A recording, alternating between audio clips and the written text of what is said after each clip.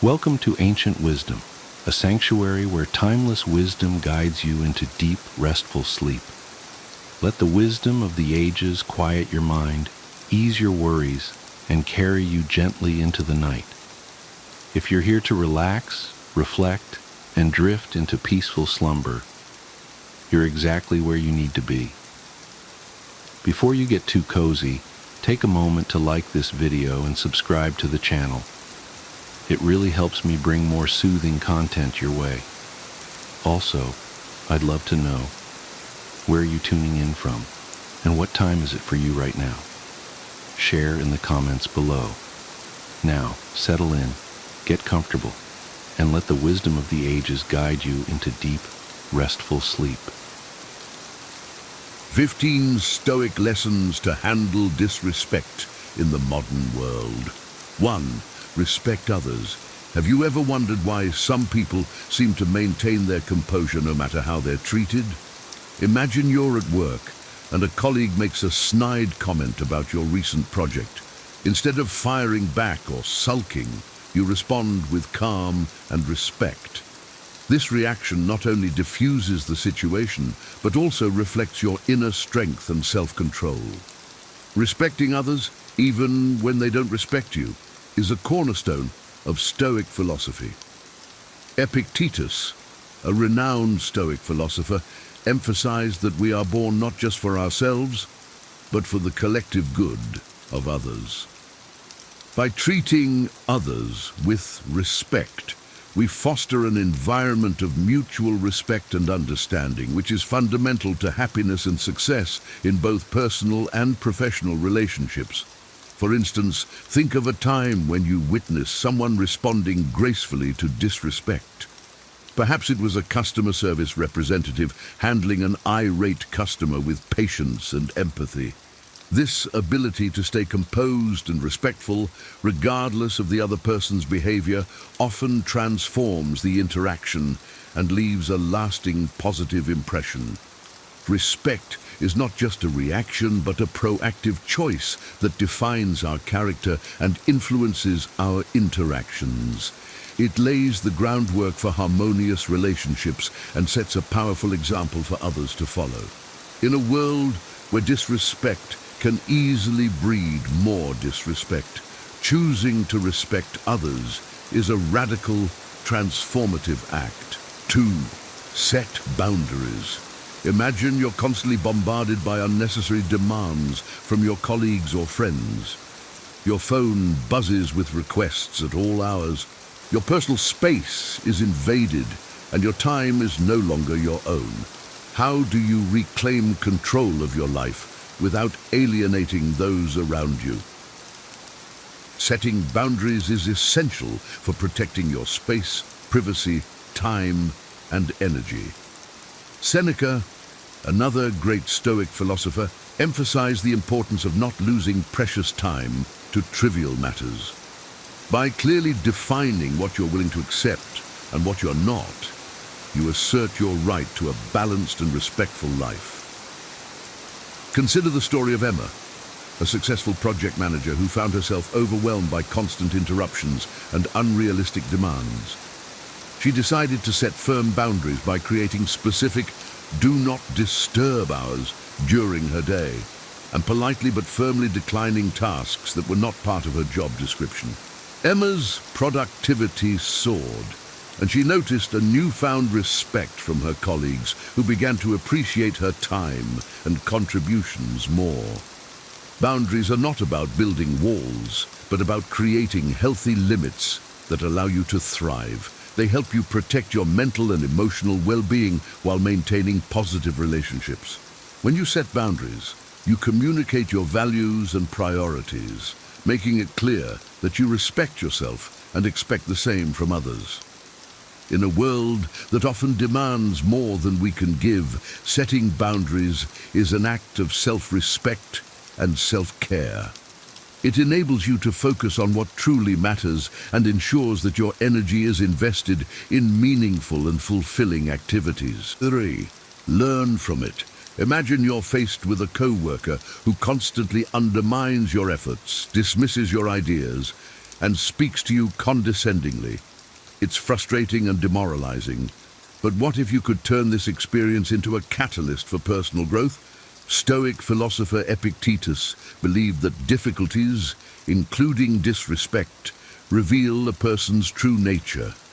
Instead of viewing disrespect as a mere annoyance, see it as a valuable opportunity to learn about yourself and others. How you react to disrespect can teach you about your own strengths, weaknesses, and areas for improvement. Take the example of James, a junior executive frequently belittled by a senior manager.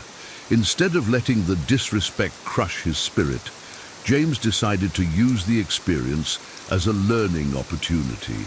He observed the manager's behavior, reflected on why it affected him so deeply, and sought feedback from trusted colleagues. Through this process, James developed greater self-awareness and resilience. He learned to remain calm and composed, and over time, he gained the respect of his peers and even his harshest critic. Disrespect can serve as a mirror, reflecting our insecurities and areas where we need to grow. By embracing these moments as lessons, we can build emotional intelligence and inner strength. Every instance of disrespect is a chance to practice patience, improve our communication skills, and strengthen our resolve. In essence, disrespect can be transformed into a powerful tool for personal development. By approaching it with a mindset of learning and growth, you can turn negative experiences into stepping stones toward a more resilient and self-aware version of yourself. 4. Focus on what you can control. Have you ever felt overwhelmed by the actions of others, frustrated by disrespectful behavior that seems beyond your control? Picture yourself stuck in a traffic jam, late for an important meeting, and a fellow driver cuts you off, making an already stressful situation worse. You can't control their behavior, but you can control how you respond to it. The Stoics taught that true power lies in focusing on what you can control and accepting what you cannot. Marcus Aurelius, one of the most famous Stoic philosophers, often reminded himself that while he couldn't control the actions of others, he could control his own responses. This principle is crucial when dealing with disrespect. Consider Sarah, a teacher who faces disrespect from a difficult student. Instead of letting the student's behavior derail her day, she focuses on her own actions and attitude. She remains calm, models respectful behavior, and applies consistent consequences. By controlling her response, Sarah maintains her authority and creates a positive classroom environment, eventually influencing the student's behavior. When faced with disrespect, you have the choice to either react impulsively or respond thoughtfully. By focusing on what you can control, your thoughts, emotions, and actions, you regain your power and maintain your inner peace.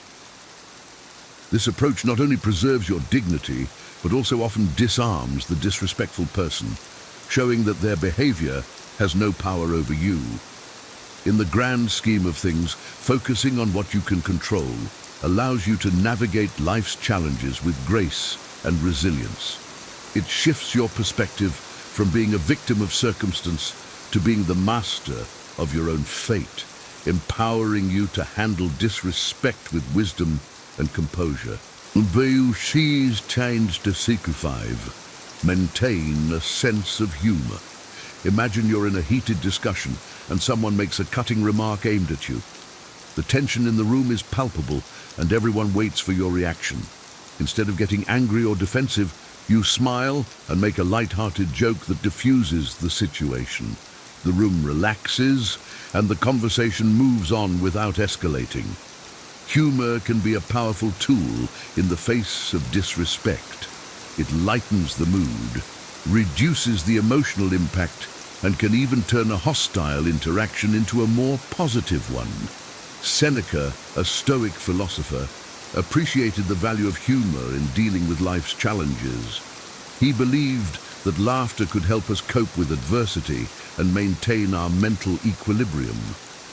Consider the story of Tom, a sales manager who often dealt with difficult clients. One particularly challenging client would constantly criticize and belittle him. Instead of getting upset, Tom used humor to navigate these interactions. When the client made a disparaging comment about a sales pitch, Tom responded with a witty remark that acknowledged the criticism without taking it personally. This approach not only helped Tom stay calm, but also gradually won the client over, transforming a hostile relationship into a more collaborative one. Maintaining a sense of humor doesn't mean making light of serious issues or disrespectful behavior. Rather, it's about finding a way to navigate difficult situations without letting them affect your inner peace. Humor can be a shield, protecting you from the sting of disrespect and allowing you to respond with grace and poise. Incorporating humor into your responses can make you more resilient and help you maintain a positive outlook. It can transform potentially negative encounters into opportunities for connection and understanding, showing that you're above the fray and in control of your reactions. 6. Respond with reason. Imagine you're in a heated debate with someone who starts hurling insults instead of addressing the actual issues. It's tempting to respond in kind. But what if you chose a different path, one of logic and reason? Marcus Aurelius, the Roman emperor and Stoic philosopher, believed that the best revenge is to not be like those who disrespect you. By staying rational and calm, you uphold your dignity and set a powerful example. Consider the story of Lisa, a community leader often faced with baseless accusations and personal attacks at public meetings. Instead of reacting emotionally, Lisa always responded with clear, reasoned arguments and factual information. Her composed demeanor and logical responses not only diffused tension, but also earned her the respect and trust of the community. Over time, those who initially disrespected her found it hard to continue their baseless attacks in the face of her unwavering rationality.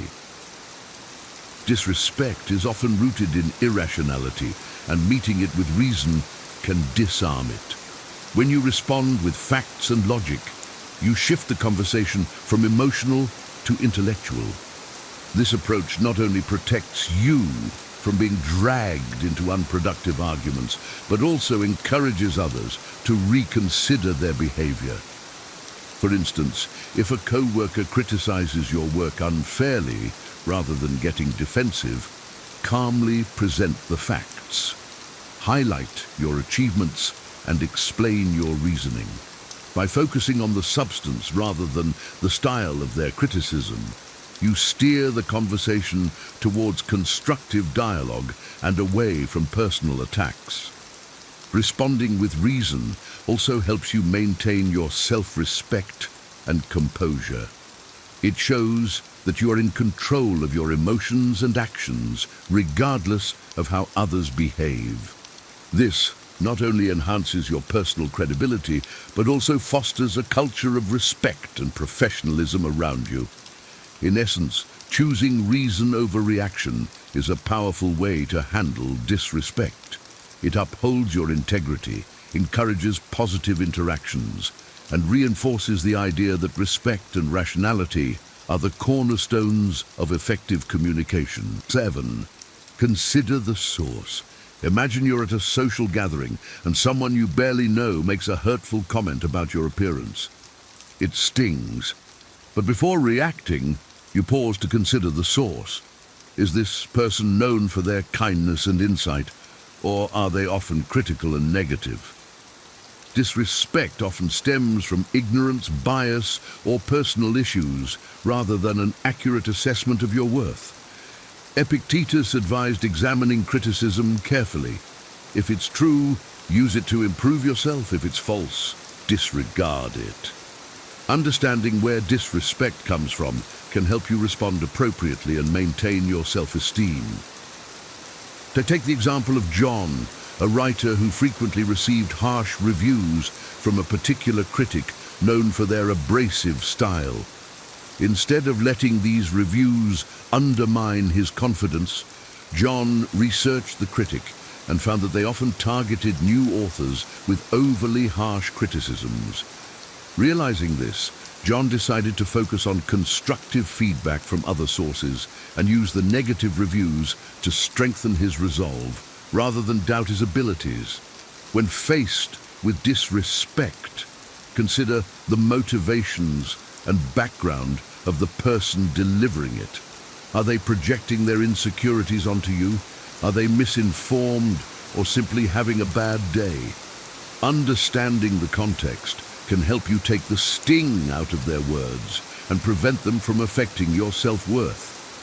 For example, if a co-worker who is generally stressed and unhappy makes a snide comment about your work, recognize that their criticism likely reflects their own frustrations rather than the quality of your work. This perspective allows you to respond with empathy and maintain your confidence. Considering the source helps you filter out unnecessary negativity and focus on constructive feedback. It protects your mental and emotional well-being and reinforces your self-respect. By discerning the true nature of the disrespect, you can respond more effectively and maintain your inner peace. In summary, understanding the source of disrespect allows you to respond with clarity and composure. It helps you separate valuable insights from baseless negativity and reinforces your ability to handle challenging interactions with confidence and grace. 8. Respect yourself. Imagine you're giving a presentation at work and someone rudely interrupts you with an unfounded criticism. In that moment, it's crucial to remember that your self-respect and self-worth are not determined by others' opinions or actions. Marcus Aurelius, a Stoic philosopher and Roman emperor, emphasized that the quality of your thoughts determines the quality of your life. Loving and trusting yourself is essential for maintaining your dignity in the face of disrespect. Take the story of Mary, a dedicated nurse who often faced criticism from a demanding supervisor. Instead of internalizing the negative comments, Mary focused on her dedication to her patients and her own belief in her abilities. She maintained her self-respect by reminding herself of the positive feedback she received from patients and colleagues. This self-assurance enabled her to handle her supervisor's disrespect calmly and assertively, without letting it affect her confidence or performance. Respecting yourself means recognizing your own worth and standing by your principles, regardless of how others treat you. It involves setting boundaries and not allowing others' disrespect to undermine your self-esteem. When you respect yourself, you send a clear message to others about how you expect to be treated. For instance, if a friend constantly belittles your achievements, it's important to assertively communicate that such behavior is unacceptable. By standing up for yourself, you reinforce your self-worth and ensure that your relationships are based on mutual respect. Self-respect also involves self-care and self-compassion. Treat yourself with the same kindness and consideration you would offer a close friend. When you make a mistake, learn from it and forgive yourself.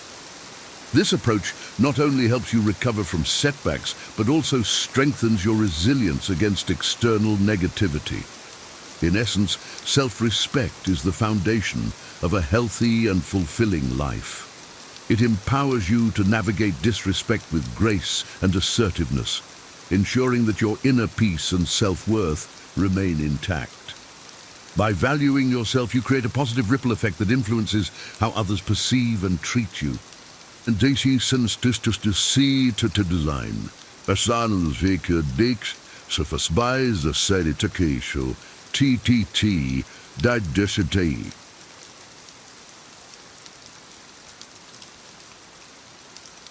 The change. Imagine part of team when negativity this is better come is simply dragged down by this toxic environment. Here's something with change you want to see. Marcus Aurelius urges everybody the virtue be admired, but a proactive. This is sees dit is dis now. to turn to positive and a role model for others, you can transform the atmosphere around you. Consider the example of Alex, a project manager in a high-pressure work environment filled with stress and blame shifting. Rather than succumbing to the negativity, Alex made a conscious effort to promote respect and positivity. He started by actively listening to his team members, offering constructive feedback and recognizing their achievements. His consistent behavior gradually influenced others, fostering a more supportive and respectful team culture. Being the change means taking responsibility for your actions and leading by example. It's about demonstrating the behaviors you wish to see in others. When faced with disrespect, respond with kindness and integrity. Show that it is possible to maintain dignity and respect even in challenging situations. For instance, if a colleague frequently interrupts others during meetings, take the initiative to create a more respectful dialogue. Politely address the behavior, emphasizing the importance of allowing everyone to contribute. By doing so, you set a standard for respectful communication and encourage others to follow suit. This approach not only improves your immediate environment, but also inspires others to adopt similar behaviors. Your actions can create a ripple effect, promoting a culture of respect and positivity that extends beyond your immediate interactions. Being the change requires courage and consistency, but the impact can be profound. It allows you to take control of your environment, foster better relationships, and contribute to a more respectful and positive community. In essence, embodying the virtues you admire helps you handle disrespect with grace and transforms the world around you. 10. Surround yourself with positive influences. Imagine you're surrounded by a group of friends who constantly put you down, or colleagues who are perpetually negative. This environment can be draining and can hinder your personal growth. However, by choosing to surround yourself with positive influences, you can cultivate a supportive and uplifting network. Epictetus, a Stoic philosopher, believed in the importance of good company for personal growth. Being around people who respect and support you reinforces positive behavior and helps you build a strong network of mutual respect. Take the example of Laura, a young professional who found herself in a toxic work environment where gossip and negativity were the norms. Realizing the detrimental impact this was having on her mental health, she decided to seek out colleagues who shared her values of respect and positivity. She joined professional groups and attended networking events to connect with like-minded individuals. This shift in her social circle not only improved her work experience, but also inspired her to strive for greater personal and professional growth. Surrounding yourself with positive influence means actively choosing relationships that uplift and encourage you. It involves seeking out people who inspire you, challenge you to be better, and support your goals. These relationships provide a buffer against negativity and disrespect, giving you the strength and confidence to handle difficult situations with grace. For instance, if you're part of a sports team where teammates are constantly supportive and encouraging, you'll likely feel more motivated and resilient. This positive environment can significantly enhance your performance and overall well-being. Moreover, being part of a positive network allows you to learn and grow. You can exchange ideas, seek advice, and receive constructive feedback from those who genuinely have your best interests at heart. This mutual support fosters a sense of community and belonging, making it easier to navigate life's challenges. In summary, surrounding yourself with positive influences is a powerful strategy for handling disrespect and fostering personal growth. It helps you maintain a positive outlook, build resilience, and create a supportive network that uplifts you in all aspects of life. 11. Practice patience. Imagine you're standing in a long line at the grocery store and the person ahead of you is taking an inordinate amount of time. You feel your frustration rising, but instead of letting it consume you, you take a deep breath and remind yourself to be patient. Patience is a key Stoic virtue, and it helps you remain calm and composed in the face of disrespect or inconvenience. Epictetus, a prominent Stoic philosopher, believed that no great thing is created suddenly. This applies not only to achievements but also to the cultivation of patience. Disrespect can test your patience, but maintaining it allows you to handle situations more effectively and with greater dignity. Consider the story of David, a customer service representative who often dealt with irate customers. Instead of reacting to their anger, David practiced patience. He listened to their complaints without interrupting, acknowledged their frustrations, and responded calmly and helpfully. Over time, he found that his patience not only diffused many tense situations, but also earned him respect and appreciation from even the most difficult customers. Practicing patience involves several key elements. A. Self-awareness. Recognize your triggers and understand why certain situations test your patience. B. Mindfulness. Stay present and focused on the moment rather than letting your mind race with frustration or anger. C. Empathy. Try to see the situation from the other person's perspective, which can help you respond with understanding rather than irritation. For example, if a colleague habitually interrupts you during meetings, instead of snapping back, practice patience. Politely ask them to let you finish speaking and explain how their interruptions affect the flow of the discussion. This calm and patient approach is more likely to result in a positive change in behavior. Incorporating patience into your daily life helps you stay calm under pressure and respond to disrespect with poise. It allows you to maintain your composure and integrity even in challenging situations. Over time, this practice not only enhances your personal growth, but also improves your interactions with others, fostering a more respectful and harmonious environment. Ultimately, patience is a powerful tool in the Stoics' toolkit, enabling you to navigate life's challenges with grace and resilience. It helps you handle disrespect in a way that preserves your inner peace and promotes positive outcomes. 12. Don't take it personally. Imagine you're at a family gathering and a relative makes a snide remark about your career choice. It stings, but instead of letting it ruin your evening, you remind yourself that their comment says more about them than it does about you. Disrespect often reflects the other person's flaws and insecurities, not your worth.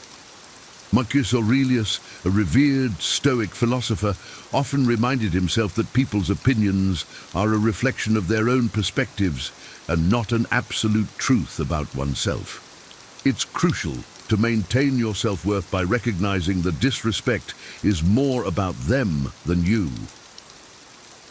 Consider the story of Anita, a talented graphic designer who frequently encountered dismissive remarks from a competitive colleague.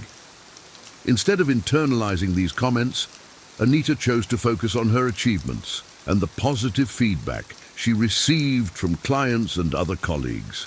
She understood that her colleagues' negativity was driven by their own insecurities and competition rather than a true assessment of her work. This perspective allowed her to maintain her confidence and continue excelling in her role. Not taking things personally involves a shift in perspective. A. Understand the source. Recognize that disrespectful comments often come from a place of insecurity, ignorance, or personal issues within the other person. C. Maintain your self-worth.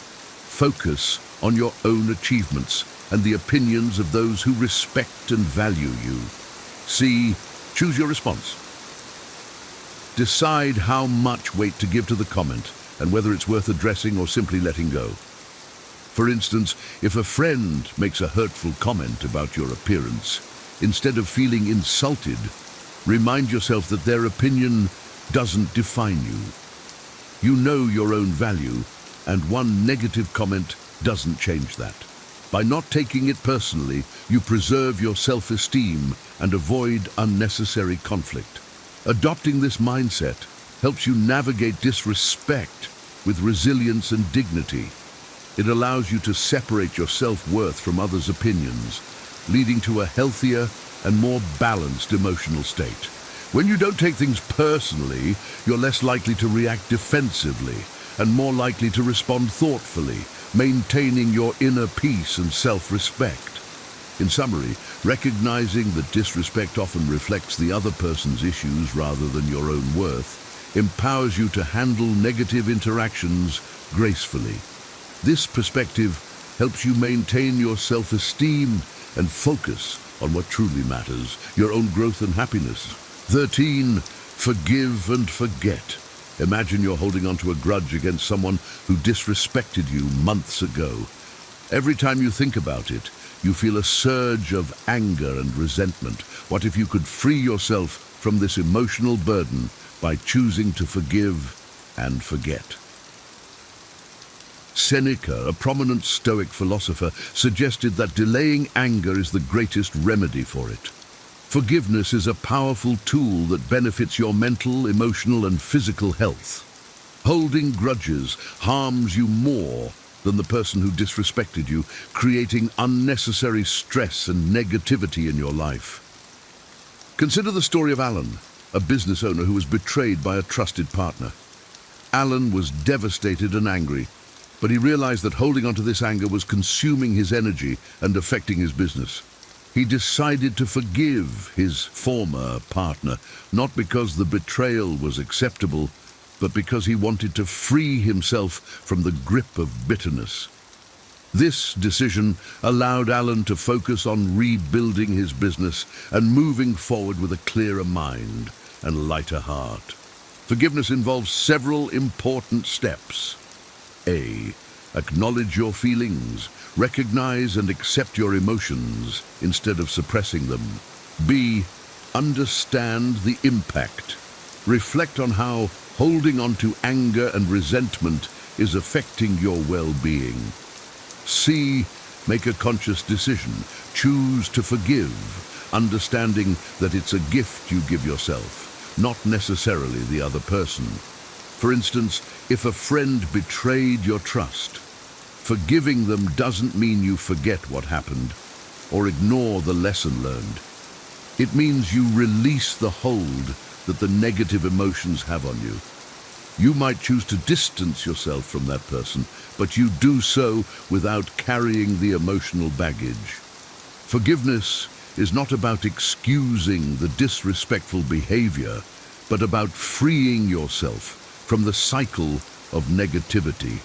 It's an act of self-compassion that allows you to move on and focus on more positive aspects of your life. This mindset aligns with Stoic principles, helping you maintain your inner peace and resilience. In essence, forgiveness is a transformative practice that helps you let go of past hurts and focus on your present and future well-being. It empowers you to handle disrespect with grace and wisdom, fostering a more peaceful and fulfilling life. 14. Reflect and meditate. Imagine the end of a long, challenging day where you face several instances of disrespect. Instead of letting these experiences fester, you take a quiet moment to reflect and meditate. Marcus Aurelius, a Stoic philosopher, practiced daily reflection to strengthen his understanding and resilience. This practice can help you process and handle disrespect more effectively.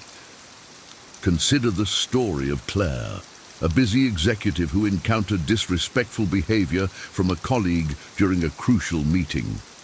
That evening, she took time to reflect on the incident, analyzing her feelings and response.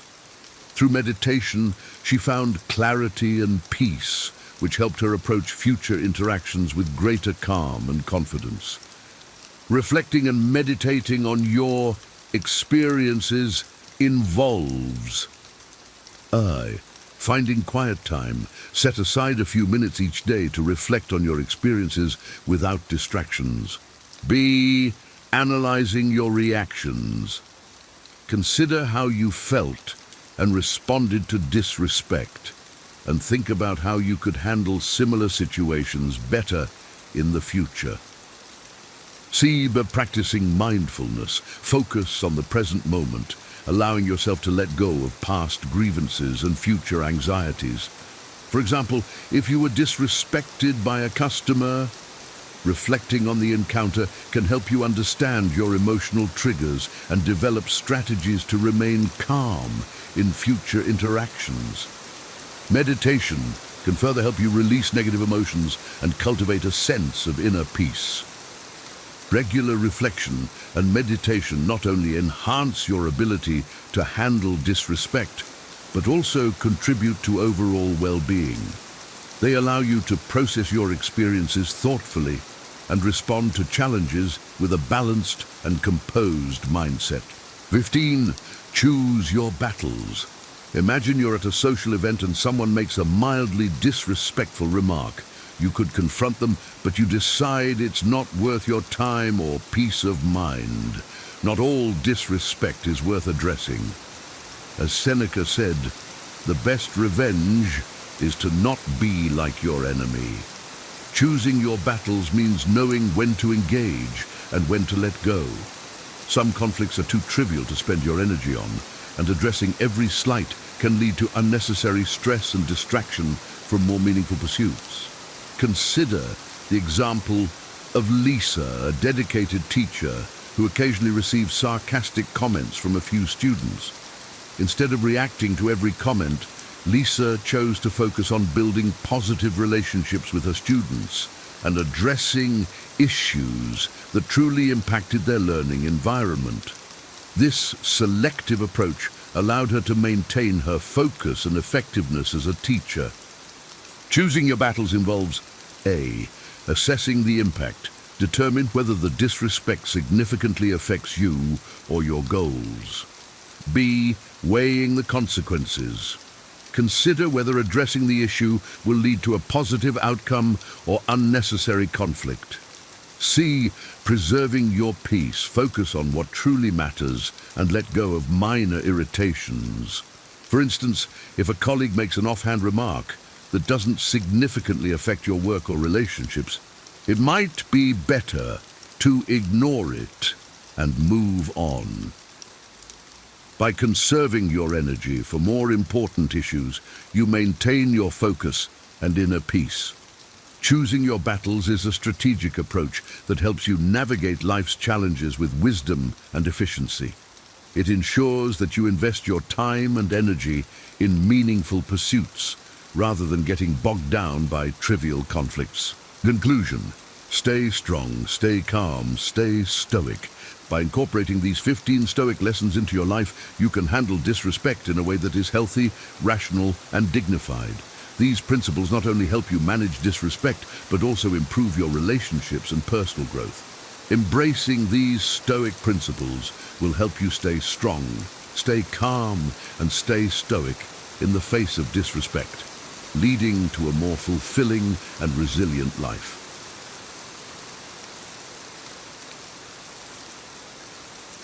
Ever wonder why some people naturally earn respect while others struggle?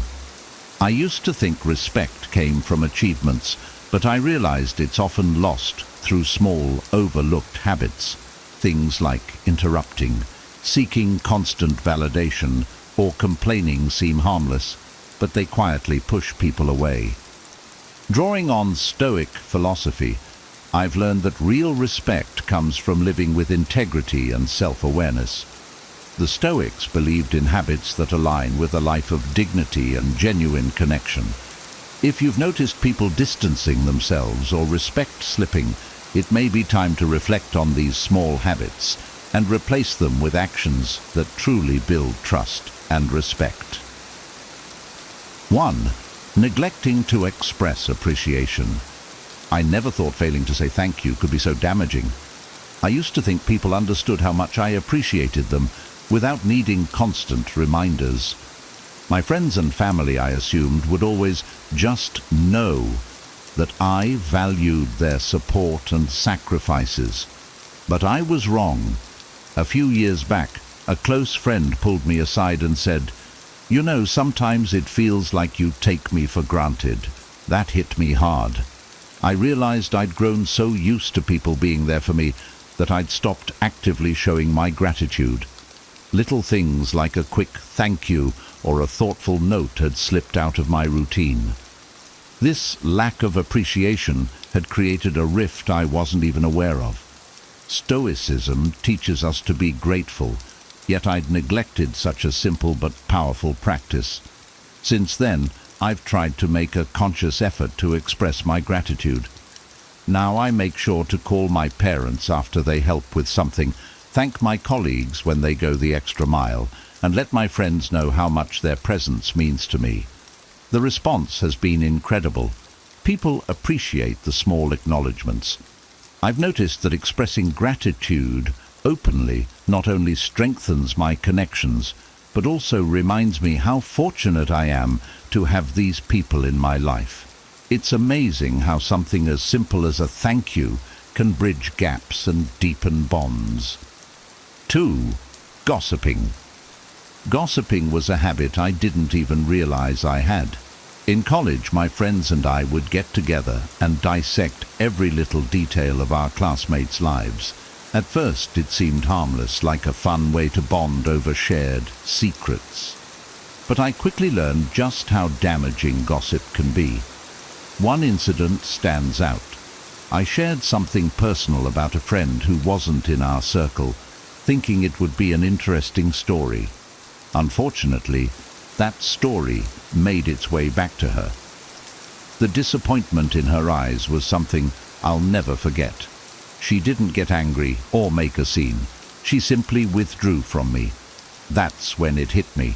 I'd violated her trust in a really careless way. Stoic philosophy emphasizes focusing on our own character and steering clear of judging others.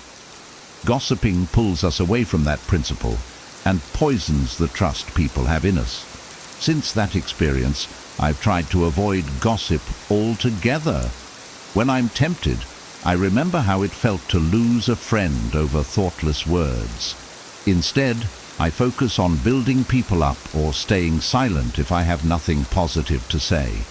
Gossip may seem harmless, but it erodes relationships and diminishes respect over time. I'm still not perfect, but I'm far more mindful now, and it's made my connections feel deeper and more authentic. 3. Refusing to take responsibility. Taking responsibility was something I struggled with for years. I used to think that admitting mistakes showed weakness, so I'd often find ways to dodge blame or make excuses. This habit really affected my work life. My boss once pointed out that while my work was good, I had a tendency to deflect accountability whenever things went wrong. This wasn't easy to hear, but it made me realize that my actions were costing me respect. Stoicism teaches that we should focus on what's within our control, including our responses to mistakes. I began to see that taking responsibility doesn't make you weak. It shows integrity. It took some time, but I started owning up to my errors, no matter how uncomfortable it felt. Now, if I mess up, I make it a point to acknowledge it and think about how I can improve. Not only has this earned me more respect, but I also feel a deeper sense of self-respect. People value honesty and accountability, and embracing those qualities has actually strengthened my relationships. Taking responsibility is empowering. It gives me control over my growth and my reputation. 4. Being unreliable. Being unreliable was a label I had to face, and it wasn't easy. In my early 20s, I had a terrible habit of making plans and then cancelling at the last minute. I'd tell people I'd be somewhere, only to change my mind when something more interesting came up.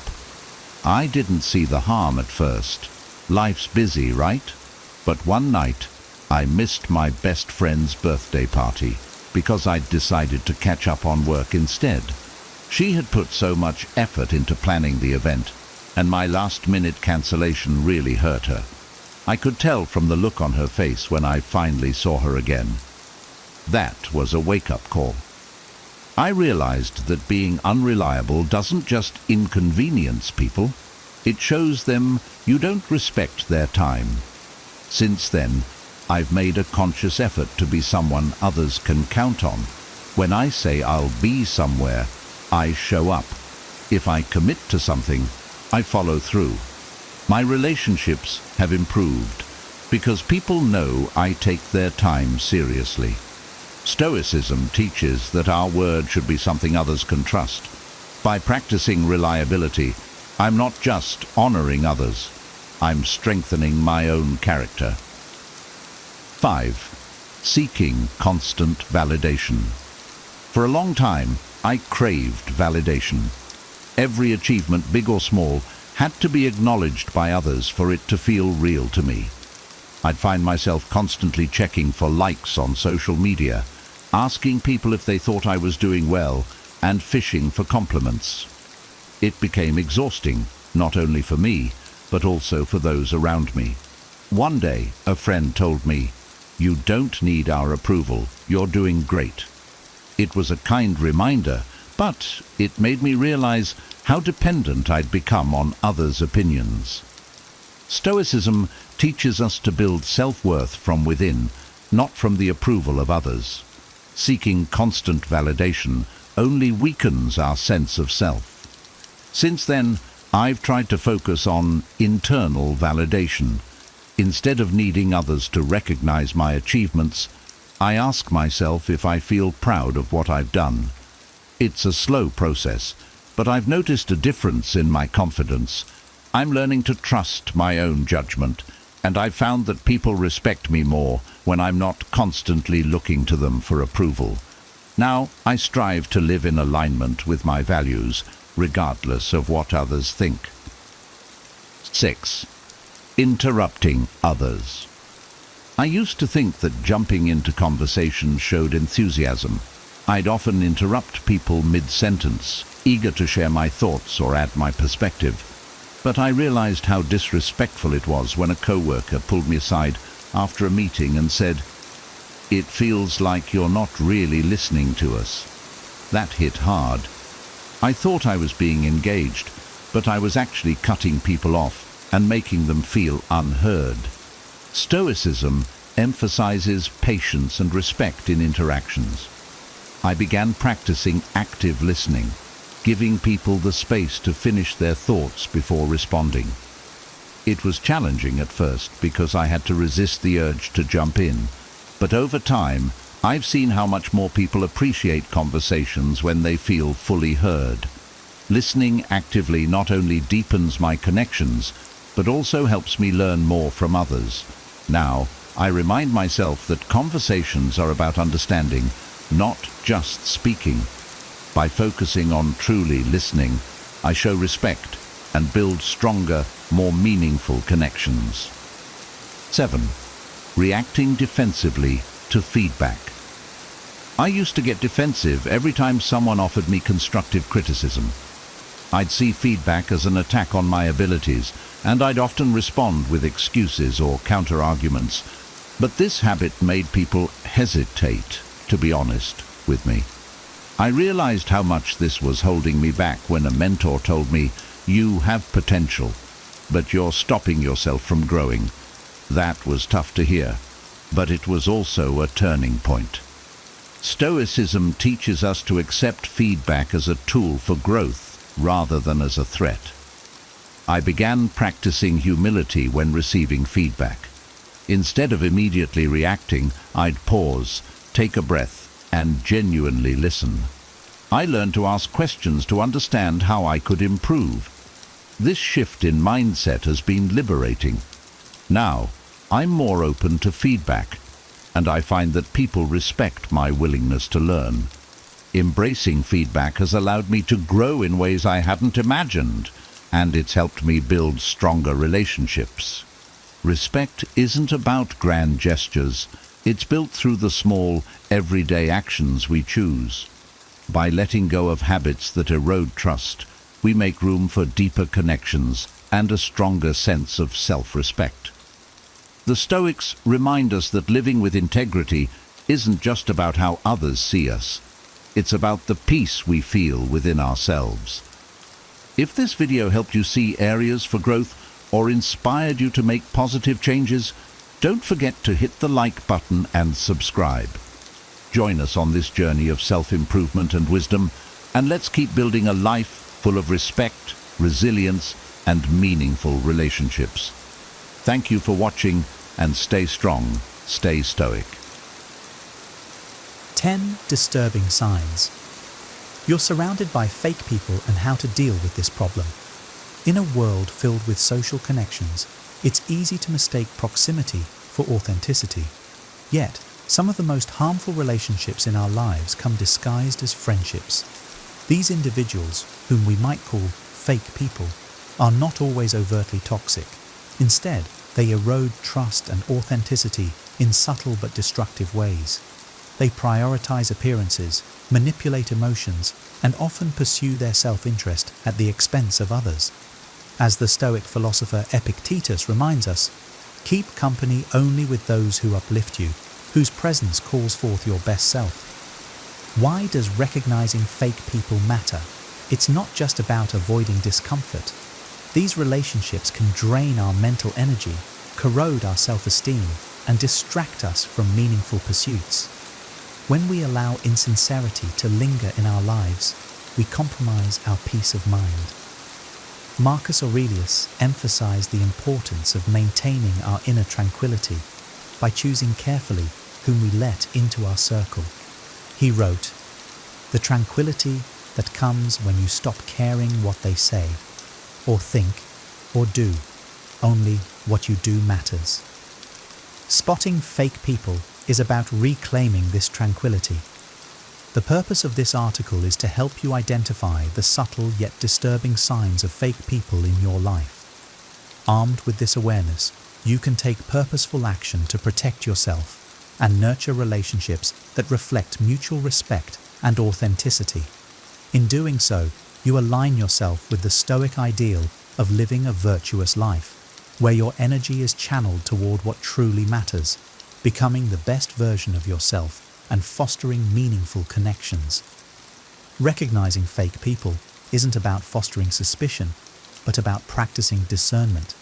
By learning to spot these toxic behaviors, you take a powerful step toward living a life of integrity and emotional freedom. 1.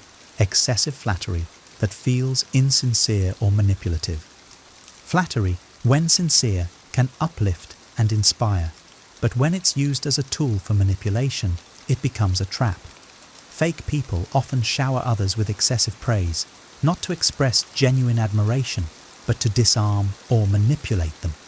As Seneca observed, a flatterer is a friend who is your enemy in disguise. Their words may feel good in the moment, but their intentions are rooted in self-interest. Consider a colleague who constantly praises your work in meetings, but later undermines you to superiors, or a friend who compliments your appearance excessively, but expects favors in return. Their compliments feel hollow, as if they're saying what they think you want to hear, not what they truly believe. This behavior often reveals a lack of authenticity and a desire to manipulate your emotions for their gain. Stoicism teaches us to value truth over comfort. Marcus Aurelius advises, "Waste no more time arguing about what a good man should be one." In the same vein, it's crucial to seek relationships built on honesty rather than superficial praise. When someone's flattery feels disproportionate or self-serving, pause and question their motives. True friends will offer encouragement grounded in sincerity, not manipulation. To protect yourself, focus on cultivating a strong sense of self-worth that doesn't depend on others' approval.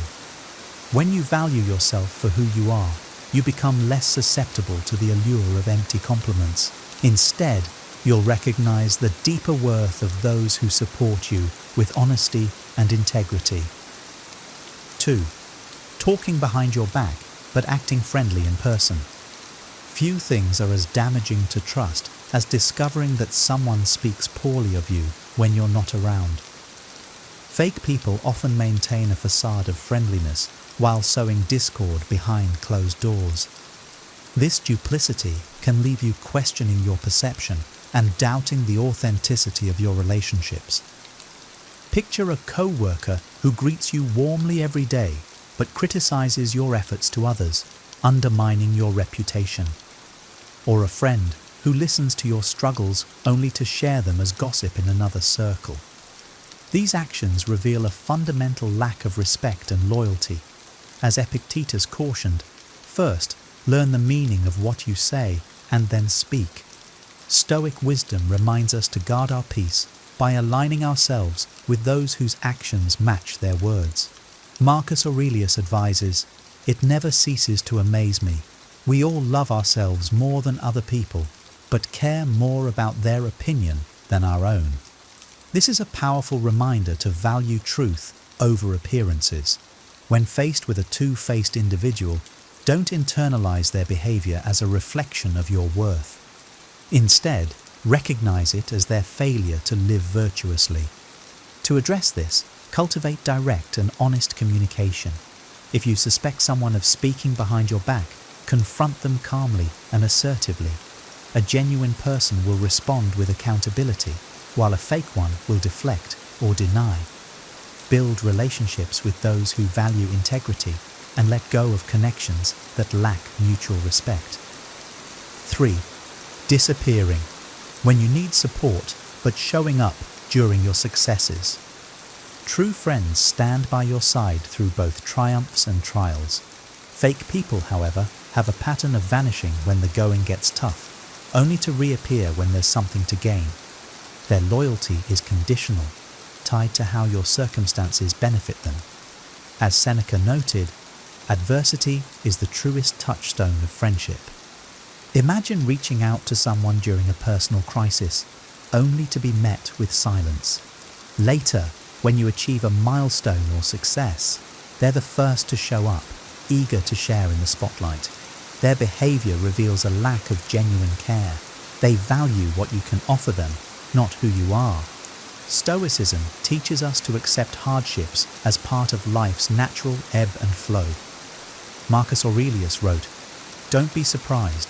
Everything in life is but what you make it." Similarly, the presence of fake people during difficult times shouldn't surprise you. Instead, let it sharpen your discernment. To protect yourself, pay attention to who remains during challenging moments.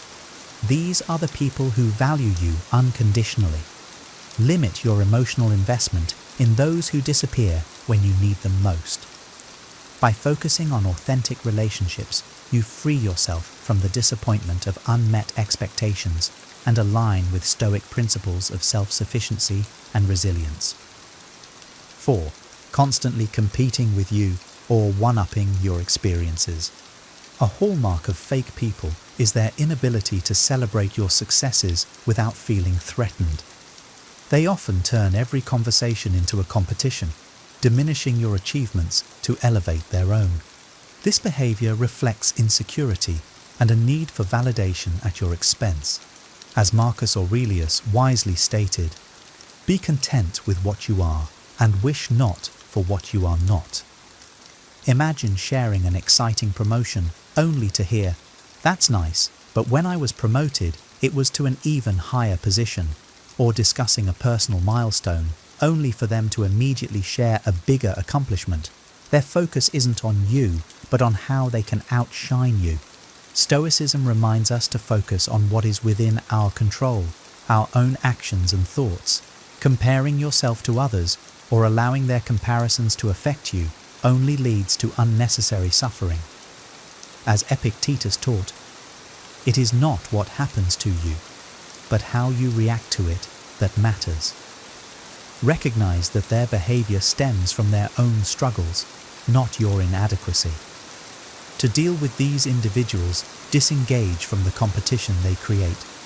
Avoid trying to match their one-upmanship and instead redirect the conversation to topics of mutual interest or genuine connection. Surround yourself with people who celebrate your successes as much as their own. By aligning with those who uplift rather than compete, you cultivate a community rooted in mutual respect and shared joy. 5. Showing little interest in your life unless it benefits them. Fake people often display selective interest. They'll engage with you only when they have something to gain. Conversations with them feel transactional, not mutual, leaving you feeling used rather than valued. Seneca captured this dynamic perfectly. Associate with people who are likely to improve you. Picture a friend who rarely asks about your life but becomes highly attentive when they need advice, resources, or connections. Once their needs are met, their interest in you quickly fades. This lack of reciprocity reveals their self-centered motives and undermines genuine connection. Stoicism teaches us to cultivate relationships based on shared virtue, not utility. Marcus Aurelius advises, waste no more time on arguing what a good man should be one. True friends invest in your well-being because they care, not because they expect something in return. To address this, observe how others respond when you share your joys and struggles. Authentic friends will engage out of genuine interest, while fake ones will either redirect the conversation to themselves or lose interest. Limit your investment in relationships that lack reciprocity and focus on building connections with people who value you for who you are, not what you can provide. 6. Using gossip or lies to manipulate others' opinions about you. Fake people often rely on gossip and deceit to manipulate others' perceptions of you. They spread half-truths, twist facts, and sow seeds of doubt to undermine your reputation. This behavior reflects their insecurity and lack of integrity. As Epictetus said, the soul that is enslaved to its passions is tossed by the waves. Consider a co-worker who subtly criticizes you to your boss while maintaining a friendly demeanor toward you. Or a friend who spreads personal information you shared in confidence to create drama. These actions are not only hurtful, but also indicative of someone who lacks the moral character to build trust. Stoicism emphasizes the importance of aligning with people who practice virtue. Marcus Aurelius wrote, "If it is not right, do not do it. If it is not true, do not say it." Fake people often fail this test, and their behavior reveals their character more than it damages yours. To protect yourself, avoid engaging in gossip yourself. By maintaining your integrity, you ensure that their lies hold less power.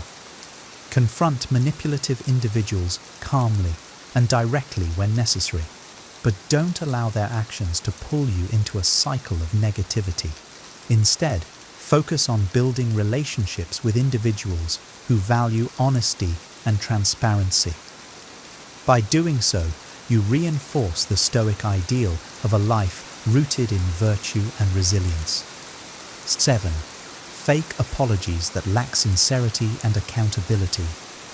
A fake person's apology is often a hollow performance designed to save face rather than make amends.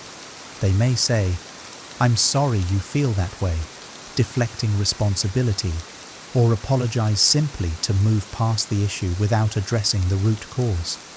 As Seneca observed, what need is there to weep over parts of life? The whole of it calls for tears. A fake apology underscores the pain of insincere relationships. Consider a friend who dismisses your hurt feelings with, "I didn't mean it like that, but if it upset you, sorry." Their words lack genuine remorse or a commitment to change. Such apologies fail to repair trust or strengthen the bond. Instead, they reveal a deeper unwillingness to prioritize mutual respect and growth. Stoicism teaches us to value actions over words. As Marcus Aurelius advised, waste no more time talking about what a good man should be. be one. A sincere apology involves acknowledgement of harm, accountability, and a genuine effort to change. Fake apologies fail this test, revealing the person's lack of authenticity. To address this, don't let empty words pacify you. Respond by calmly expressing what you need from an apology, such as accountability and change.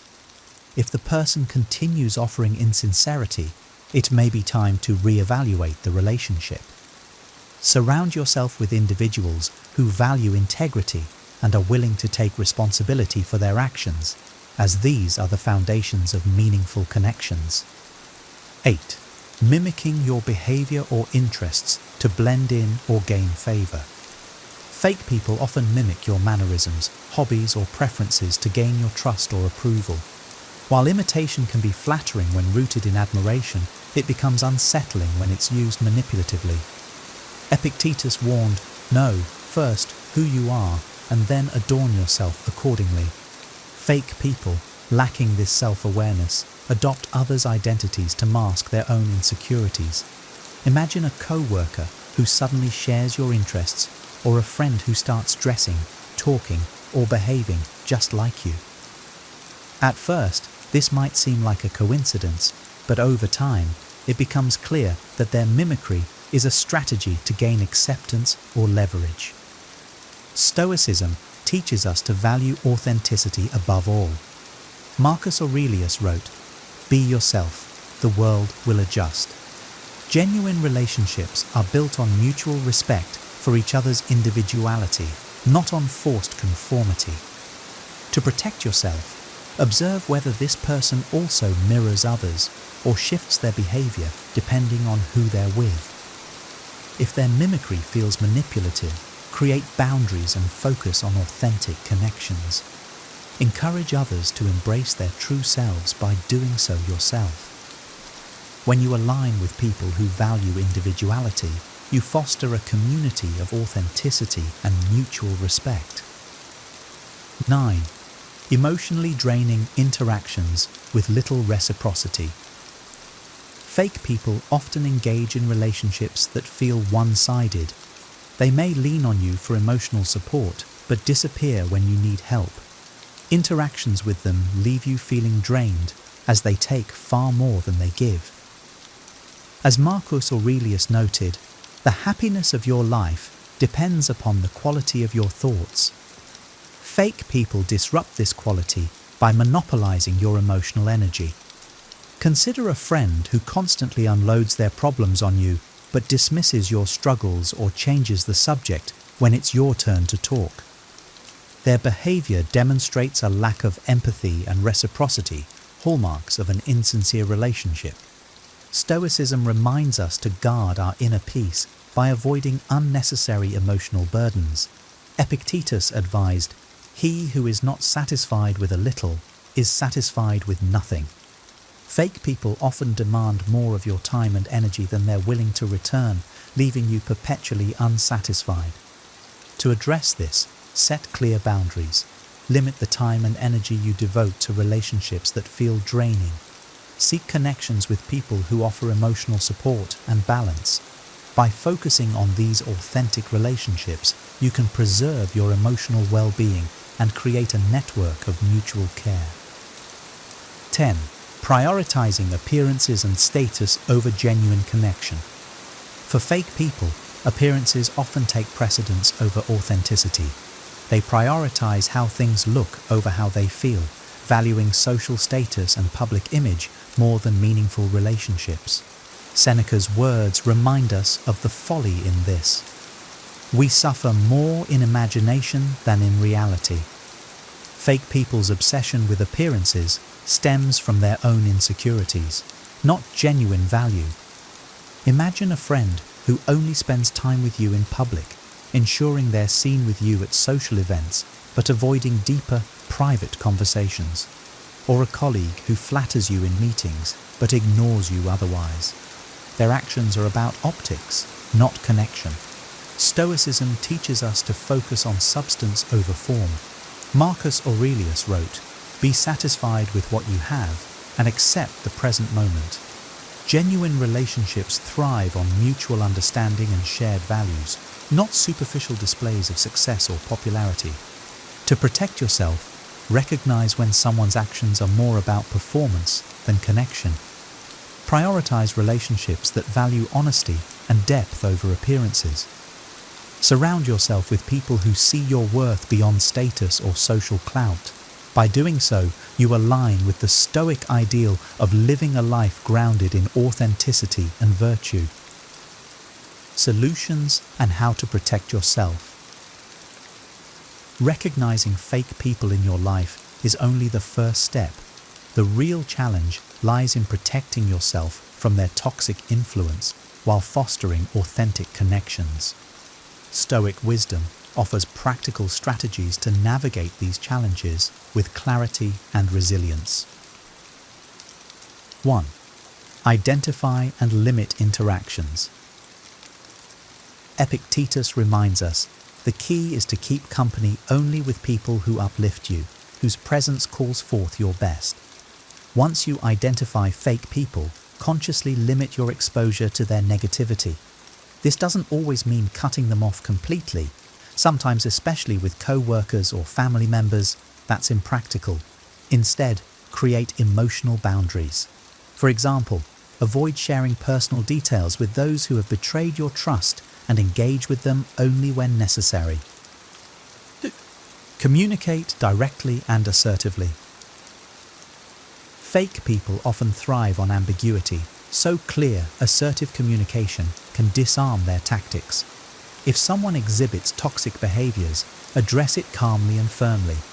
Marcus Aurelius advises, be tolerant with others and strict with yourself. Approach conversations with compassion, but stand firm in expressing your boundaries. For instance, if a friend constantly gossips, tell them, I'm uncomfortable discussing others this way. 3. Build a strong support system.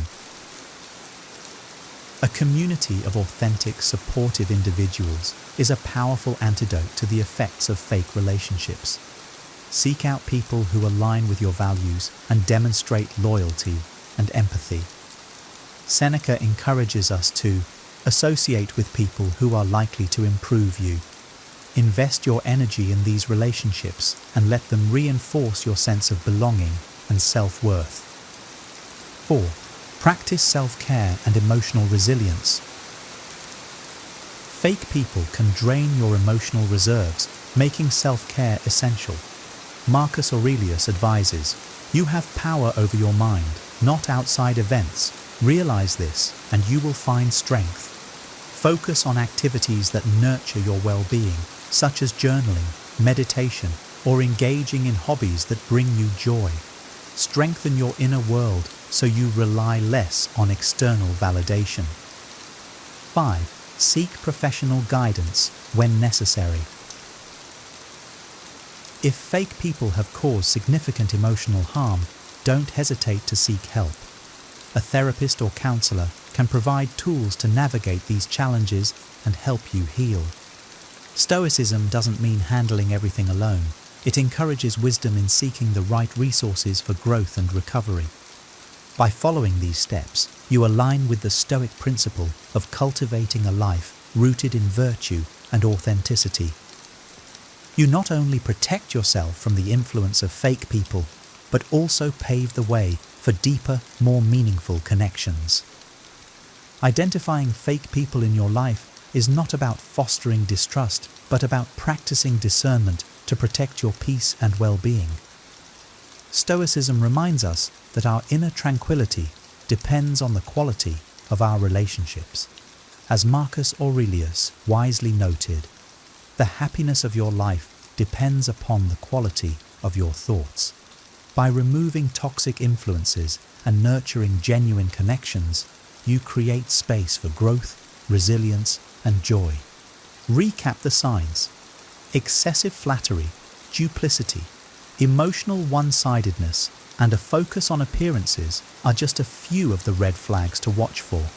Recognizing these behaviors allows you to limit their impact and make room for relationships that truly matter. Remember, you are the guardian of your own well-being, As Seneca advised, associate with people who may improve you and welcome those whom you may improve. Surround yourself with people who uplift, challenge, and inspire you. Finally, embrace your self-worth. You deserve relationships built on trust, honesty, and mutual care. By fostering authenticity in yourself and others, you not only protect your emotional health, but also build a life of deeper meaning and connection. Take this wisdom to heart and let it guide you. Your time and energy are precious. Invest them wisely. If you found this video helpful, don't forget to like the video. It really helps spread this message to others who might need it. Subscribe to the channel for more insights on relationships, personal growth, and wisdom inspired by timeless philosophies. And of course, if you think someone in your life could benefit from this, don't hesitate to share it with them. Your support means the world and helps us continue creating content that empowers and inspires. Thank you for being part of this community, and remember, always choose authenticity and protect your peace. See you in the next video.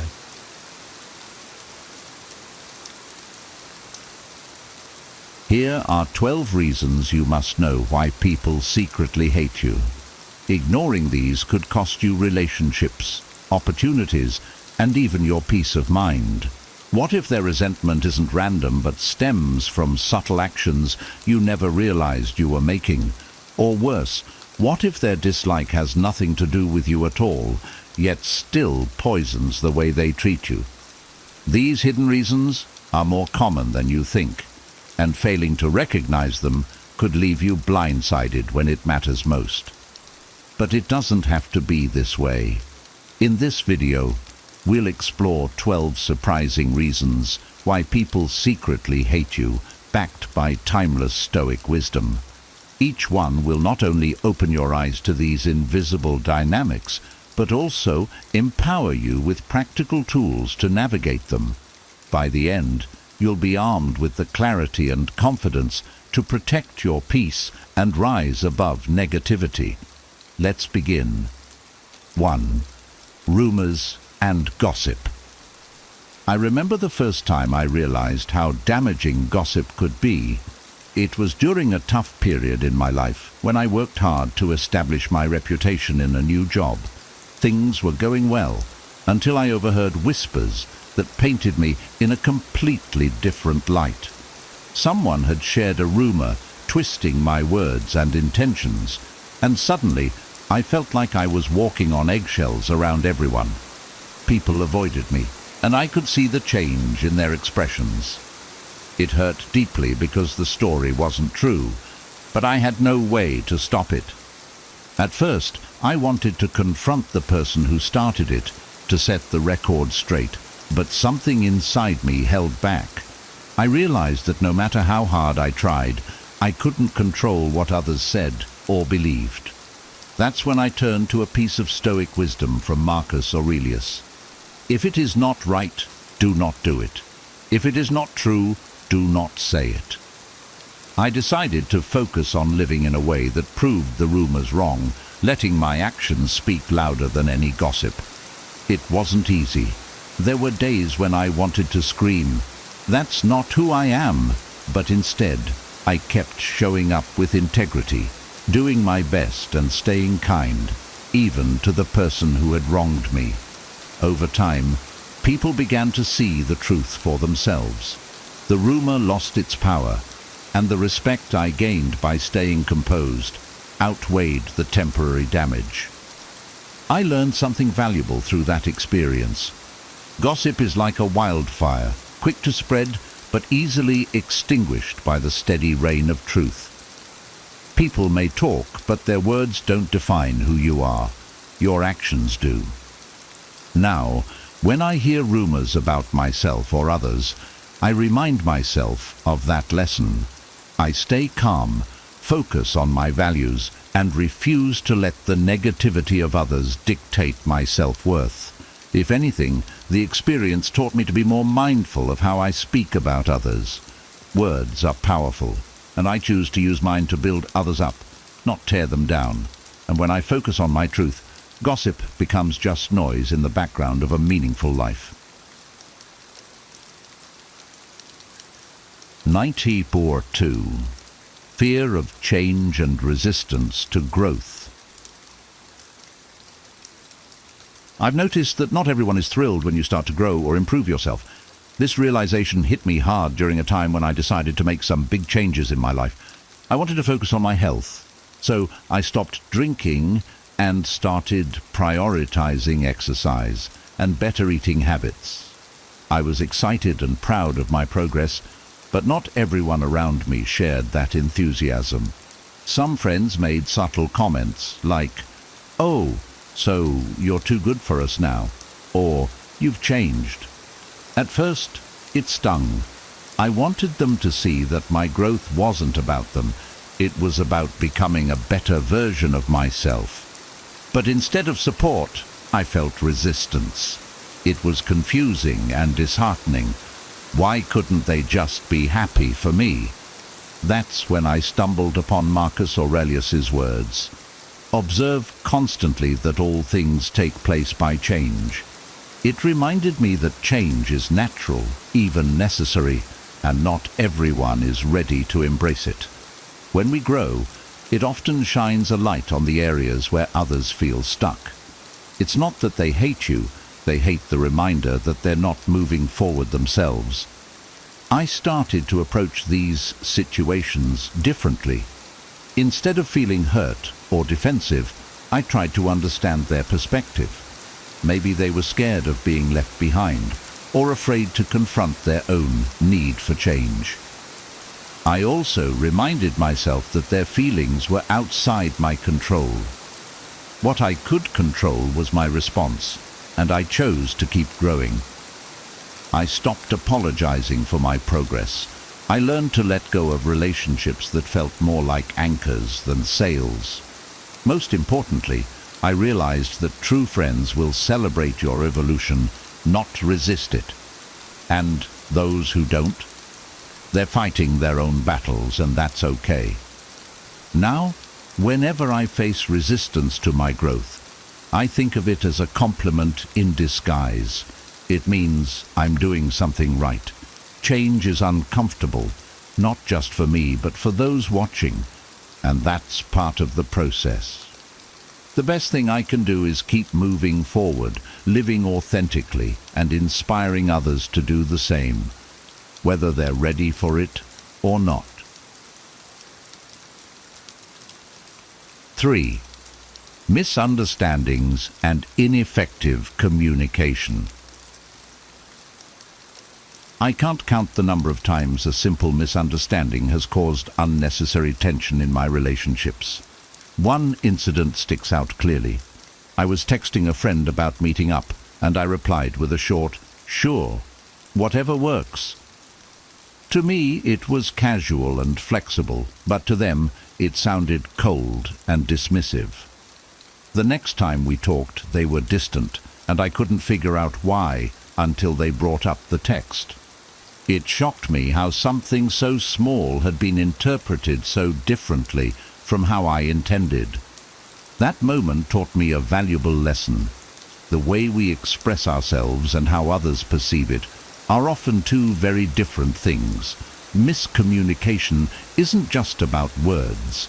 It's about tone, timing, and even body language.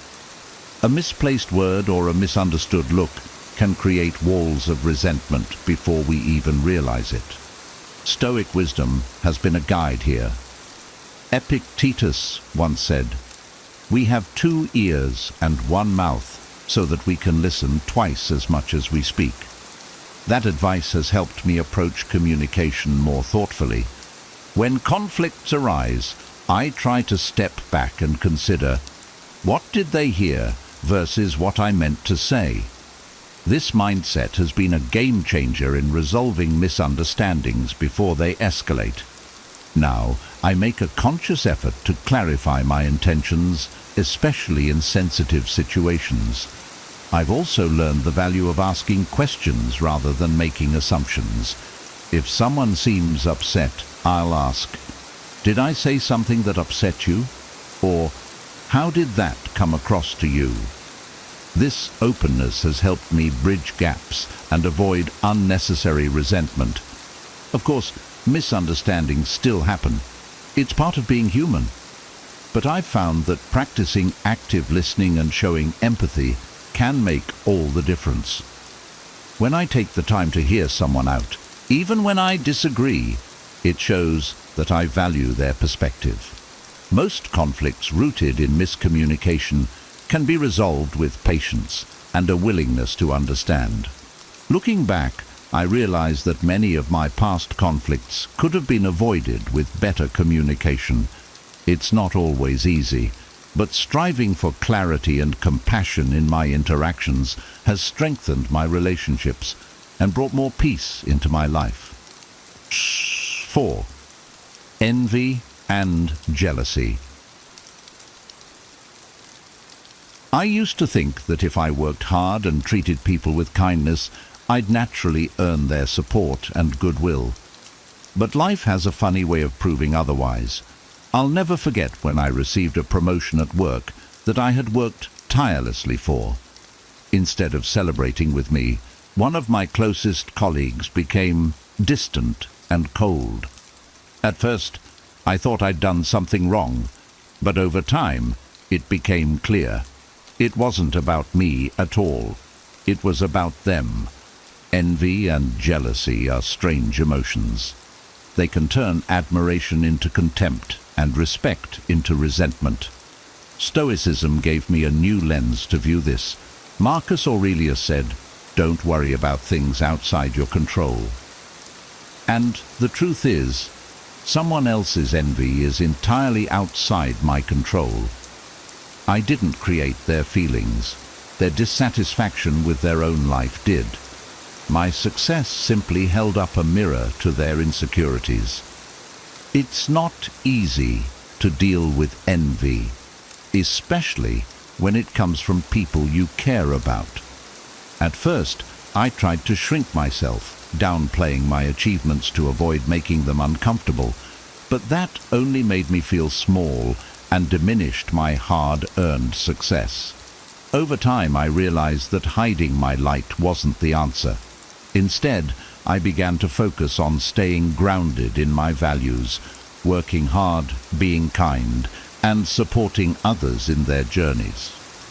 When I encounter envy now, I remind myself that it's not a reflection of who I am, but of what the other person is struggling with.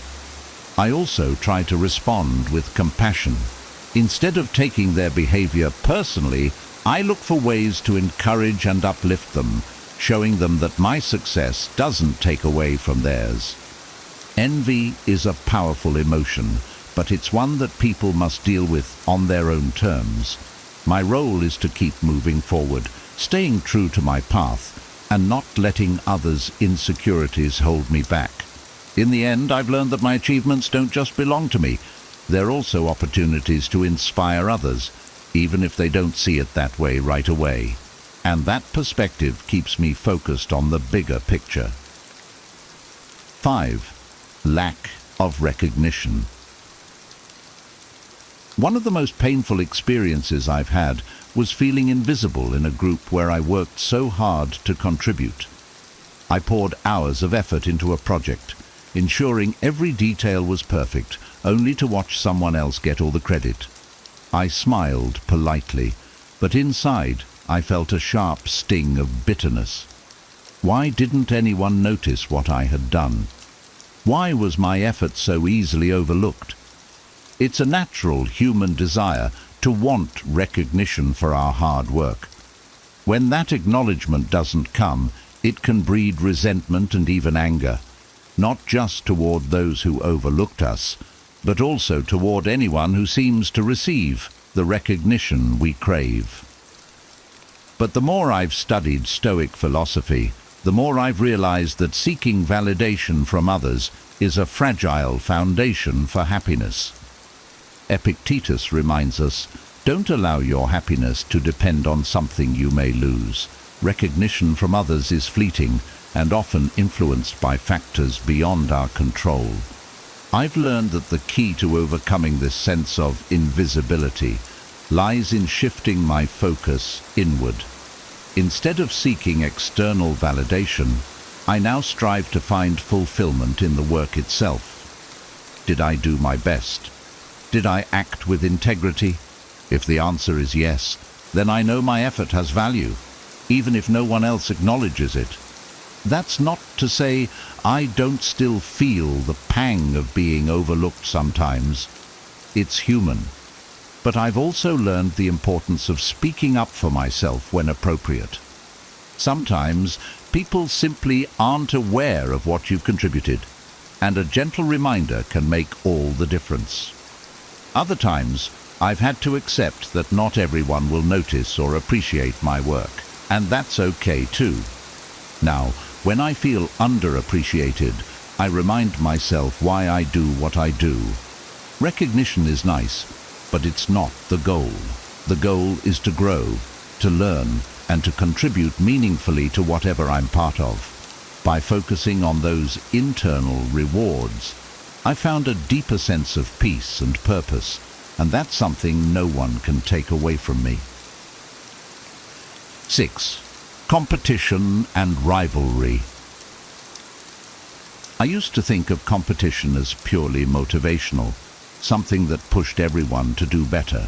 But I've learned that competition can easily shift from a healthy drive to a toxic rivalry, especially when emotions like insecurity and jealousy get involved. One experience stands out vividly. A colleague and I were both working toward the same promotion. At first, it felt like friendly competition, but as the deadline approached, the dynamic changed. They started undermining me subtly, questioning my ideas in meetings, and even spreading rumors about my work ethic. I was shocked and hurt. I had always seen competition as a way for both parties to improve, not as a reason to tear each other down. For a while, I let their actions consume me. I started doubting myself, wondering if I should retaliate or try to outplay them. But then I stumbled upon Marcus Aurelius's wisdom. What stands in the way becomes the way. That quote shifted my mindset completely. I realized that the rivalry wasn't just an obstacle. It was an opportunity to focus on my own values and growth. Instead of engaging in their negativity, I decided to concentrate on what I could control. Doing my best work with integrity, I stopped comparing myself to them and redirected my energy into proving my worth through my actions. When I took my focus off the competition and put it back on self-improvement, I found clarity and peace. I couldn't control their behavior, but I could control how I responded. The promotion eventually went to me, but by the time it did, my perspective had shifted. Winning wasn't about beating them. It was about staying true to my principles. Looking back, I'm grateful for that experience. It taught me that toxic competition doesn't have to pull you down. It can be a chance to rise above and reaffirm your values. Now, I approach rivalry differently. I see it as a tool for growth rather than a battle to win. When competition arises, I remind myself that another person's success doesn't diminish mine, and there's room for everyone to thrive. That mindset has not only made me more resilient, but also helped me build healthier, more respectful relationships, even with those I once considered rivals. 7. Personal insecurities and projection. I didn't fully understand the power of personal insecurities until I found myself on the receiving end of someone's misplaced hostility. A co-worker, who always seemed friendly enough, suddenly started acting cold and dismissive toward me. They would roll their eyes during meetings when I spoke or dismiss my ideas without much consideration. It baffled me. What had I done to deserve this? After weeks of frustration, a mutual friend confided in me. The co-worker felt threatened by my recent success in a project they had wanted to lead. At first, I took their behavior personally. I questioned myself. Was I being too assertive? Did I unintentionally overshadow them? But the more I thought about it, the more I realized their hostility wasn't about me. It was about their own insecurities. They were projecting their feelings of inadequacy onto me, using me as a scapegoat for their internal struggles. Stoic wisdom offered clarity. Seneca once said, "We suffer more often in imagination than in reality." This reminded me that their perception of me was rooted in their fears, not in who I actually was. Instead of letting their negativity consume me, I chose to respond with empathy. I didn't confront them or call them out. Instead, I focused on staying consistent in my behavior, kind, collaborative, and respectful. I also started seeing their actions as a reflection of their struggles rather than an attack on me. It shifted my perspective entirely. Their resentment didn't mean I was in the wrong. It meant they were grappling with feelings of inadequacy, and my success had unintentionally triggered those emotions. Now, when I encounter similar situations, I remind myself of this lesson. Everyone has insecurities, and sometimes they manifest as negativity toward others. It's not my job to fix their feelings, but it is my responsibility to maintain my integrity. Instead of taking it personally, I choose to focus on my own growth while extending understanding to those who might be projecting their struggles. This mindset has helped me approach conflicts with more compassion and less frustration. It's a reminder that what others see in you often has more to do with what they feel about themselves, and that's their battle, not yours. 8. Lack of empathy and understanding. I used to believe that if I treated people with kindness and fairness, they'd naturally do the same in return. But over time, I realized that not everyone sees the world through the same lens. One particular experience drove this home for me. I had a disagreement with a teammate on a project. I thought I had been clear and reasonable, but they took my comments as a personal attack. Instead of talking it out, they began avoiding me, and eventually spreading negativity about me to others. At first, I was frustrated and confused. I couldn't understand how they had misunderstood my intentions so badly. But then it hit me. They weren't seeing the situation from my perspective. They had interpreted my words through the filter of their own experiences and insecurities, just as I might have done in their shoes. It wasn't malice. It was a lack of empathy and understanding. Stoicism has taught me a lot about this dynamic. Marcus Aurelius wrote, "Whenever you are about to find fault with someone, ask yourself the following question: what fault of mine most nearly resembles the one I am about to criticize?" That piece of wisdom shifted my thinking. Instead of getting defensive, I began to reflect on how I might also misinterpret others or fail to empathize in certain situations. I decided to approach the teammate with humility and openness. I apologized for any misunderstanding and explained my intentions clearly, without blaming them. It wasn't an instant fix, but over time, the relationship improved. That experience taught me that many conflicts stem from a lack of mutual understanding, not outright hostility. Since then, I've made empathy a priority in my interactions. When someone seems upset or distant, I ask myself, what might they be going through that I don't see? I've learned to listen more, judge less, and give people the benefit of the doubt. It doesn't mean excusing bad behavior, but it does mean approaching situations with compassion and a willingness to bridge the gap. Empathy isn't always easy, but it's essential for building stronger, healthier connections. By practicing it, I've found that I'm not just better at resolving conflicts, I'm also better at avoiding them in the first place. And that's a win for everyone involved. 9. The influence of social expectations. I'll never forget the first time I realized how powerful social expectations could be in shaping how others perceive us. When I decided to pursue an unconventional career path, people I thought would support me instead started treating me differently. Some questioned my choices outright, while others seemed to distance themselves. It was subtle but unmistakable.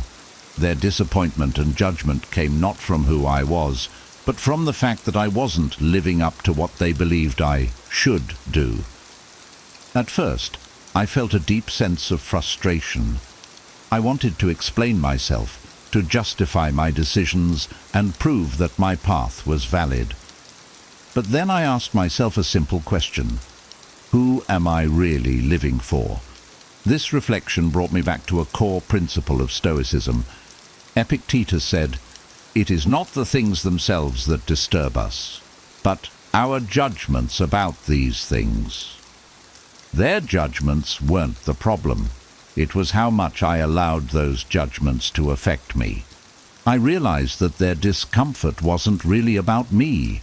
My choices challenged the norms and values they had built their lives around. In some ways, I think my decision forced them to confront their own doubts or fears about living authentically.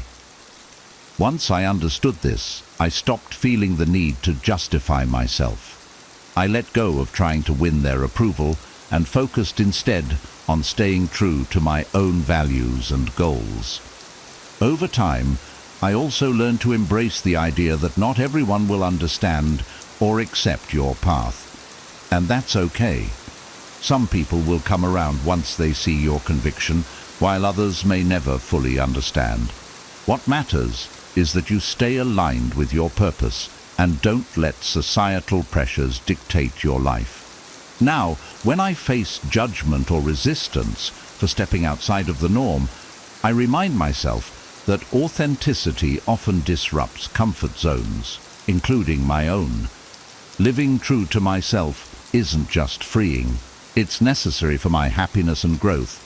By embracing this mindset, I've found greater peace and fulfillment, and I've learned to navigate others' expectations with grace and confidence. 10. The lack of recognition. I've always believed that hard work would speak for itself, but life has taught me that's not always the case. I remember pouring my heart and soul into organizing a major event at work. I stayed late, coordinated every detail, and made sure everything went smoothly. The event was a success, but when it came time for acknowledgements, my name wasn't mentioned. Instead, someone else, who had only played a minor role, received all the praise. I felt crushed. It wasn't about wanting to be in the spotlight. It was about feeling like my effort mattered. For a while, I let the bitterness linger. I replayed the scene in my head, wondering why my contributions were invisible. But then I came across a quote by Epictetus. "Don't allow your happiness to depend on something you may lose." It made me realize that recognition, while gratifying, is fleeting and often out of our control. That moment shifted my perspective. I asked myself, why did I do the work in the first place? The answer wasn't for applause. It was because I believed in the project and wanted it to succeed. That realization helped me let go of the resentment and focus on what truly mattered, the satisfaction of knowing I gave my best effort. Since then, I've learned to find fulfillment in the process rather than the outcome. When recognition comes, I accept it gratefully, but I no longer rely on it to validate my worth. And when it doesn't, I remind myself that my value isn't tied to others' acknowledgement. I also make an effort to recognize others' contributions whenever I can. I know firsthand how much it means, and it's a simple way to spread positivity. Recognition is nice, but it's not the goal. The goal is to stay aligned with my values, take pride in my work, and keep growing. By focusing on these internal rewards, I've found that I don't need external validation as much anymore.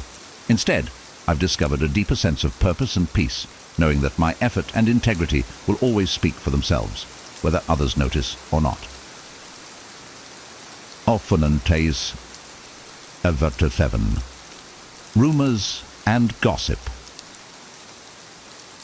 I've experienced firsthand how damaging rumors and gossip can be. A few years ago, I was part of a team where one co-worker started spreading a false story about me. I had no idea it was happening until people started acting differently around me. More guarded, less friendly. At first I was confused, wondering what had changed. Then I overheard someone repeating the rumor, and my heart sank. It felt unfair and frustrating. I wanted to confront the person spreading it, to defend myself and set the record straight. But the more I thought about it, the more I realized how futile that would be. Gossip has a life of its own. Trying to chase it down and correct every misstep would only drain my energy and likely make me seem defensive or guilty. Instead, I turned to Stoic wisdom. Marcus Aurelius advises, "If it is not right, do not do it. If it is not true, do not say it." This reminded me that the only thing within my control was my own integrity and actions. If I stayed consistent in living my values, the truth would eventually become clear to those who mattered. I focused on being authentic and kind, even to the person who had started the rumor. It wasn't easy, but I reminded myself that their behavior said more about them than it did about me. Over time, people saw through the falsehoods. My relationships at work improved, and my reputation healed. Not because I fought the rumor, but because I lived in a way that proved it wrong. That experience taught me to rise above gossip and avoid letting it define my self-worth. It also made me more mindful about how I talk about others.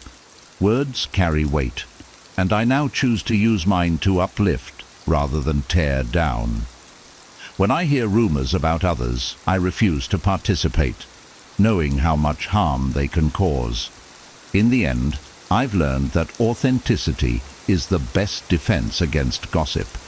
By staying true to who I am and letting my actions speak louder than others' words, I've found peace in knowing that the truth always has a way of shining through. 12. Inability to accept criticism or truth. I've learned that honesty can be a double-edged sword.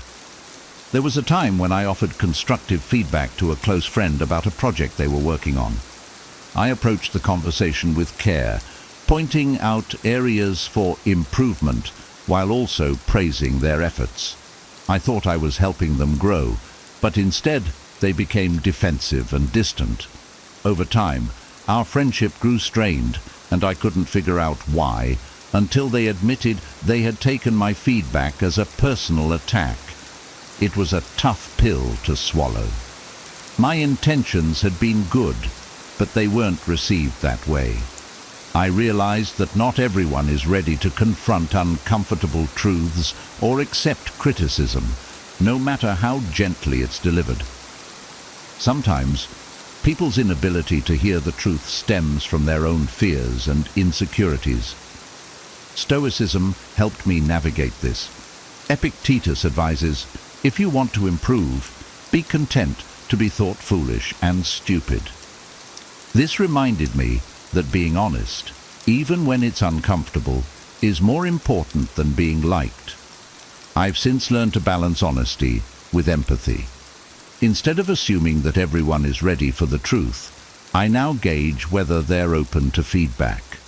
If they are, I try to frame it in a way that feels constructive and supportive rather than critical. And if they're not, I've learned to step back and respect their journey.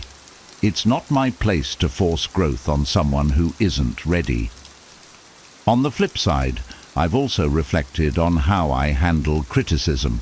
It's not always easy to hear, but I remind myself that feedback is an opportunity to learn and improve.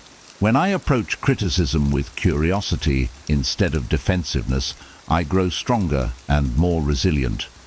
Not everyone will react positively to honesty, and that's okay. What matters is that I stay true to my values while remaining compassionate. Whether it's offering or receiving feedback, I've learned that growth takes courage, and not everyone is ready to face it. By focusing on my integrity and practicing patience, I've found a way to navigate these situations without letting them harm my relationships or my sense of self. Now that you know these 12 reasons why people might secretly hate you, you have the power to rise above negativity and protect your peace. Remember, these feelings often reflect others' inner struggles more than they do your actions. By applying the insights and Stoic wisdom we've explored today, you can navigate these challenges with clarity, confidence, and resilience. If you found this video valuable, make sure to hit the like button. It really helps more people discover this content. Don't forget to subscribe and turn on the notification bell so you never miss an opportunity to grow wiser with us. I'd love to hear from you in the comments. What resonated most with you? Have you ever experienced situations like these, and how did you handle them? Share your takeaways and stories below. Your perspective could inspire someone else in the community. Thank you for watching, and remember, every challenge is an opportunity to grow. See you in the next video.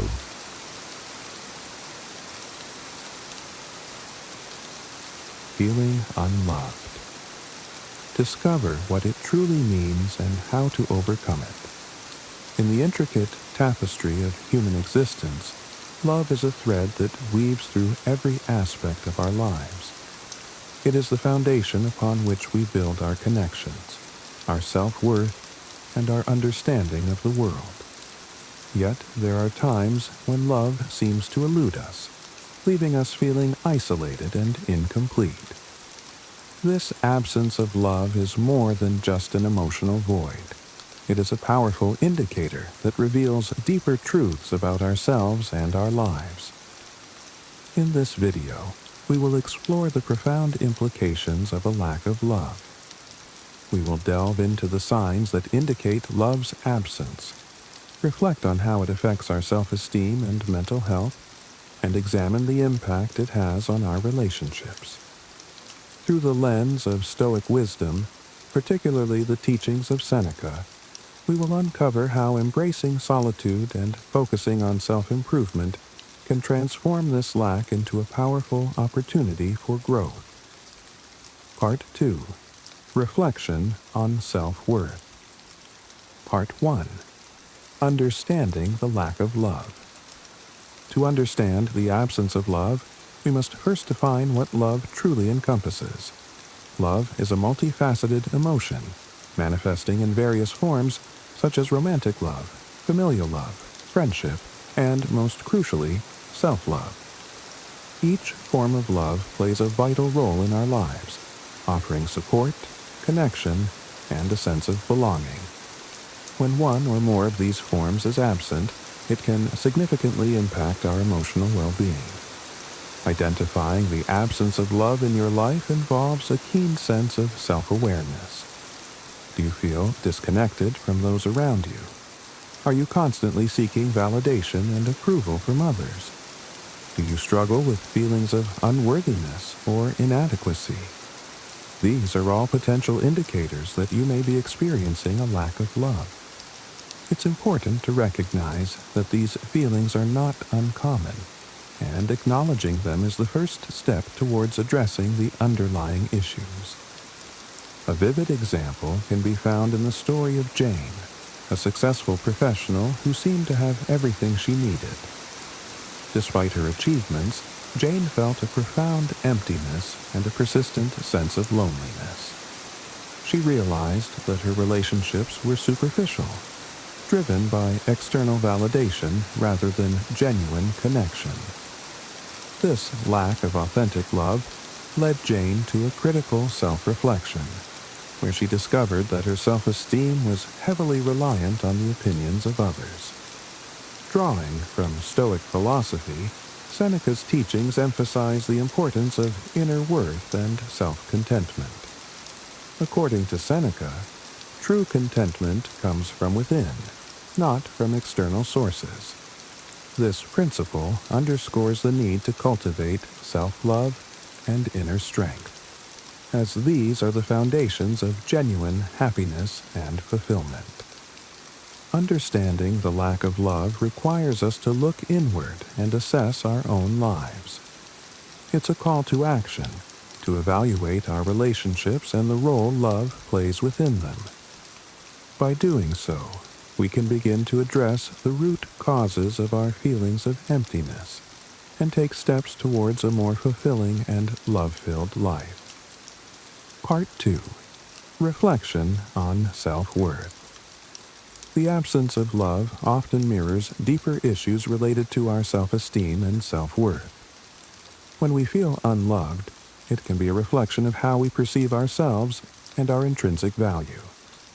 This connection between external love and internal self-worth is a pivotal insight that requires introspection and understanding. Self-esteem is the foundation of how we view ourselves and our place in the world. It shapes our interactions, our decisions, and our overall outlook on life. When we lack self-love, it becomes challenging to accept love from others genuinely. This can create a vicious cycle where our need for external validation overshadows our ability to cultivate and appreciate our own self-worth. Consider the story of Mark, a young professional who excelled in his career but constantly felt inadequate in his personal life. Despite his professional achievements, Mark struggled with the feelings of insecurity and unworthiness. His relationships were characterized by a constant need for approval and reassurance.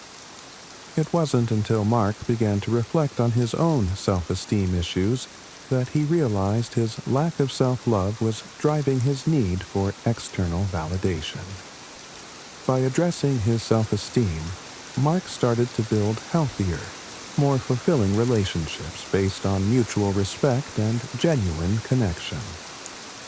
Stoic philosophy, particularly Seneca's teachings, provides valuable insights into this issue.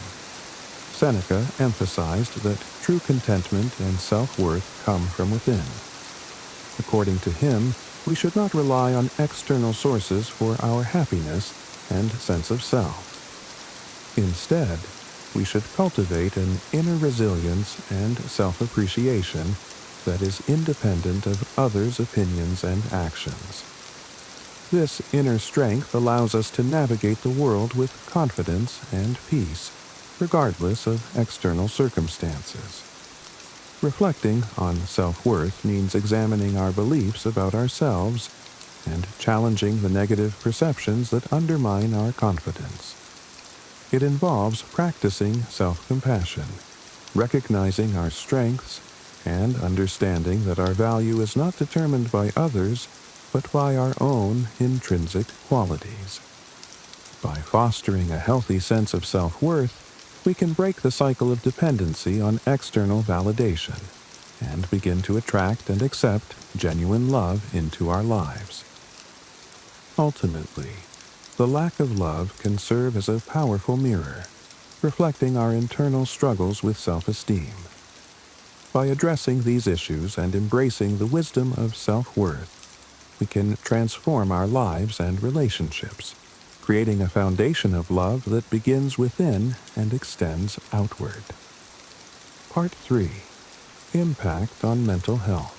The absence of love can have profound effects on our mental health. When we feel unloved, it often manifests as anxiety, depression, and a host of other emotional challenges. These feelings are not just fleeting moments of sadness. They are deep-seated issues that can significantly impact our overall well-being. Anxiety, for example, can stem from the constant fear of rejection and the need for validation. Without a sense of love and support, we might find ourselves in a perpetual state of worry, questioning our worth and fearing abandonment. Depression, on the other hand, often follows the realization that we are not receiving the love and connection we crave. This can lead to feelings of hopelessness and despair, making it difficult to find joy in everyday life. Consider the case of Sarah, who always felt like an outsider in her family. Despite her achievements and efforts to connect, she never felt truly loved or appreciated. This lack of familial love led Sarah into a deep depression, where she questioned her worth and purpose.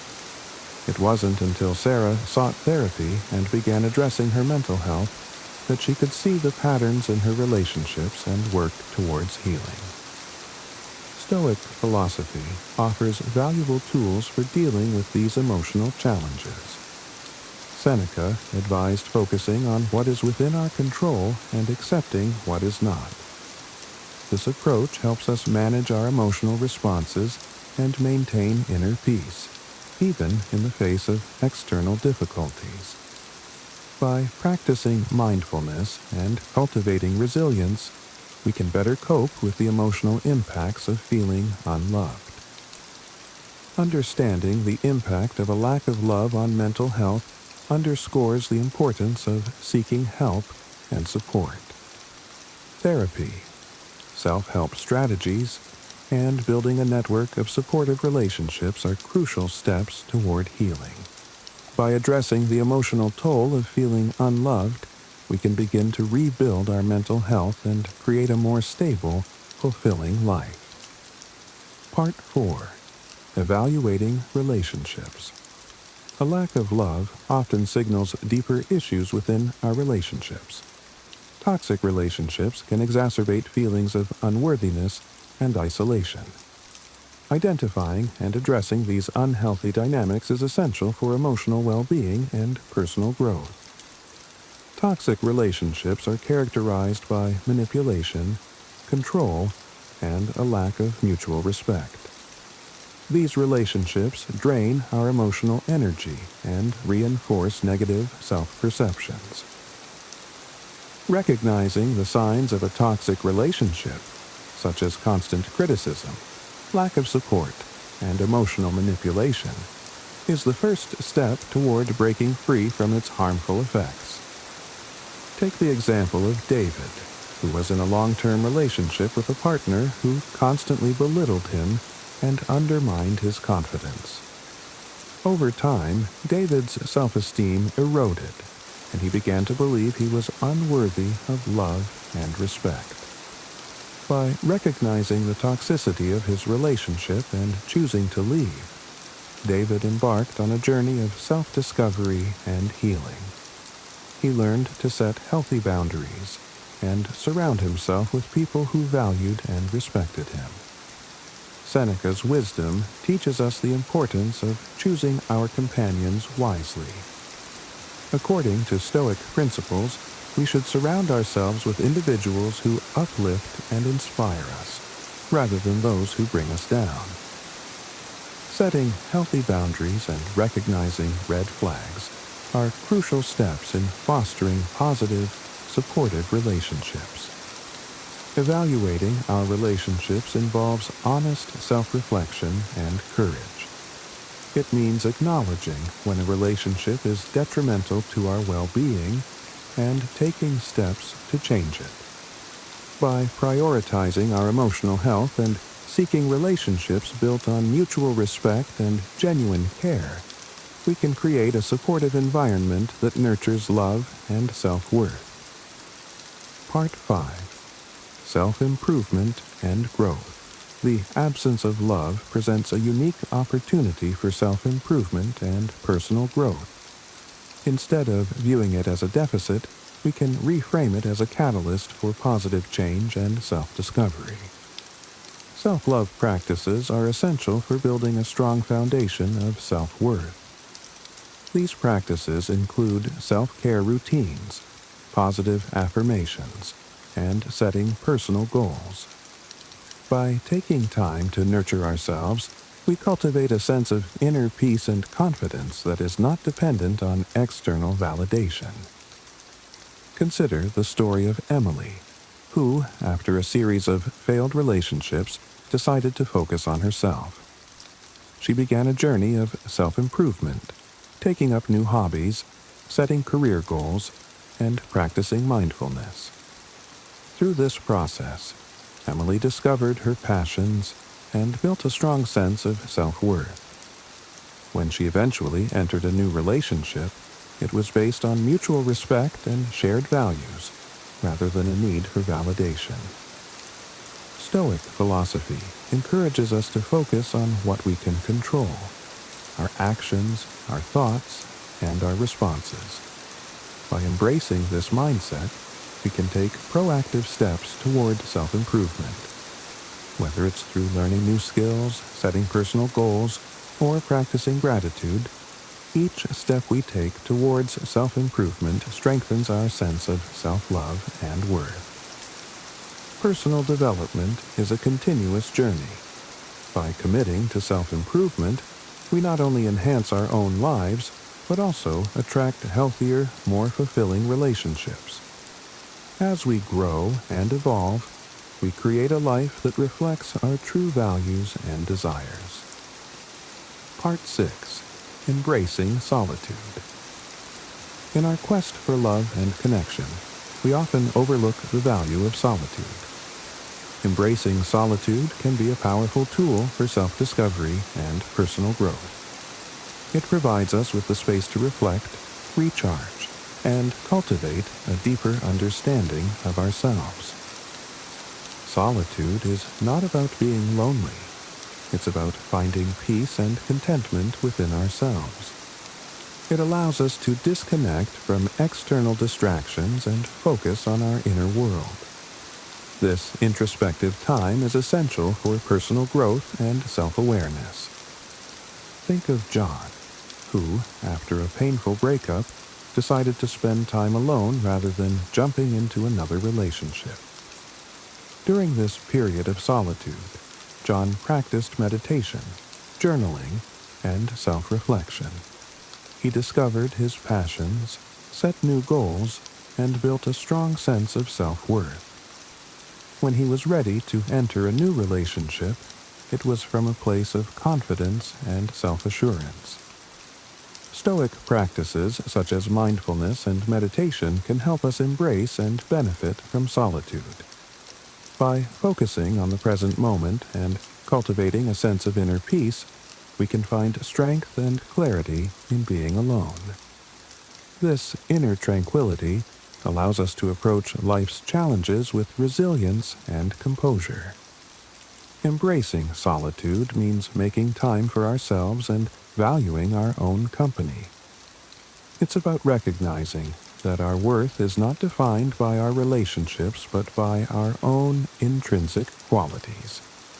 By finding contentment within ourselves, we can navigate life's ups and downs with grace and confidence. In conclusion, the lack of love can be a profound indicator of deeper issues within ourselves and our lives. By understanding and addressing these issues, we can transform this absence into an opportunity for growth and self-discovery. Reflecting on our self-worth, evaluating our relationships, and embracing solitude are essential steps in this journey.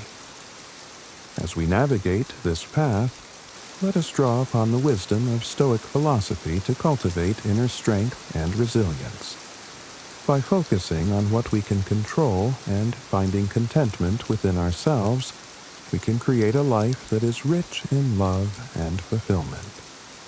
Remember, the journey of self-discovery and growth is continuous. Each step we take brings us closer to a deeper understanding of ourselves and a more fulfilling life. Let us embrace this journey with courage and wisdom, turning the lack of love into a catalyst for profound personal transformation. Miyamoto Musashi's technique to conquer overthinking.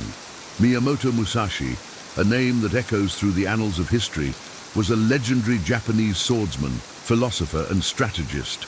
Born in 1584 during the tumultuous Sengoku period, Musashi lived a life marked by relentless pursuit of mastery and profound wisdom. His journey from a young samurai to an undefeated warrior who won over 60 duels is not only a testament to his skill with the sword, but also to his unyielding spirit and disciplined mind. Musashi's philosophy transcended mere combat. He was a student of life, constantly seeking to understand the deeper truths that govern human existence. His teachings, compiled in his seminal work, The Book of Five Rings, offer insights that extend beyond the battlefield, touching on aspects of strategy, focus, and mental clarity that are universally applicable. In an era where life and death hung in the balance, Musashi's ability to maintain a clear and focused mind under extreme pressure sets him apart. His strategies for overcoming overthinking and achieving mental clarity are as relevant today as they were centuries ago.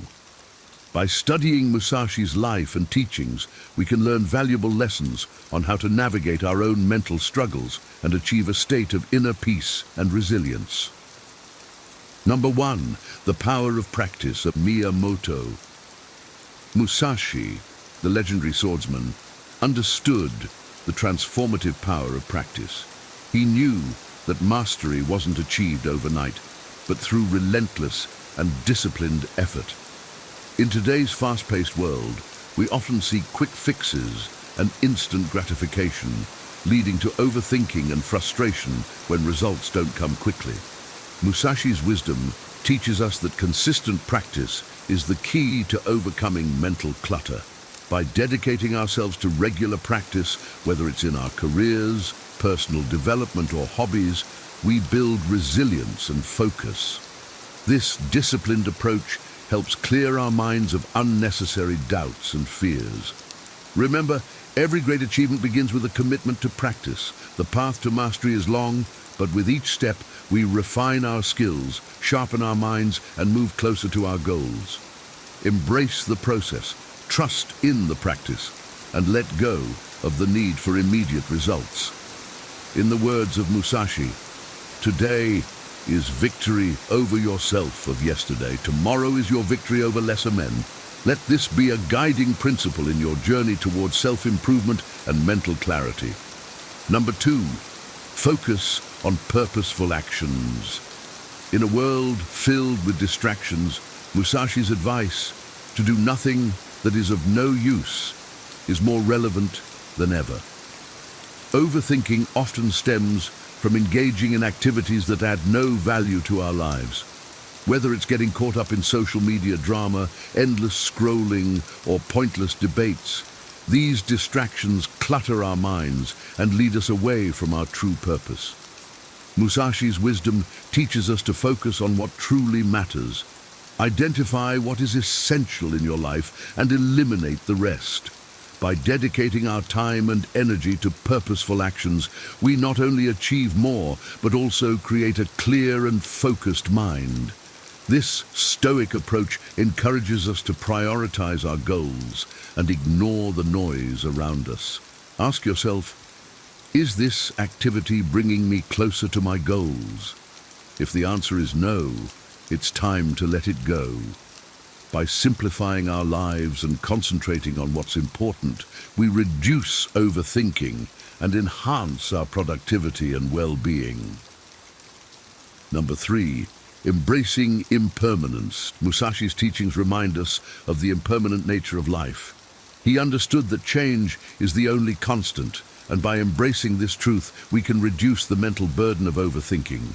When we cling to the illusion of permanence, we create unnecessary stress and anxiety. Accepting impermanence allows us to flow with life's natural rhythms and adapt to changing circumstances with grace. This Stoic principle encourages us to focus on the present moment, knowing that everything we experience is transient. By letting go of the need to control every outcome, we free ourselves from the chains of overthinking. Embrace the changes that come your way and understand that each moment, whether good or bad, is fleeting. This perspective not only brings peace of mind but also empowers us to live fully in the present, appreciating each experience as it comes. Number 4, identifying root causes. Musashi's wisdom teaches us to perceive that which cannot be seen with the eye. This profound insight emphasizes the importance of looking inward to identify the root causes of our overthinking. Often, our mental struggles are fueled by deep-seated fears and insecurities that lie beneath the surface. By acknowledging and addressing these underlying issues, we can find clarity and move forward. This Stoic approach encourages us to be honest with ourselves, to dive deep into our inner world, and to confront our true feelings. It's not about avoiding or suppressing our thoughts, but rather understanding their origins. By doing so, we can tackle overthinking at its source. Take time to reflect and introspect, and don't shy away from uncovering uncomfortable truths about yourself. This self-awareness is the first step towards overcoming overthinking and achieving mental peace. Number 5, flexibility and open-mindedness. Musashi's wisdom teaches us the value of flexibility and open-mindedness. Overthinking often arises from a rigid mindset, where we fixate on finding the perfect solution. This rigidity can paralyze us, preventing us from taking action and moving forward. Musashi's advice is simple yet profound. Understand that there is more than one path to the top of the mountain. Embrace the idea that there are multiple ways to achieve your goals and solve problems. By being adaptable and open to different approaches, you reduce the anxiety that comes from perfectionism. This Stoic principle encourages us to let go of our need for control and accept the natural flow of life. Flexibility in thought and action allows us to navigate challenges with ease and reduces the mental strain of overthinking. Number 6, cultivating a growth mindset. Musashi's teachings align closely with the concept of a growth mindset, where challenges are seen as opportunities for growth rather than obstacles. Overthinking often stems from a fear of failure or an obsession with perfection. By adopting a growth mindset, we shift our focus from fixed outcomes to continuous learning and improvement. Musashi believed that true mastery comes from embracing challenges and persevering through difficulties. This Stoic approach encourages us to view each setback as a valuable lesson and each success as a step towards greater wisdom. By cultivating a growth mindset, we reduce the mental burden of overthinking and open ourselves up to endless possibilities for personal development. Embrace challenges, learn from your experiences, and constantly strive to improve. This mindset not only enhances your resilience, but also brings a sense of purpose and fulfillment to your life. Number 7, mind-body balance. Musashi's advice to not let the body be dragged along by the mind, nor the mind by the body, highlights the importance of balance. Overthinking often occurs when there is a disconnect between our mental and physical states. Musashi emphasized the need for harmony between the mind and body to achieve clarity and peace. In our modern lives, it's easy to become mentally overwhelmed while neglecting our physical well-being, or vice versa. By focusing on balancing both aspects, we create a more holistic approach to our overall health. Engage in activities that nurture both your mind and body, such as exercise, meditation, and proper rest. This equilibrium helps reduce overthinking by ensuring that both your mental and physical energies are aligned and supportive of each other. When the mind and body work in harmony, we experience a greater sense of well-being and clarity. Number 8, living in the present. Musashi's teachings emphasize the importance of living fully in the present moment. Overthinking often pulls us into the past with regrets or into the future with worries. This mental tug-of-war distracts us from the here and now, where life truly happens. Musashi believed that focusing on the present task with full attention and effort is the key to achieving excellence and peace of mind.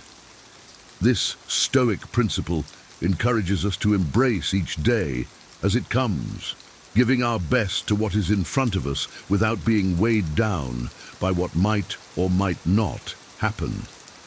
By living in the present, we can break free from the cycle of overthinking and experience life more fully. Concentrate on today's actions and let tomorrow take care of itself. This approach not only enhances productivity, but also brings a deeper sense of fulfillment and contentment. Number 9, timing and patience. Musashi's grasp of timing and patience is a crucial lesson in managing overthinking. He taught that there is a right time for everything, and rushing often leads to mistakes and stress. Overthinking is frequently a result of impatience and the desire for immediate results. By understanding and respecting the natural timing of events, we can reduce the anxiety that comes from trying to force outcomes. This Stoic principle reminds us that good things take time and that patience is a virtue. Trust the process and be patient with your progress. Recognize that each step forward, no matter how small, is part of a larger journey. By aligning ourselves with the natural rhythm of life, we can maintain a clear and focused mind, free from the chaos of overthinking. Number 10, mindful meditation. Incorporating mindful meditation into your daily routine can be a powerful antidote to overthinking. Musashi himself practiced forms of meditation to maintain a clear and focused mind. Mindfulness helps us become aware of our thought patterns and teaches us to observe them without judgment. This practice allows us to let go of unproductive or negative thoughts and stay anchored in the present moment. By dedicating time each day to mindfulness, we can cultivate a calm and peaceful mind. This Stoic practice encourages us to embrace stillness and silence, providing a refuge from the constant mental chatter that fuels overthinking. Through regular meditation, we develop the ability to detach from our thoughts and gain a greater sense of clarity and control over our minds. Miyamoto Musashi's timeless wisdom offers powerful strategies to conquer overthinking and achieve mental clarity. By integrating his teachings into your daily life, you can cultivate a focused mind, live with purpose, and navigate challenges with grace and resilience. From embracing impermanence to practicing mindfulness, each lesson is a stepping stone towards a more balanced and fulfilling existence. 20 Stoic rules to conquer the day. Imagine waking up each morning with a profound sense of purpose, ready to conquer the day with unwavering strength and clarity. What if every challenge you faced became an opportunity to grow, and every decision you made was guided by timeless wisdom? Welcome to the world of Stoicism, where ancient principles empower you to lead an extraordinary life. In this guide, we unveil 20 Stoic rules that will transform your daily routine and mindset. These principles, rooted in the teachings of great philosophers like Seneca and Marcus Aurelius, offer a roadmap to mastering your inner world and thriving in the face of adversity. Each rule is a beacon of wisdom, designed to help you navigate the complexities of modern life with grace and resilience. Join us as we delve into the heart of Stoic philosophy exploring how you can harness its power to live a life of purpose, virtue, and excellence. Whether you're seeking to improve your personal growth, manage stress, or simply find a deeper sense of fulfillment, these Stoic rules will equip you with the tools to conquer each day. Let's embark on this transformative journey together. Number 1. Remember that your response to situations is within your control. The Stoics taught that while we cannot control external events, we can control how we respond to them. This principle is the cornerstone of Stoic philosophy, empowering you to maintain inner peace and resilience regardless of circumstances. When faced with challenges, focus on your reaction rather than the situation itself. Choose responses that align with your values and virtues. By exercising this control, you transform potential stresses into opportunities for growth. This mindset shift reduces anxiety and fosters a sense of empowerment. Instead of feeling helpless in the face of adversity, you realize that your attitude and actions are always within your control. Practice patience, compassion, and rationality in your responses. Reflect on how your reactions influence your well-being and the well-being of others. Cultivate a habit of responding thoughtfully rather than reacting impulsively. This practice not only enhances your personal resilience, but also sets a positive example for others. By focusing on what you can control, your responses, you navigate life with greater clarity and composure. This Stoic wisdom empowers you to face any situation with grace and strength. Number 2, consistently strive to improve yourself and your circumstances. The journey of self-improvement is a lifelong commitment, a daily practice of honing your skills, expanding your knowledge, and refining your character. The Stoic philosopher Seneca reminds us that while we teach, we learn, emphasizing the reciprocal nature of growth. Improvement is not about drastic changes overnight, but about making small, deliberate steps every day. Embrace the power of incremental progress. Each day offers a new opportunity to be better than you were yesterday. Reflect on your actions, learn from your mistakes, and seek wisdom in every experience. Cultivate resilience and adaptability, for life is full of unexpected challenges. View these challenges as opportunities to grow stronger and wiser. Do not become complacent with your current achievements. There is always room for growth.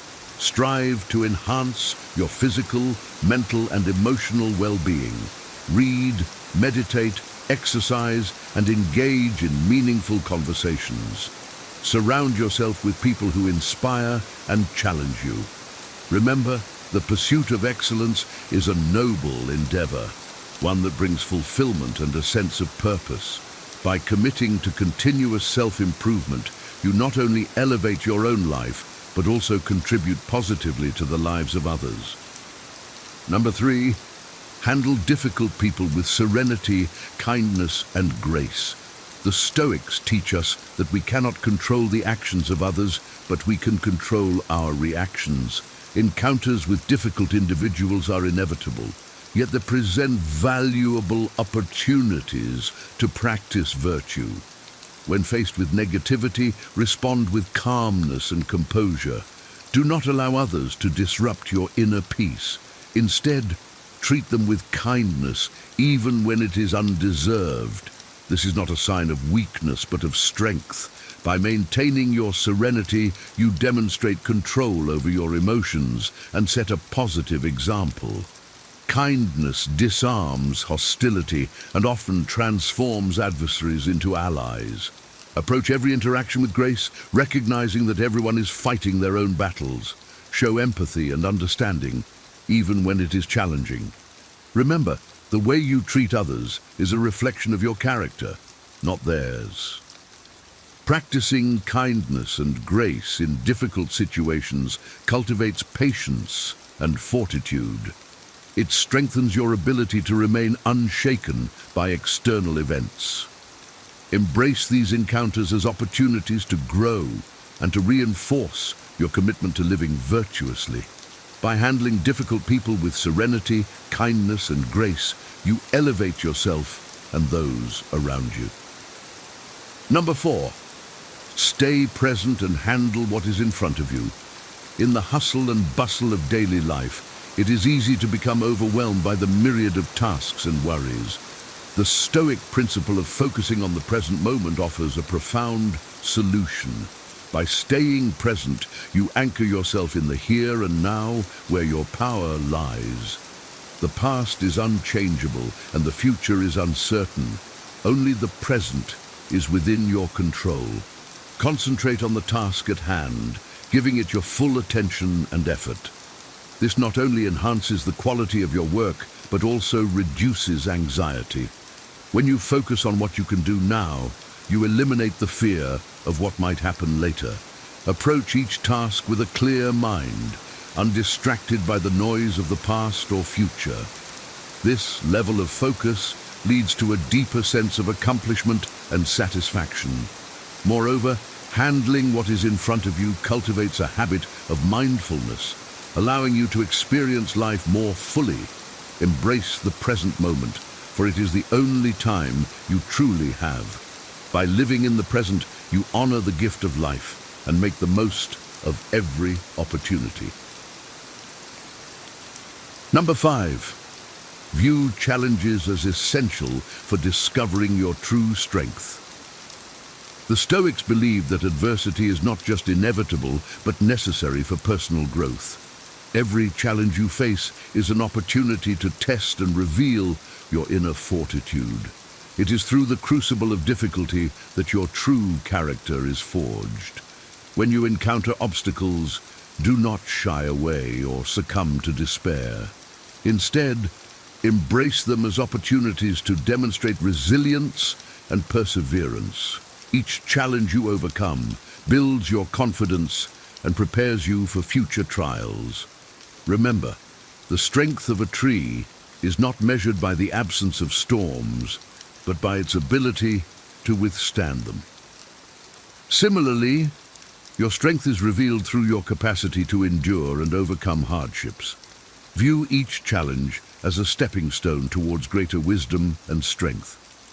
Adopt a mindset that welcomes difficulties as teachers, guiding you towards self-improvement. By facing challenges head-on, you cultivate courage and resilience, essential virtues for a fulfilling life. Do not seek a life of ease and comfort. Instead, seek a life of purpose and growth. Through challenges, you discover the depth of your capabilities and the true extent of your strength. Number 6, embrace challenges as opportunities for growth, with greater rewards from difficult undertakings. The Stoics taught that the path to excellence is paved with trials and tribulations. Each challenge you face is a chance to hone your skills, deepen your wisdom, and strengthen your character. When you encounter a difficult task, see it not as a burden, but as a valuable opportunity for personal development. Embracing challenges with a positive mindset transforms obstacles into stepping stones for success. The more difficult the undertaking, the greater the rewards you will reap. These rewards are not just external achievements, but also internal growth. By pushing your limits, you expand your potential and discover new strengths. Challenges test your resilience and determination, qualities that are essential for a fulfilling life. They teach you patience, perseverance, and the value of hard work. Embrace every challenge with the confidence that you will emerge stronger and wiser. Do not shy away from difficulties. Instead, seek them out as opportunities to prove your mettle. Remember, a smooth sea never made a skilled sailor. It is through the storms of life that you become truly capable and strong. Embrace challenges and unlock your true potential. Number 7, choose strength over weakness, courage over cowardice, and virtue over vice. The Stoics believe that true freedom comes from within, from the ability to choose our responses to life's events. In every situation, you have the power to choose how you will act. Will you give in to weakness, or will you rise with strength? Will you be ruled by fear, or will you act with courage? The path of virtue is often the harder path, but it is also the most rewarding. By choosing strength, you build resilience. By choosing courage, you face your fears and grow stronger. By choosing virtue, you align yourself with your highest ideals and live a life of integrity. These choices define your character and shape your destiny. Each decision you make is an opportunity to reinforce your commitment to living a good and meaningful life. Do not be swayed by external circumstances. Instead, focus on what is within your control. Choose to respond with strength, courage, and virtue, no matter what challenges you face. By making these choices consistently, you build a foundation of character that will support you through all of life's trials. Number 8.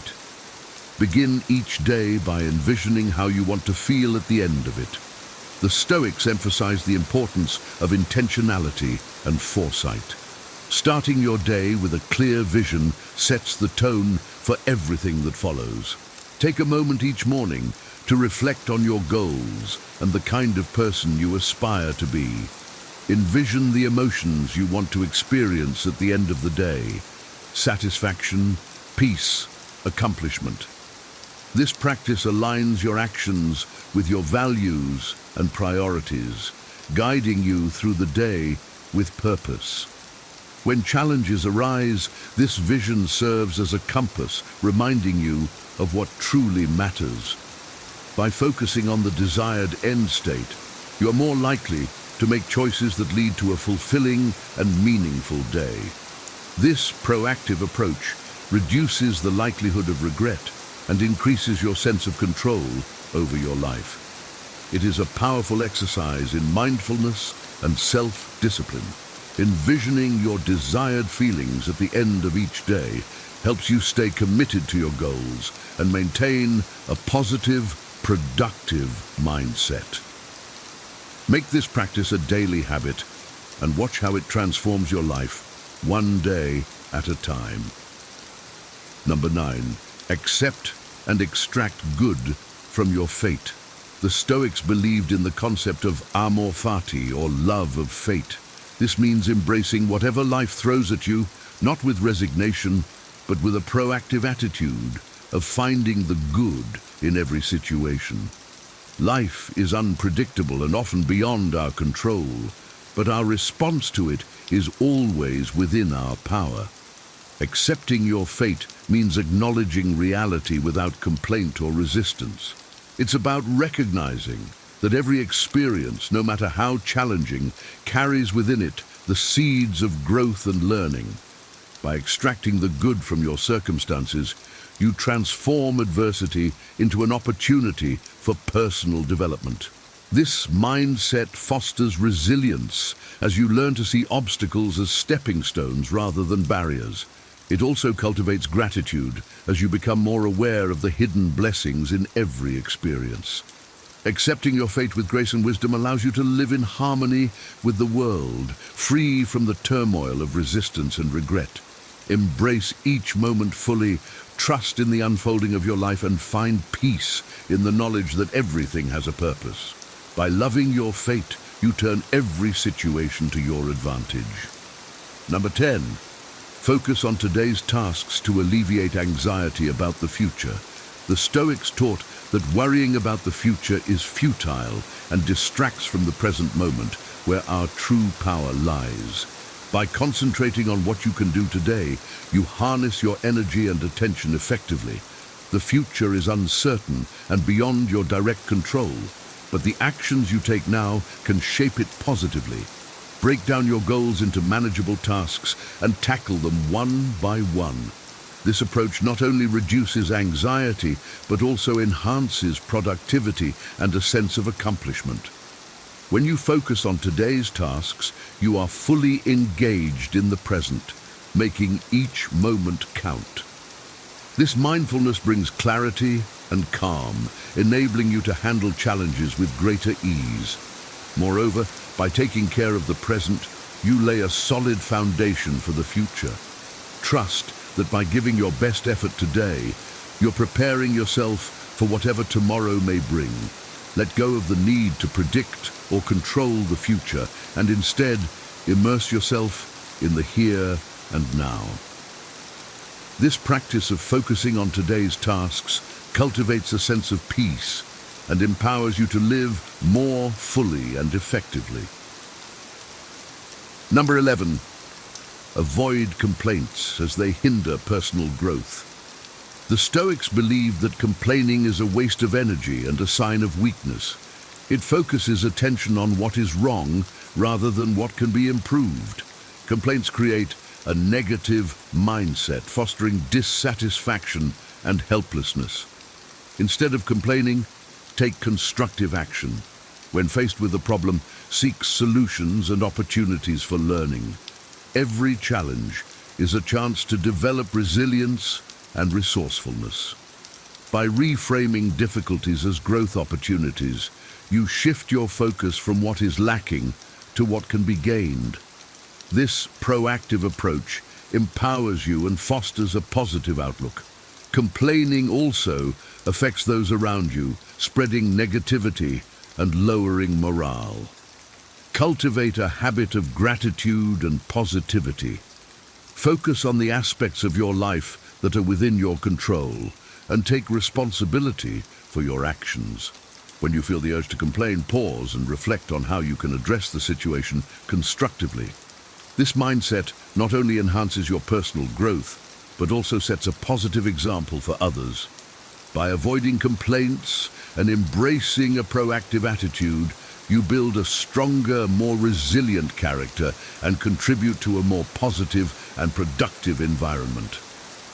Number 12. Time is fleeting, so postpone nothing and stay present. The Stoics remind us that life is short and uncertain. The only moment we truly have is the present. Procrastination is the thief of time, robbing us of the opportunity to live fully and meaningfully. Each moment wasted is a moment lost forever. Embrace the urgency of now and commit to living each day with purpose and intention. Prioritize your tasks and focus on what truly matters. Do not defer your dreams and goals to a future that is not guaranteed. Take decisive action today, for tomorrow is uncertain. Staying present means fully engaging in each moment, appreciating its value and potential. It means letting go of regrets about the past and anxieties about the future. By living in the present, you maximize your effectiveness and enrich your life. This mindfulness enhances your experiences, deepens your relationships, and brings a sense of fulfillment. Time is the most precious resource we have. Once it is gone, it cannot be reclaimed. Cherish it, use it wisely, and make the most of every moment. By staying present and postponing nothing, you honor the gift of life and create a legacy of purpose and action. Number 13. Manage time wisely, understanding that time spent is life spent. The Stoics valued the mindful use of time, recognizing it as our most precious resource. Every moment you spend is a part of your life you can never get back. Therefore, it is essential to use your time wisely and intentionally. Prioritize activities that align with your values and contribute to your personal growth and well-being. Avoid distractions and time-wasting habits that do not serve your goals. Plan your days thoughtfully, setting clear priorities and boundaries. Remember that each day is an opportunity to move closer to your aspirations. Treat time as a valuable currency, spending it on things that matter most to you. This mindset not only enhances productivity, but also brings a deeper sense of fulfillment and purpose.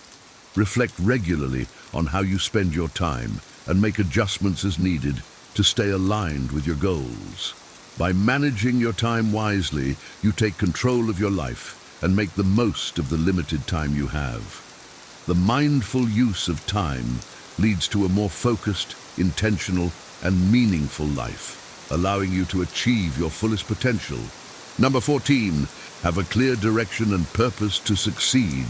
The Stoics believed that a well-defined sense of purpose is crucial for a fulfilling life. Without direction, we drift aimlessly, easily swayed by external circumstances and distractions.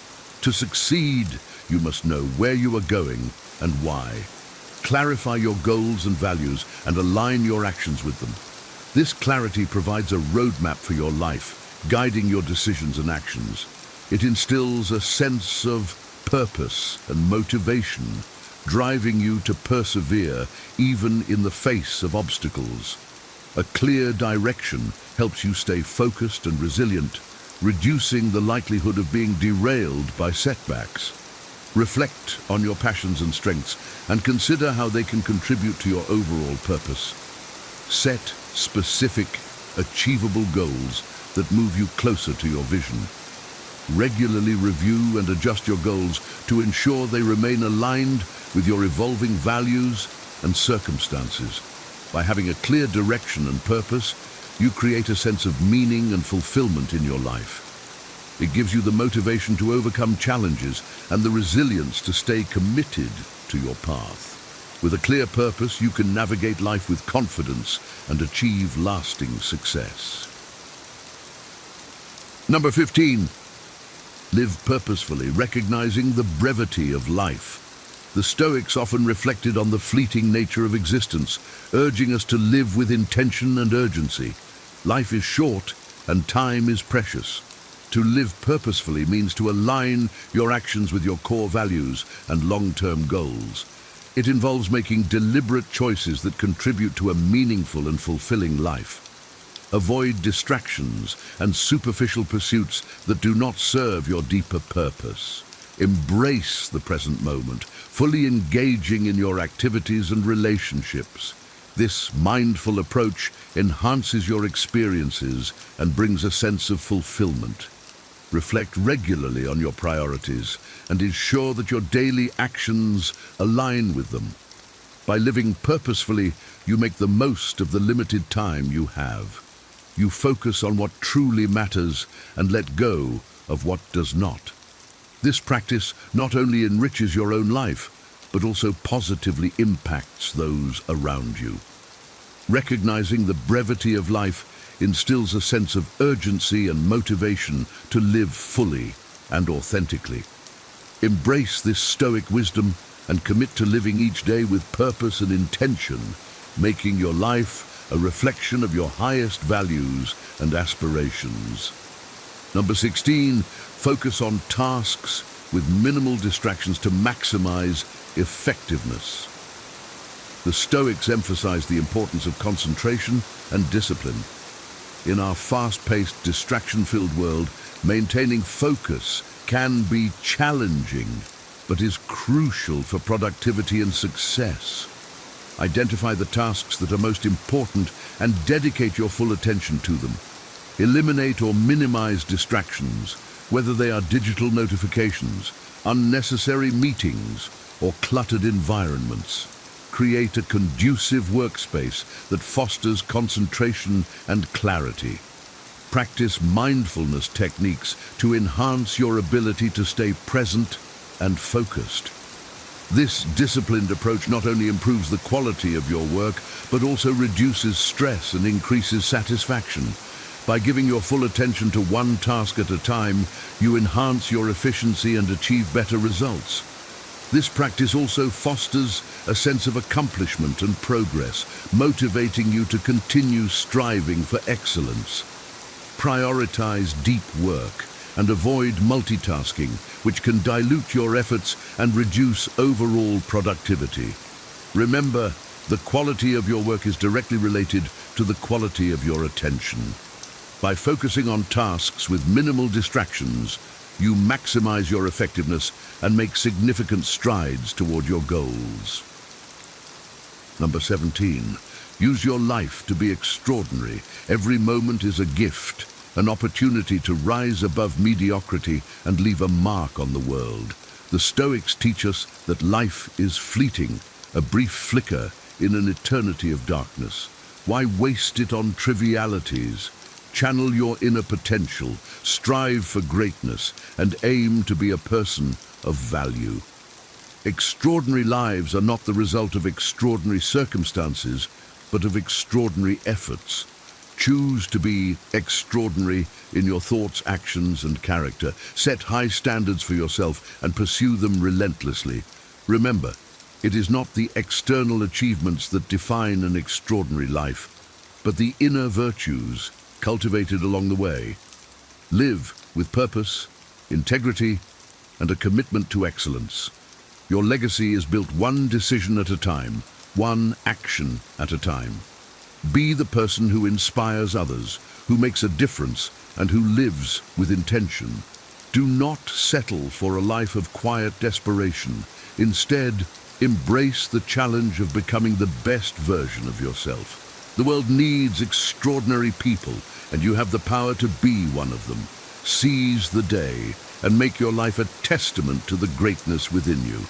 Number 18, recognize the importance of working together. The Stoics valued community and cooperation, understanding that human beings thrive in collaboration. In a world that often emphasizes individual achievement, it is essential to remember the power of working together. Collective efforts amplify individual strengths and compensate for weaknesses. When you collaborate with others, you gain diverse perspectives and skills that enhance your own capabilities. Embrace opportunities to work as part of a team, whether in personal, professional, or community settings. Practice active listening, empathy, and open communication to build strong, trusting relationships. By valuing the contributions of others, you foster a spirit of cooperation and mutual respect. This approach not only improves outcomes, but also enriches your experiences and connections. Recognize that we are stronger together than apart. Working collaboratively teaches humility, patience, and the value of shared goals. It creates a sense of belonging and purpose, enhancing overall well-being. By prioritizing teamwork and collaboration, you contribute to a more cohesive, supportive, and successful environment. This Stoic principle reminds us that our individual actions impact the larger community and that we thrive best when we work together. Number 19. Treat each day and hour as a precious gift. The Stoics believed in the sanctity of time, urging us to live each moment fully and mindfully. Every day presents a new opportunity to grow, learn, and make a positive impact. Approach each day with gratitude and intention, recognizing its inherent value. Avoid wasting time on trivial pursuits or idle distractions. Instead, focus on activities that align with your values and contribute to your goals. Reflect on the transient nature of life and let this awareness motivate you to make the most of every hour. Prioritize meaningful experiences and relationships and invest your time in what truly matters. This mindful approach enhances your sense of fulfillment and purpose. By treating each day as a gift, you cultivate a deeper appreciation for life and its possibilities. This perspective encourages you to live with urgency and intention, making deliberate choices that enrich your life. Embrace the present moment, for it is the only time you truly have. By honoring the gift of time, you create a life that is not only productive, but also deeply rewarding and meaningful. Number 20. Stop letting your potential lie dormant and give your best effort each day. The Stoics believed that each of us has untapped potential waiting to be realized. Do not allow fear, doubt, or complacency to hold you back. Every day is an opportunity to move closer to your fullest potential. Embrace a mindset of growth and possibility, pushing yourself to excel in all areas of life. Take consistent action towards your goals, no matter how small. Each effort builds momentum and brings you closer to your aspirations. Reflect on your strengths and areas for improvement, and make a conscious effort to develop them. Seek feedback, learn from your experiences, and stay committed to your personal and professional growth. By giving your best effort each day, you honor your potential and create a life of purpose and fulfillment. Remember, greatness is not achieved overnight, but through persistent, dedicated effort. Do not settle for mediocrity. Strive for excellence in everything you do. This commitment to your potential not only enhances your own life, but also inspires and elevates those around you. Embrace your capabilities and make the most of every opportunity to grow and excel. As we conclude this journey through the wisdom of Stoic principles, remember that every day is an opportunity to apply these timeless teachings and transform your life. The power to conquer your day lies within you, guided by the strength of your character and the clarity of your purpose. If you found value in these Stoic rules and are inspired to incorporate them into your daily routine, don't stop here. Embrace the path of continuous growth and resilience, and let the wisdom of Stoicism guide you towards a more fulfilling and purposeful life. If you enjoyed this video and want to dive deeper into wisdom that can elevate every aspect of your life, like this video and subscribe to the Wiser channel. Join our community of seekers, thinkers, and doers who are committed to living extraordinary lives. Share this video with those who could benefit from a dose of ancient wisdom in their modern lives. Thank you for watching, and remember, every day is a new chance to live with intention, strength, and virtue. Stay wise, stay resilient, and stay tuned for more powerful insights on the Wiser channel.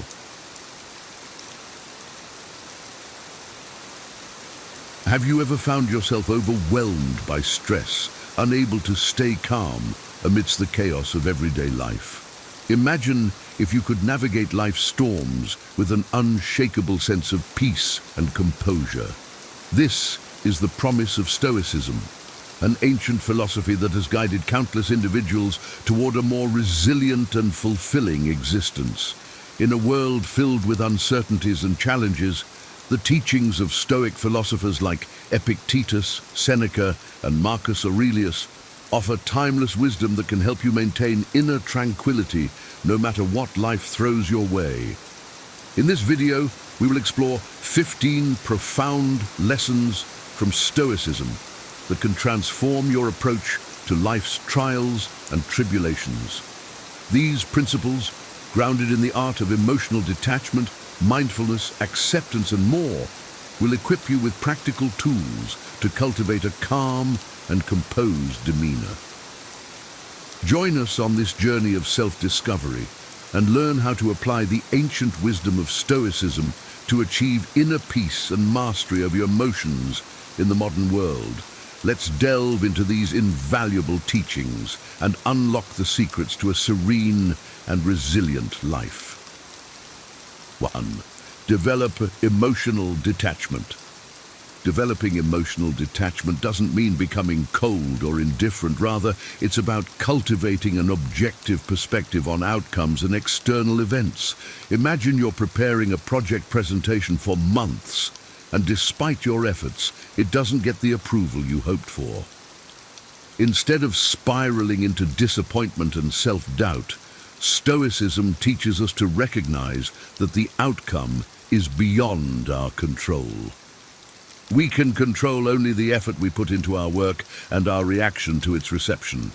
Take, for example, a Stoic practice known as view from above.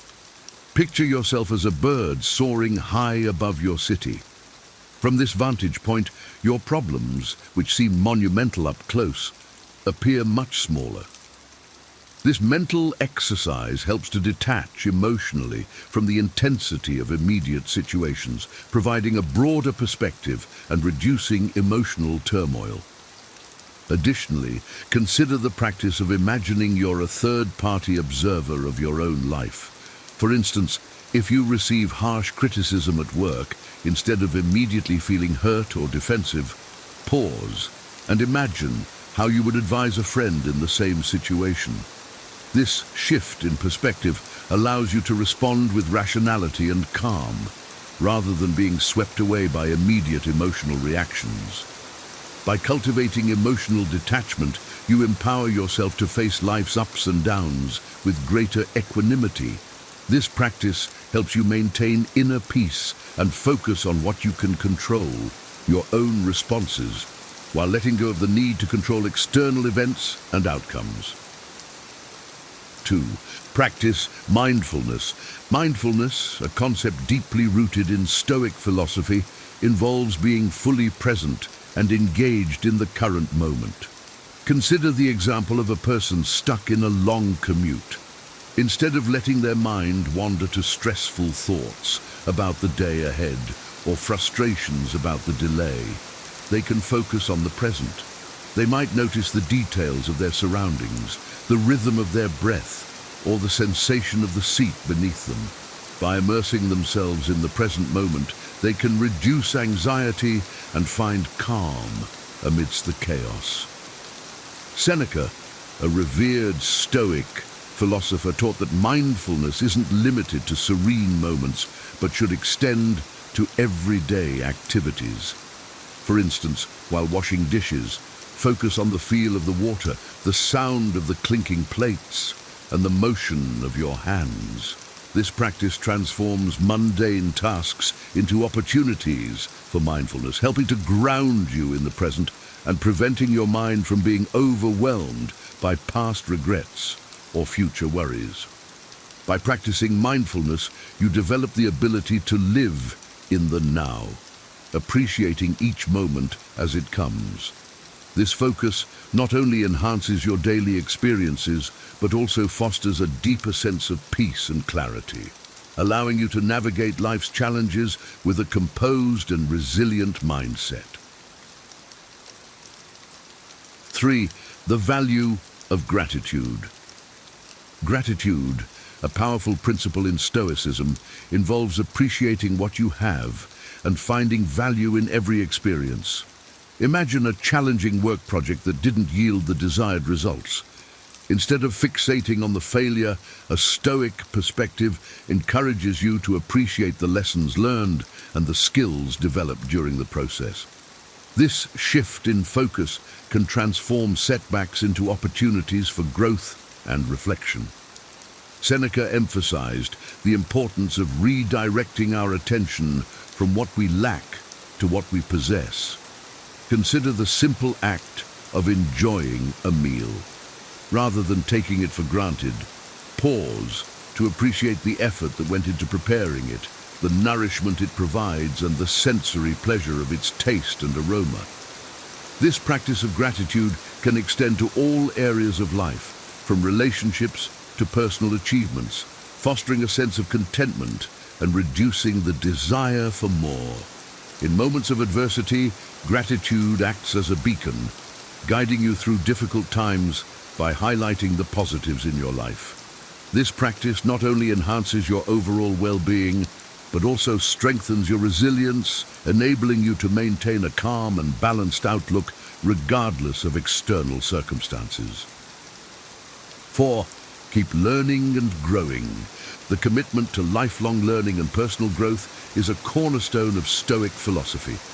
Epictetus, a prominent Stoic teacher, believed that the journey of self-improvement is never-ending. For instance, if you face a professional setback, instead of viewing it as a failure, see it as an opportunity to acquire new skills or knowledge that will prepare you for future challenges. Consider the example of someone learning a new language. The process is often fraught with mistakes and frustrations. However, each error and correction is a step toward mastery. This continuous pursuit of knowledge not only enhances your abilities, but also builds resilience and adaptability, crucial traits for navigating life's uncertainties. By embracing the philosophy of continuous growth, you cultivate a mindset that welcomes challenges as opportunities for development.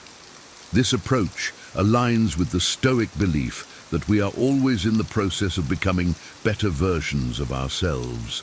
Lifelong learning keeps your mind active, your skills sharp, and your perspective broad, enabling you to handle life's vicissitudes with grace and wisdom. 5. Engage in regular self-reflection. Regular self-reflection is a vital Stoic practice that involves examining your thoughts, actions, and motives to ensure they align with your values and virtues. Imagine ending your day by reviewing your interactions and decisions. Did you act with integrity? Were your responses guided by reason rather than emotion? This daily practice, similar to journaling, helps you identify areas for improvement and reinforces positive behaviors. Marcus Aurelius, the Roman emperor and Stoic philosopher, often engaged in self-reflection through his meditations. He would assess his actions and thoughts, striving to live in accordance with Stoic virtues. This habit of introspection allows you to learn from your experiences, correct mistakes, and cultivate a more virtuous and composed character. By dedicating time to self-reflection, you gain deeper insights into your behavior and motivations, fostering personal growth and self-awareness. This practice not only enhances your ability to live a virtuous life, but also equips you with the clarity and inner strength needed to face life's challenges with confidence and serenity. 6. Be virtuous. Living a virtuous life is at the heart of Stoic philosophy. The 4 cardinal virtues, wisdom, courage, justice, and temperance, serve as guiding principles. For example, wisdom helps you make sound decisions. Courage enables you to face fears and challenges. Justice ensures fair and ethical behavior, and temperance promotes self-control and moderation. Imagine a scenario where you must make a difficult decision at work. By applying wisdom, you consider the long-term consequences and ethical implications. Courage helps you take necessary actions despite potential backlash. Justice ensures that your decision is fair to all parties involved, and temperance prevents you from being swayed by extreme emotions. By embodying these virtues, you create a foundation for a balanced and harmonious life. Virtuous living not only enhances your personal integrity and relationships, but also fosters inner peace and stability. As you strive to align your actions with these virtues, you cultivate a resilient and composed character, capable of withstanding life's adversities with grace and dignity. 7. Embrace voluntary discomfort. Stoics believe in periodically exposing themselves to discomfort to build mental and physical resilience. Consider the practice of fasting. By choosing to go without food for a set period, you not only appreciate your meals more, but also strengthen your ability to endure hunger and discomfort.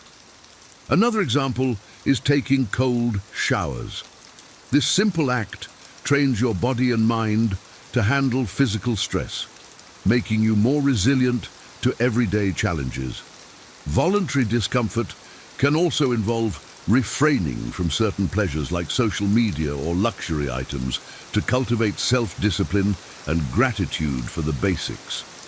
By embracing voluntary discomfort, you prepare yourself for unforeseen hardships and reduce the impact of minor inconveniences.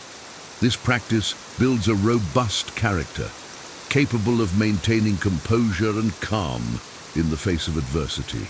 It teaches you to appreciate the comforts you have and to navigate life's challenges with greater strength and equanimity. 8. The power of acceptance. Acceptance is a central tenet of Stoicism, emphasizing the importance of embracing life as it unfolds. Marcus Aurelius taught that resisting the natural course of events leads to unnecessary suffering. Imagine you missed a flight due to unforeseen circumstances. Instead of dwelling on the frustration and inconvenience, Stoicism encourages you to accept the situation and adapt to the new circumstances. Consider the metaphor of a ship navigating a storm. The captain cannot control the weather, but can steer the ship to safety. Similarly, by accepting what you cannot change and focusing on your actions, you can navigate life's storms with grace and resilience. Acceptance doesn't mean resignation. It's about recognizing the limits of your control and responding wisely to whatever life presents. This mindset reduces stress and fosters a sense of inner peace, allowing you to face life's unpredictability with a calm and composed demeanor. Acceptance, as taught by the Stoics, becomes a powerful tool for maintaining tranquility amidst life's constant flux. 9. Limit. Excessive desires. Stoicism teaches that excessive desires lead to perpetual dissatisfaction and turmoil. Imagine constantly yearning for the latest gadgets or luxury items. This endless pursuit can leave you feeling unfulfilled and anxious. Seneca advises that true contentment comes from moderating desires and appreciating what you have. Consider simplifying your lifestyle. Instead of chasing after the newest car, focus on the reliability and functionality of your current vehicle. This shift in perspective helps you find satisfaction in what is necessary and beneficial, rather than being driven by fleeting wants. By limiting excessive desires, you free yourself from the constant cycle of wanting more. This practice cultivates inner peace and stability, allowing you to appreciate the simple joys and necessities of life. Embracing moderation leads to a more content and serene existence, aligned with the Stoic principle of living virtuously and wisely. 10. Embrace what you can control. Focusing on what you can control is a fundamental Stoic practice. Imagine you're in a traffic jam. Instead of getting frustrated by the delay, concentrate on what you can control, your thoughts and reactions. You might use this time to listen to an informative podcast or practice deep breathing. Epictetus taught that our power lies in our thoughts and actions. For instance, if a colleague behaves rudely, you can't control their behavior, but can choose how to respond. Instead of reacting angrily, you might choose to remain calm and address the issue diplomatically later. By directing your energy towards what you can control, you reduce stress and enhance your ability to handle life's challenges. This practice empowers you to navigate situations with purpose and clarity, maintaining inner peace regardless of external circumstances. Embracing the Stoic dichotomy of control helps you focus on personal growth and resilience, fostering a balanced and composed outlook on life. 11. Practice negative visualization. Negative visualization involves imagining worst-case scenarios to build resilience and appreciation. Consider envisioning the loss of a valuable possession or a significant relationship. This practice helps you prepare mentally for potential losses and fosters gratitude for what you currently have. For example, before a major presentation, imagine possible technical failures or tough questions from the audience. By preparing for these scenarios, you reduce anxiety and enhance your readiness to handle unexpected challenges calmly. Negative visualization, a technique advocated by the Stoics, allows you to face fears head-on and develop a deeper appreciation for life's blessings. It shifts your focus from what could go wrong to valuing what you have, thus fostering a resilient and grateful mindset. This practice equips you with the mental strength to remain calm and composed, even when confronted with life's uncertainties. 12. Foster a sense of community and service. Stoicism teaches that we are all part of a larger whole, and contributing to the well-being of others is essential for inner peace. Imagine volunteering at a local shelter or mentoring a younger colleague. These acts of service not only benefit others, but also enrich your sense of purpose and connection. Marcus Aurelius often reflected on the interconnectedness of humanity, emphasizing that serving others fosters a harmonious and fulfilling life. By focusing on community and service, you can shift your attention from personal anxieties to the collective good, finding solace and satisfaction in helping others. Fostering a sense of community and engaging in acts of service enhance your sense of purpose and mitigate personal anxieties. This outward focus aligns with Stoic virtues, promoting a balanced and harmonious life. By contributing to the well-being of others, you cultivate inner peace and resilience, navigating life's challenges with a composed and generous spirit. 13. Understand the transitory nature of life. Recognizing life's impermanence is a cornerstone of Stoicism. Marcus Aurelius often reflected on the fleeting nature of existence, teaching that understanding this transience can help maintain calm and perspective. Imagine enjoying a beautiful sunset. Instead of lamenting its brevity, appreciate its fleeting beauty and the moment's richness. Consider the seasons changing. Just as winter gives way to spring, life's challenges and joys are temporary. By accepting this natural ebb and flow, you can better appreciate each moment without clinging to it or fearing its end. Understanding the transitory nature of life helps you appreciate the present and reduces anxiety about the future. This perspective fosters a sense of inner tranquility and resilience, allowing you to navigate life's ups and downs with grace and acceptance. Embracing impermanence, as taught by the Stoics, leads to a deeper appreciation of life's fleeting moments and a more serene outlook on its inevitable changes. 14. Cultivate resilience. Resilience is the ability to bounce back from adversity, a trait highly valued in Stoic philosophy. Epictetus viewed challenges not as obstacles, but as opportunities to strengthen character. Imagine facing a significant personal setback, like losing a job. Instead of succumbing to despair, use this situation to develop new skills or explore new career paths. Consider the story of a tree battered by storms. Its roots grow deeper and stronger with each challenge it faces. Similarly, by embracing adversity, you can develop a more robust and resilient character. Each difficulty you overcome adds to your inner strength and fortitude. Cultivating resilience enables you to face life's inevitable challenges with confidence and grace. This Stoic practice helps you see adversity as a catalyst for personal growth, transforming obstacles into opportunities. By building resilience, you enhance your ability to maintain calm and composure, navigating life's storms with an unyielding and courageous spirit. 15. Choose your response. The power of choice in responding to external events is a key Stoic lesson.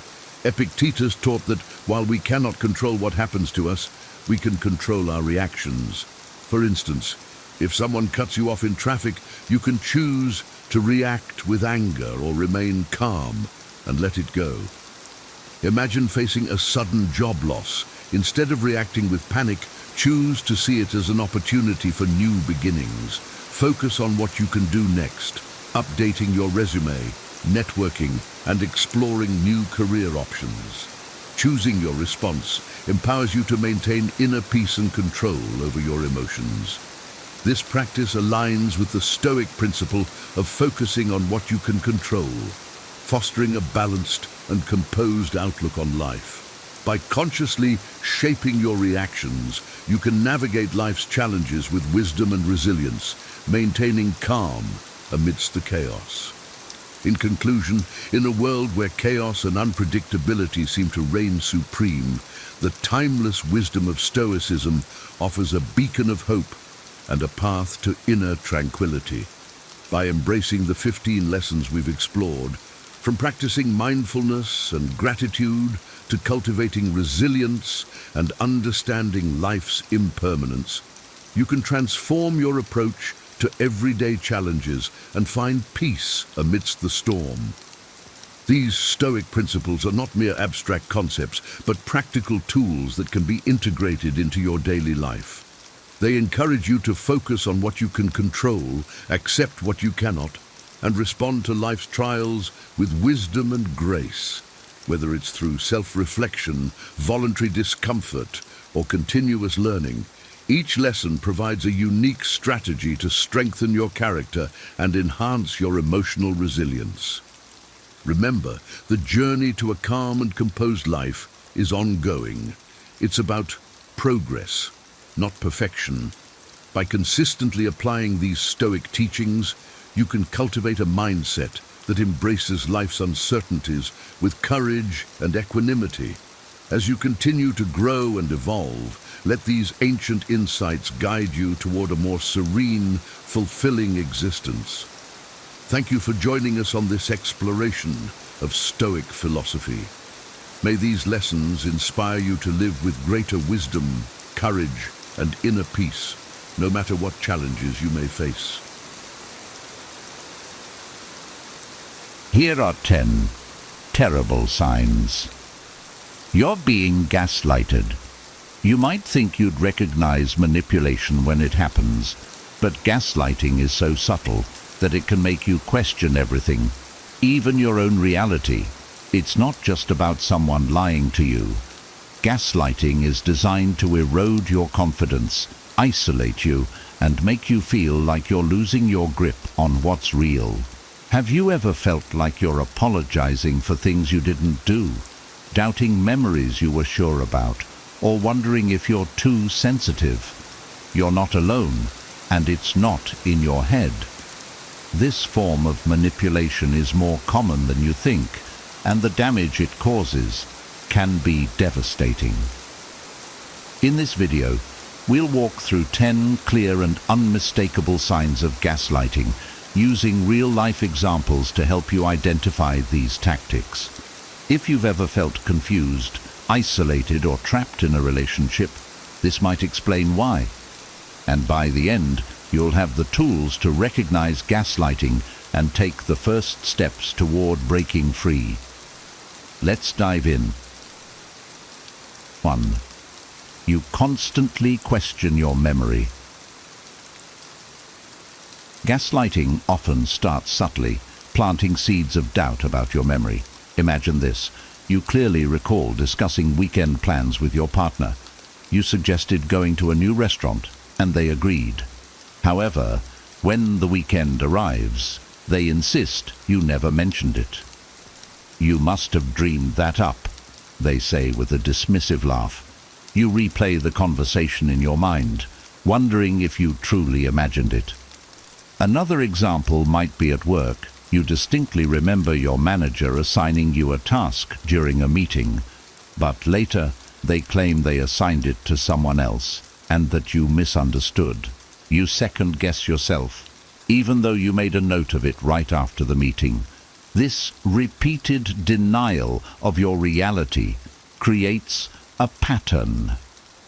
The gaslighter's goal is to make you question your memory so much that you begin to rely on their version of events over your own.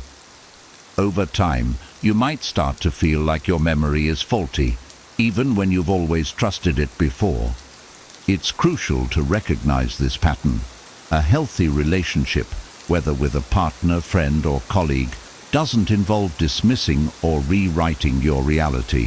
If you're being told you're imagining things or that never happened, ask yourself, does this happen often?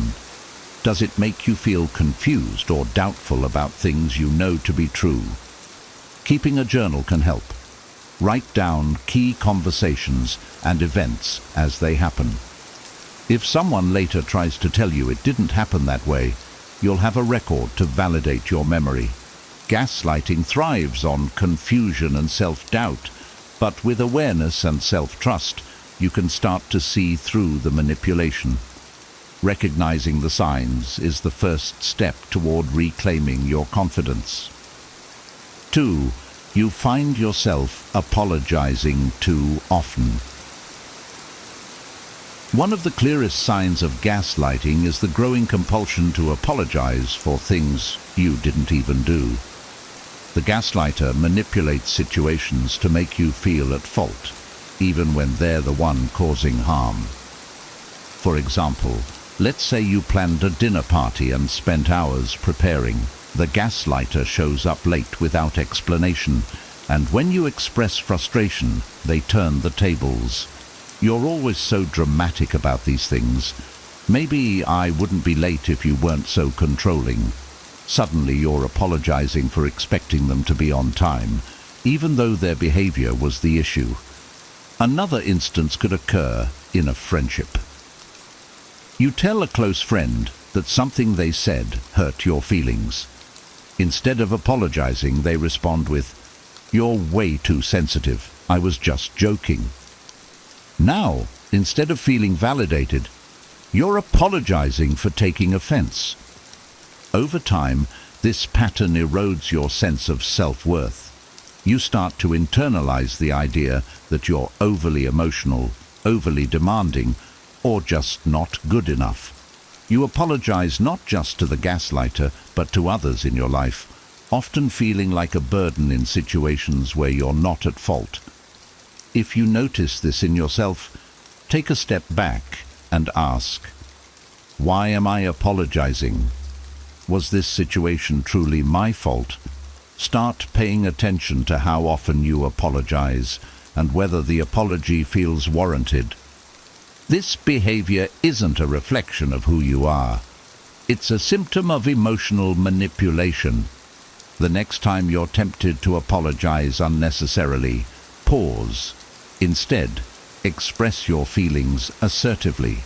I feel hurt when this happens, and I need us to address it. Reclaiming your voice is a powerful step in breaking free from the gaslighter's grip. 3. You feel isolated. Gaslighting often involves subtle tactics to isolate you from friends, family, or anyone who might validate your experiences or challenge the gaslighter's control. This isolation creates dependency, leaving you more vulnerable to their manipulation.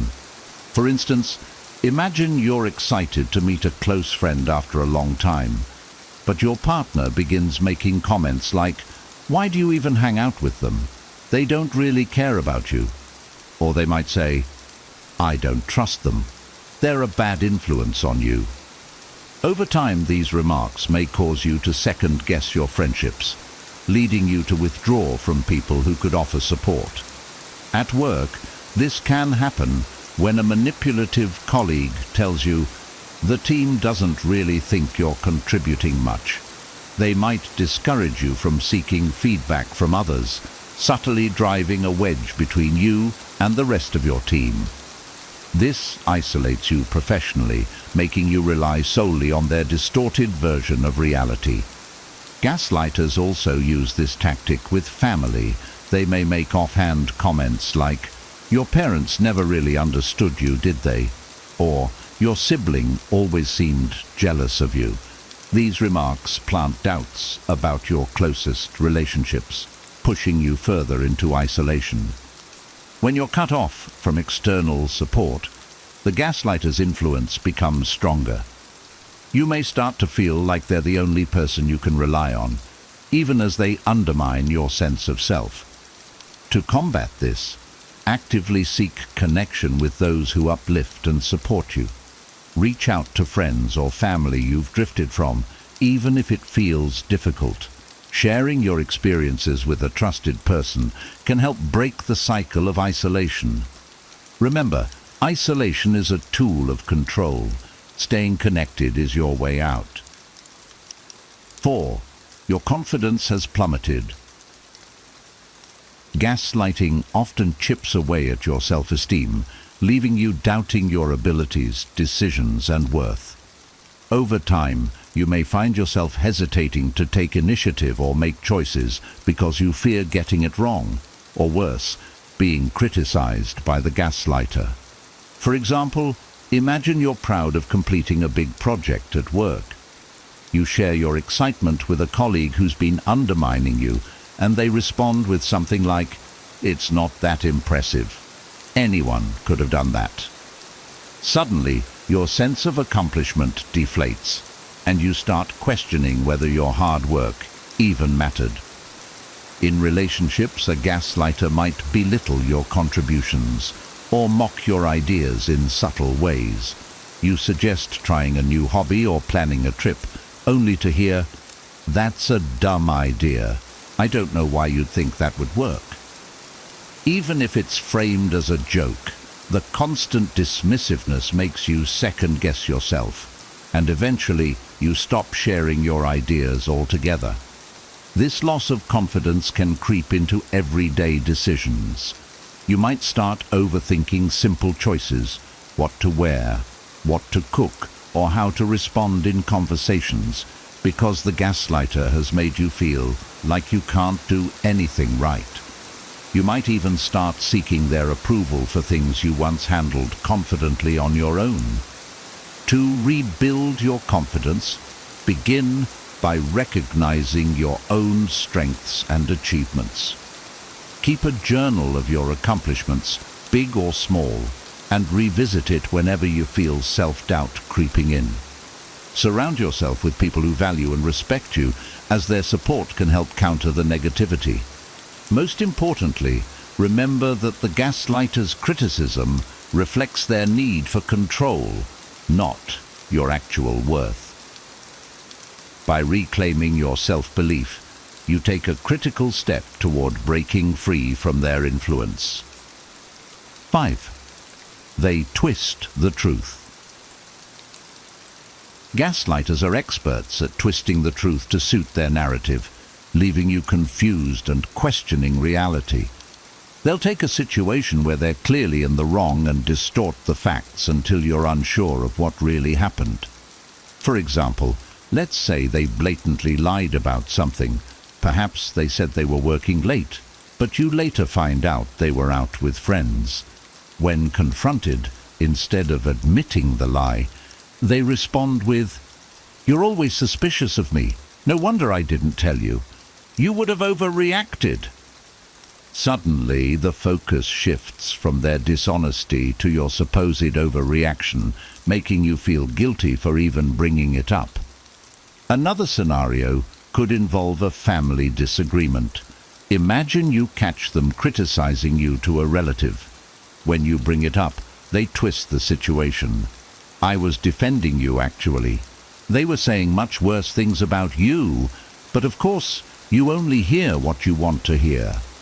By distorting the truth, they create a reality where they appear as the victim or hero, and you're left feeling confused and even apologetic. Over time, this constant manipulation erodes your ability to trust your own perceptions. You might start second-guessing yourself, thinking, "Did I really misunderstand? Am I being too sensitive?" This confusion gives the gaslighter even more power over you. To counter this, document specific events or conversations as they happen. Keep a record of what was said or done, so when the gaslighter tries to twist the truth, you have clear evidence to ground yourself. Trust your instincts. If something feels off, it probably is. By recognizing and challenging these manipulations, you can begin to reclaim your sense of clarity and truth. They dismiss your feelings. Gaslighters are quick to invalidate your emotions, making you feel as though your feelings are irrational or unimportant. Over time, this dismissal can lead you to suppress your emotions altogether, convinced they aren't valid. For example, imagine you share that you're upset because they forgot an important date, like your anniversary. Instead of acknowledging your feelings, they respond with, "You're being ridiculous. It's just a date. It doesn't mean anything." This not only minimizes your emotions, but shifts the blame onto you for caring in the first place. Another instance might occur when you express frustration over being ignored in conversations. You say, "I feel like you don't listen to me," and they counter with, "You're always exaggerating. You're so needy." Instead of addressing your concerns, they make you feel guilty for even having them. This repeated invalidation teaches you to doubt your emotional responses. You might start thinking, "Maybe I am too sensitive. Maybe I'm overreacting." Over time, you suppress your feelings to avoid criticism, which only deepens the gaslighter's control over you. Healthy relationships involve mutual respect for each other's emotions. Even if someone doesn't fully understand your feelings, they acknowledge and respect them. Gaslighters, on the other hand, use dismissal as a tool to maintain power, ensuring you feel isolated and unsupported. To combat this, remind yourself that your emotions are valid, regardless of whether the gaslighter acknowledges them. Practice naming and owning your feelings without apology. "I feel hurt, and that's important."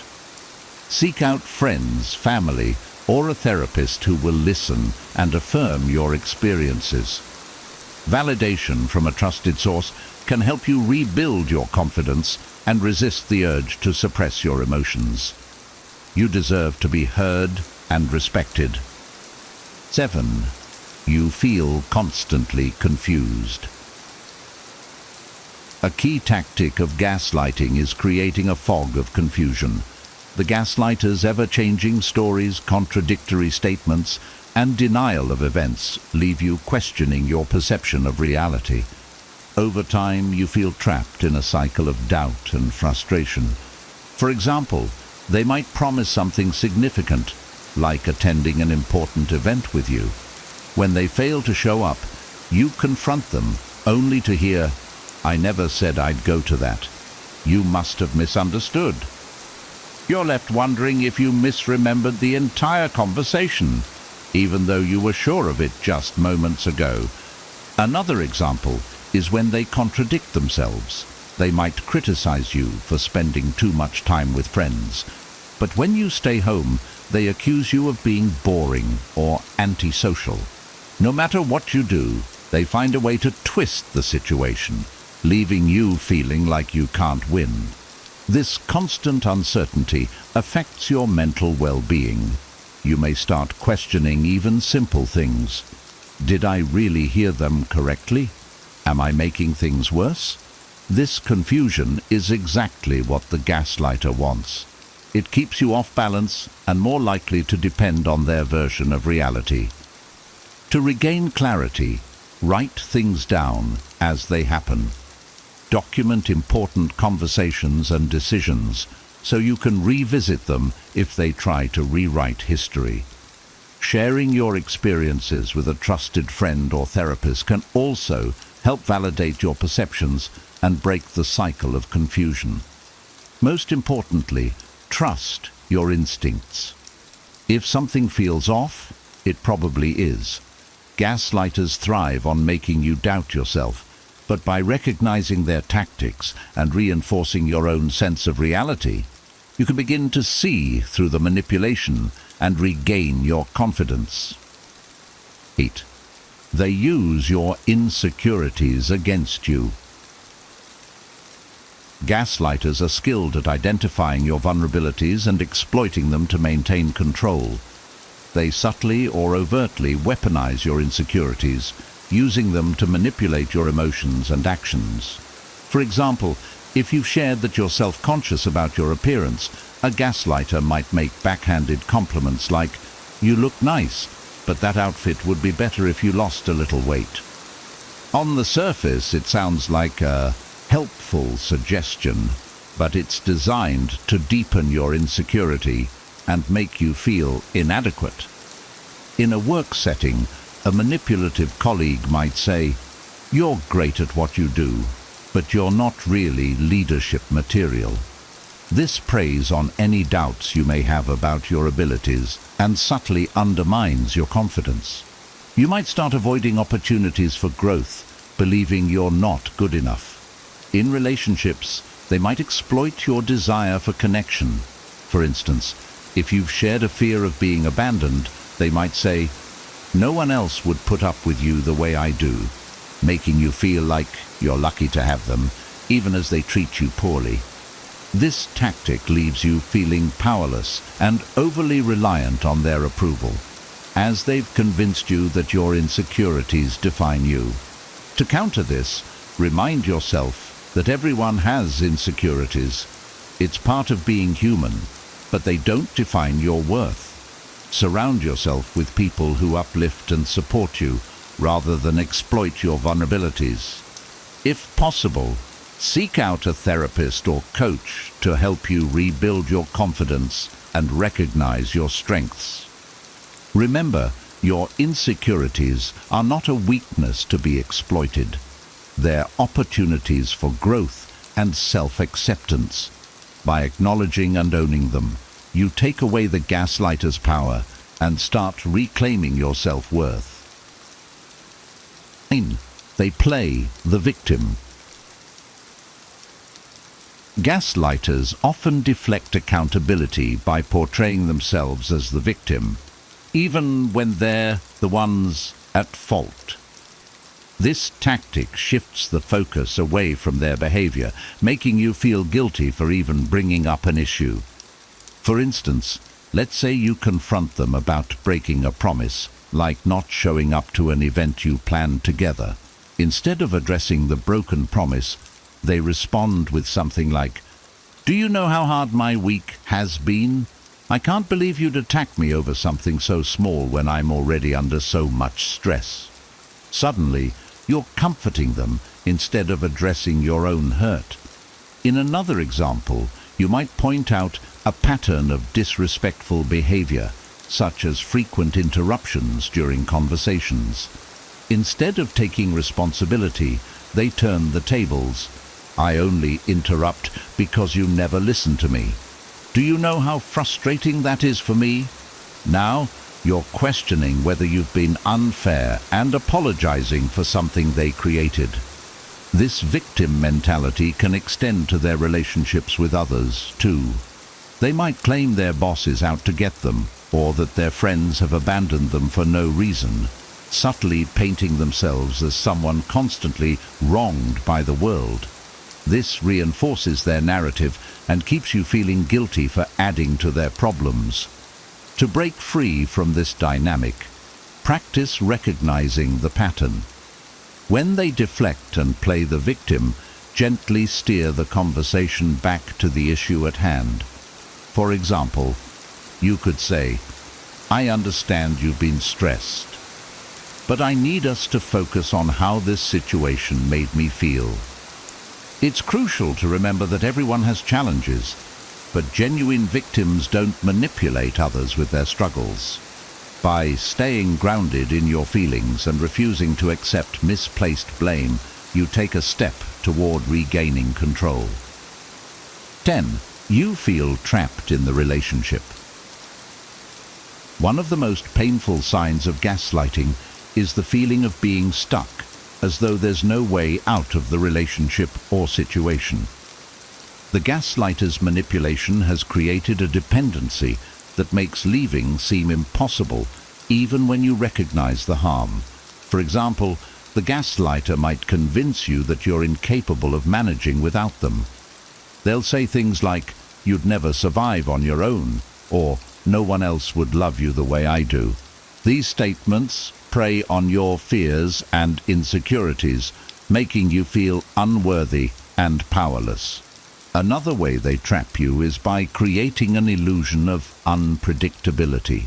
They alternate between moments of kindness and cruelty, keeping you hooked with the hope that things will improve. After a heated argument, where they dismiss your feelings, they might turn around and say, "I'm sorry. I didn't mean to hurt you. You're everything to me." This cycle keeps you invested, always waiting for the good moments to return. In friendships or professional relationships, gaslighters may leverage shared responsibilities or connections to keep you tethered. They might say, "If you leave, you'll destroy everything we've worked for," or guilt trip you with statements like, "I thought you were loyal." The result? You feel paralyzed, torn between staying in the toxic relationship or risking the unknown. To overcome this, remind yourself that feeling trapped is part of their strategy. It's not reality. Seek support from trusted friends, family, or professionals who can help you see your options clearly. Build an action plan, even if it's small steps, like setting boundaries or consulting with a counselor. Remember, you are stronger than the gaslighter wants you to believe. Freedom begins with recognizing that you deserve better and taking steps, no matter how small, to reclaim your life. Gaslighting is one of the most insidious forms of manipulation, but recognizing the signs is the first step toward breaking free and reclaiming your confidence. If any of these points resonated with you, remember, you're not alone, and help is always within reach. If you found this video helpful, don't forget to like it to let us know. Make sure to subscribe so you never miss more content like this that empowers and informs. We'd love to hear from you. What signs stood out to you the most? Have you experienced gaslighting before? Share your thoughts, experiences, or takeaways in the comments below. Your insights could help others who are going through the same struggles. Thank you for watching, and remember, you deserve relationships that uplift and respect you. Stay strong, stay wise, and we'll see you in the next video. Have you ever wondered how some people stay calm in the eye of the storm, while the rest of us can barely stand up in a breeze? Today, we're diving into the secret world of Stoic women, silent warriors of serenity, and discovering how they turn storms into gentle breezes. This isn't just another video, it's a key that can unlock a strength within you that you didn't even know existed. Imagine a woman who faces life's fiercest challenges with unwavering calmness, whose presence alone can turn chaos into order. These are the Stoic women, figures who break with conventional expectations and invite us to dive into an ocean of ancient wisdom. They are beacons in the storm, remaining firm, controlled, and serene, even when life's waves try to knock them down. In this journey, we'll uncover the virtues that make these women so fascinating and admirable. From self-confidence and direct communication to adaptability and compassion, each virtue we explore is a vital tool for navigating the tumultuous seas of everyday life. We'll delve into vivid examples that illustrate how these qualities manifest in real-world scenarios, offering you insights that can transform your own life. So are you ready to embark on this adventure of self-discovery and exploration? Let's unravel the secrets of these extraordinary women, understand how they apply Stoic teachings in their lives, and perhaps find inspiration to tread our own path with more wisdom, resilience, and independence. 1. Enigmatic nature, a mysterious aura that invites deeper understanding. Stoic women possess an enigmatic nature that captures attention and curiosity. Their presence exudes a calm strength, a quiet confidence that doesn't need to shout for recognition. Picture a serene lake at dawn. Its surface is still, reflecting the sky's colors. Yet beneath the calm water lies a world of depth and activity. Similarly, a Stoic woman's mysterious aura invites others to look closer, to seek understanding beyond the obvious. Take, for instance, a woman named Emma. At work, she remains composed and focused, even during high-pressure meetings. She listens more than she speaks, and when she does contribute, her words are thoughtful and impactful. Her colleagues often find themselves pondering her insights long after the meeting has ended. Emma's calm demeanor and measured responses make her an intriguing figure.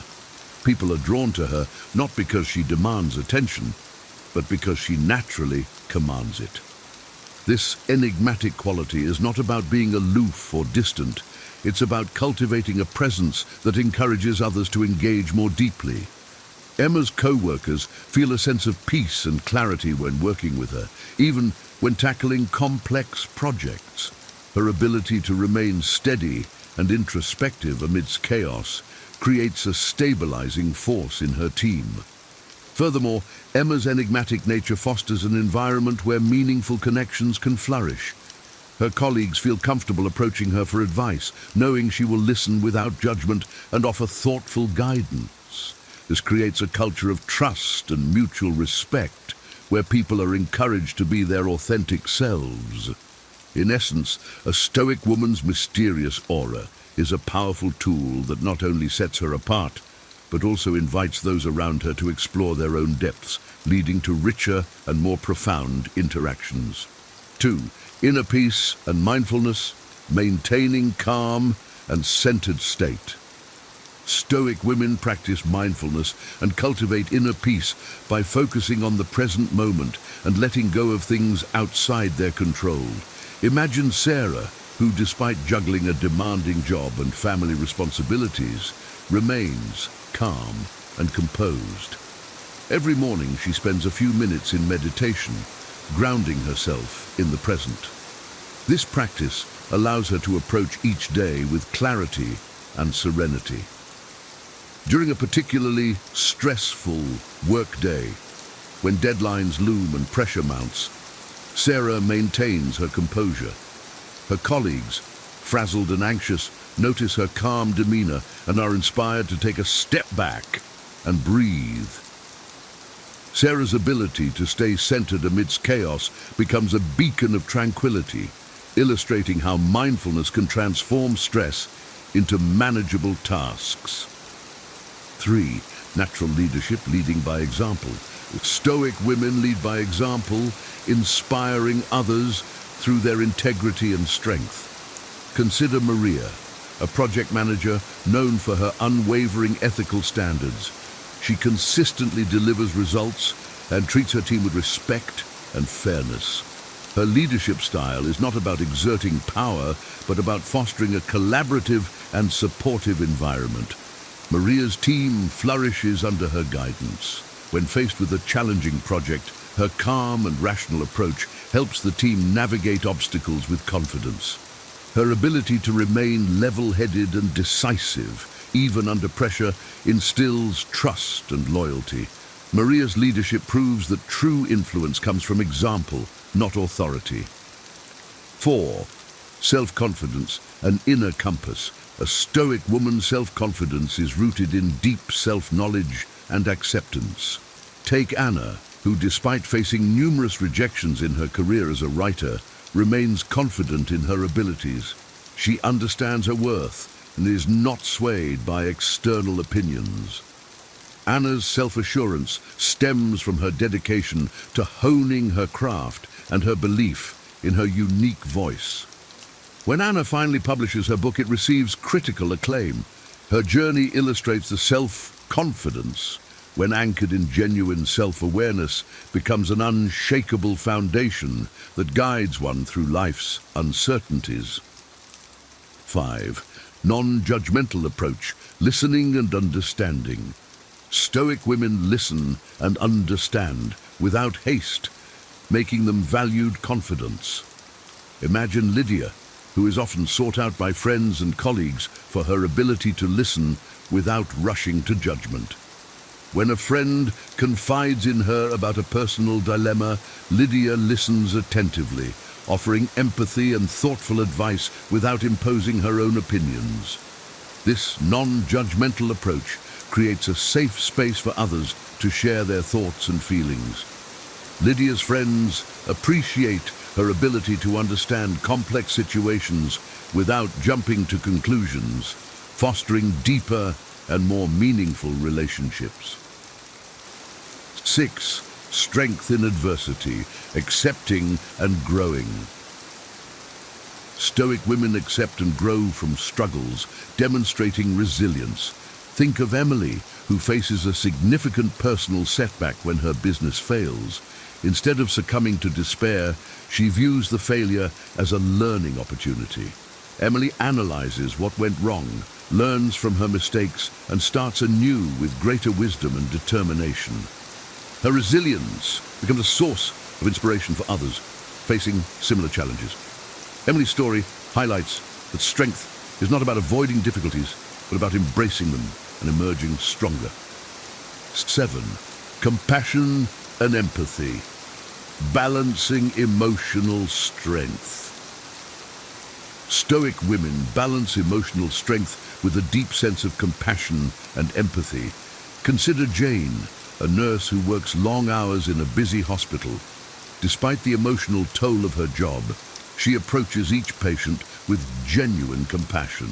Jane's empathy allows her to connect deeply with those she cares for, offering comfort and support. Her ability to balance her own emotional well-being with the needs of her patients exemplifies the profound impact of compassion in caregiving. Jane's empathy not only aids her patient's recovery, but also enriches her own life with purpose and fulfillment. 8. Aversion to gossip, building community. Stoic women choose words that build rather than destroy, strengthening community bonds. Take Rachel, who refrains from participating in workplace gossip. When colleagues start discussing a contentious rumor, Rachel skillfully redirects the conversation to more positive and productive topics. Her refusal to engage in gossip fosters a more respectful and supportive work environment. Rachel's actions demonstrate that integrity in communication can build stronger, more cohesive communities. 9. Adaptability, adjusting to changes. Stoic women have the ability to adjust to changes and find new paths in times of turbulence. Imagine Lucy, who faces an unexpected career change when her company downsizes. Instead of panicking, Lucy embraces the change as an opportunity to explore new interests and skills. She takes up online courses and eventually transitions into a new field that she finds fulfilling. Lucy's adaptability illustrates that true strength lies not in rigidity, but in the ability to flow with life's changes and find new opportunities in the face of adversity. 10. Direct communication, clarity, and purpose. Stoic women communicate with clarity and purpose, fostering genuine and effective interactions. Consider Megan, who in meetings speaks directly and thoughtfully, ensuring her points are clear and concise. Her colleagues appreciate her straightforwardness, which eliminates misunderstandings and promotes efficiency. Megan's direct communication style builds trust and respect, as her team knows they can rely on her to be honest and transparent. This approach not only enhances teamwork, but also drives progress and innovation. As we wrap up our exploration of Stoic women, their unique virtues stand out as powerful tools for navigating life's challenges. These women, from their enigmatic aura to their unwavering resilience, offer lessons that can profoundly transform our lives. Mindfulness and inner peace help us stay calm amidst chaos. Natural leadership inspires and uplifts without exerting power. Self-confidence shows the value of deep self-awareness and acceptance. A non-judgmental approach fosters deeper connections, while resilience in adversity teaches us to grow from setbacks. Compassion and empathy highlight the importance of caring for others while maintaining emotional strength. An aversion to gossip strengthens community bonds, and adaptability helps navigate life's changes gracefully. Direct communication fosters trust and efficiency, while the balance of emotion and reason reminds us that feeling deeply and thinking clearly are complementary. By integrating these Stoic principles into our lives, we too can face life's storms with wisdom, strength, and grace. Thank you for joining us on this journey. If you found this exploration valuable, please subscribe and share your thoughts in the comments. Let's continue to grow and become a little more stoic each day. Here are 10 terrible signs you're being manipulated. Signs so subtle they might be controlling your life without you even noticing. Think about this. Has someone ever made you feel guilty for saying no, left you questioning your reality, or used affection as a tool to get their way? These aren't just annoying behaviors, they're calculated strategies to keep you under their control. But here's the twist. You don't have to stay trapped. The ancient Stoics faced manipulation in their own time, and their wisdom can help you recognize and resist it today. In this video, we'll break down these 10 toxic behaviors and show you how Stoic principles can arm you against them. Whether it's emotional coercion, gaslighting, or weaponized flattery, you'll learn how to reclaim your power and build a fortress of inner peace. Stick with me. You'll walk away stronger, smarter, and completely unshakable. 1. Emotional coercion. The silent manipulation. Have you ever felt an uncomfortable weight on your shoulders, like someone was making you responsible for their feelings or decisions? Emotional coercion works this way. It's subtle, yet it has a profound impact on your sense of freedom. A friend might say, "If you don't come to my party, I'll be so hurt." Or a partner might suggest, "You don't love me if you won't do this for me." These statements plant seeds of guilt, fear, or obligation, manipulating you into compliance. Stoicism offers a powerful antidote. It teaches that our emotions and reactions are entirely within our control. Epictetus reminds us, it's not events themselves that disturb people, but their judgments about them. In this case, the manipulator's words are not the problem.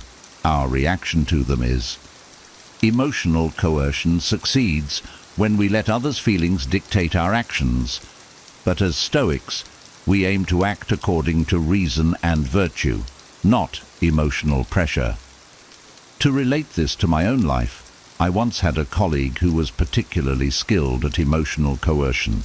They often framed their requests with phrases like, "You're the only person I can rely on," or, "If you don't help me, I'll be in serious trouble." These statements made me feel obligated to prioritize their needs over my own. It wasn't until I started studying Stoic philosophy that I realized how much power I was handing over. Marcus Aurelius wrote, "You have power over your mind, not outside events. Realize this, and you will find strength." By applying this principle, I began pausing before reacting. When faced with guilt-laden pleas, I asked myself, am I responsible for their feelings? Is this aligned with my values? I learned to set firm but compassionate boundaries, responding with statements like, "I understand this is difficult for you, but I can't commit to that right now." The beauty of Stoicism lies in its practicality. It doesn't ask us to shut down our emotions, but to manage them wisely. Emotional coercion thrives on our inability to separate others' feelings from our own responsibilities. By staying grounded, assessing situations rationally, and acting in alignment with our principles, we can break free from this subtle yet destructive form of manipulation. In doing so, we regain control over our actions and emotions, preserving our inner peace. 2. Gaslighting, doubting your reality. Have you ever walked away from a conversation doubting what you know to be true? Gaslighting, a tactic often used by manipulators, is designed to distort your perception of reality. It's when someone denies facts, twists events, or accuses you of being overly sensitive to make you question your memory, judgment, or sanity. Statements like, "That never happened," or "Me gestorci," "You're imagining things," are hallmarks of this manipulation technique. The Stoics teach us to anchor ourselves in reason and objective reality, protecting our inner clarity from external distortions. Marcus Aurelius reminds us, "If someone can prove me wrong and show me my mistake, I will gladly change, for I seek the truth." Stoicism encourages us to focus on facts, not emotions, when evaluating situations. Gaslighting works when we lose confidence in our reasoning, but the Stoic approach empowers us to remain steadfast in our understanding of the truth. In my own experience, I once had a friend who would routinely dismiss valid concerns I raised by saying, "You're blowing things out of proportion." Over time, I started to question whether my feelings were valid. However, I began applying Stoic principles by keeping a journal to document events and conversations. This gave me an objective record to reference, helping me differentiate between my own perceptions and the manipulator's version of events. When faced with gaslighting, pause and reflect. Ask yourself, what evidence do I have for my perspective? Am I being led by reason or by someone else's narrative? If the situation allows, calmly challenge the manipulator with facts.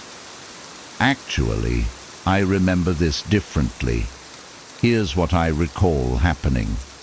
However, the key is not to engage in emotional arguments.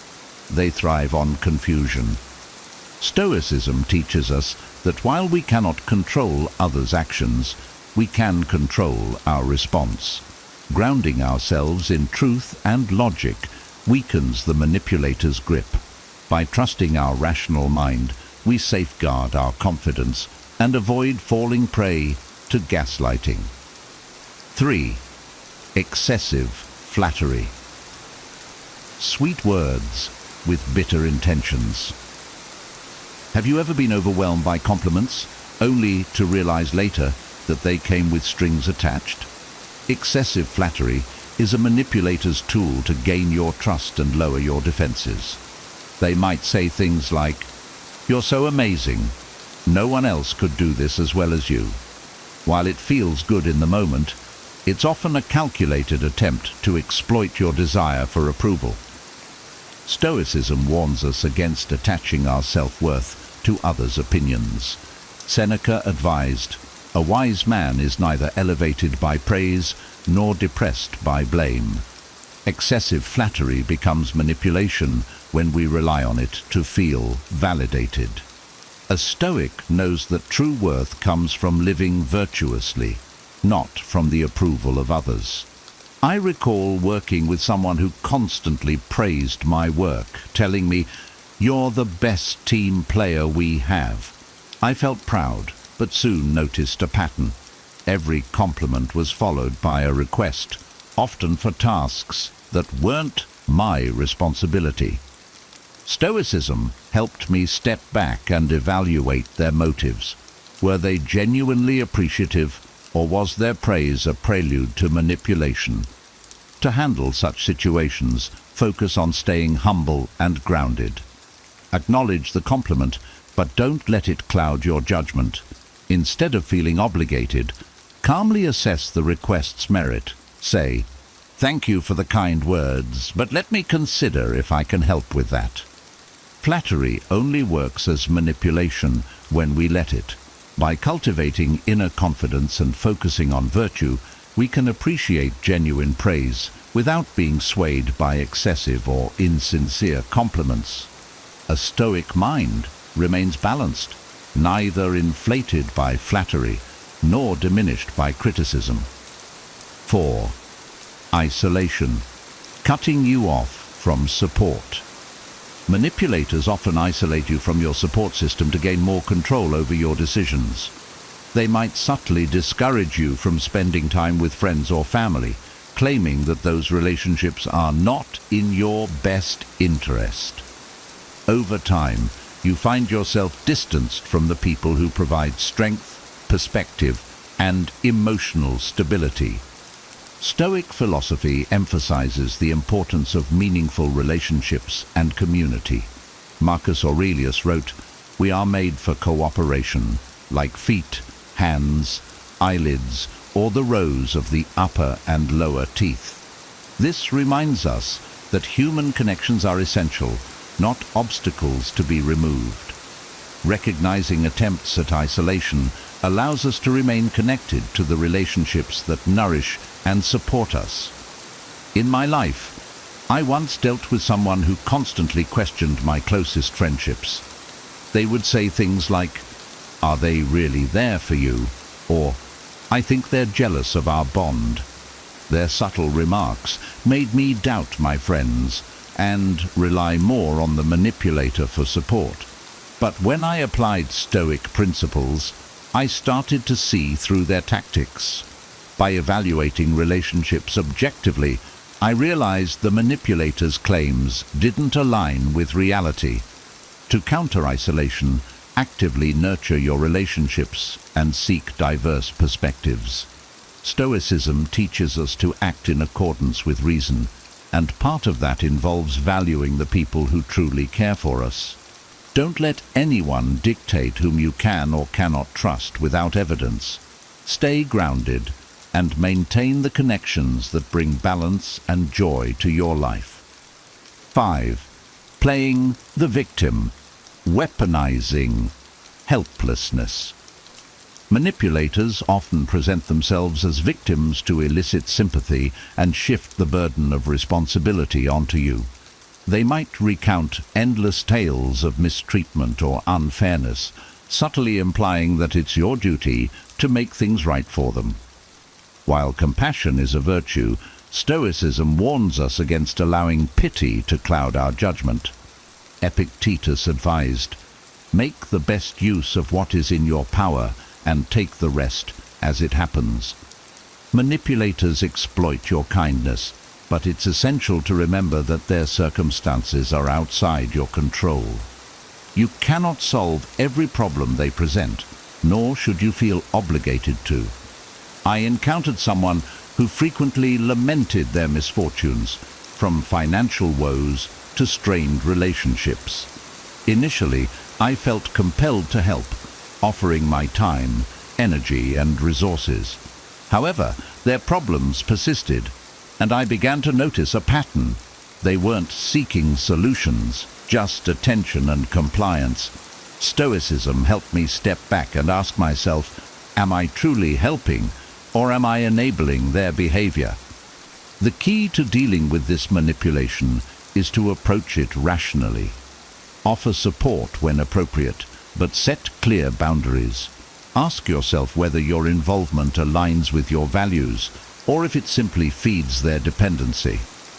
By focusing on what you can control, your actions and intentions, you prevent their victimhood from dictating your choices. 6. Exploiting vulnerabilities, using your weaknesses against you.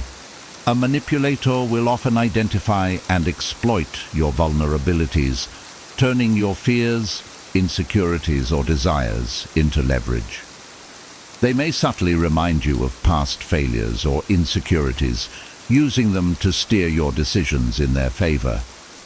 Stoic wisdom teaches us to embrace self-awareness and strengthen our inner resilience. Seneca wrote, "We suffer more often in imagination than in reality." Recognizing and accepting your vulnerabilities is the first step to preventing their misuse. By owning your flaws, you take away the manipulator's power to use them against you. I once confided in someone about my fear of failure in a project. Later, when disagreements arose, they would say things like, "If you don't do this my way, you might regret it later.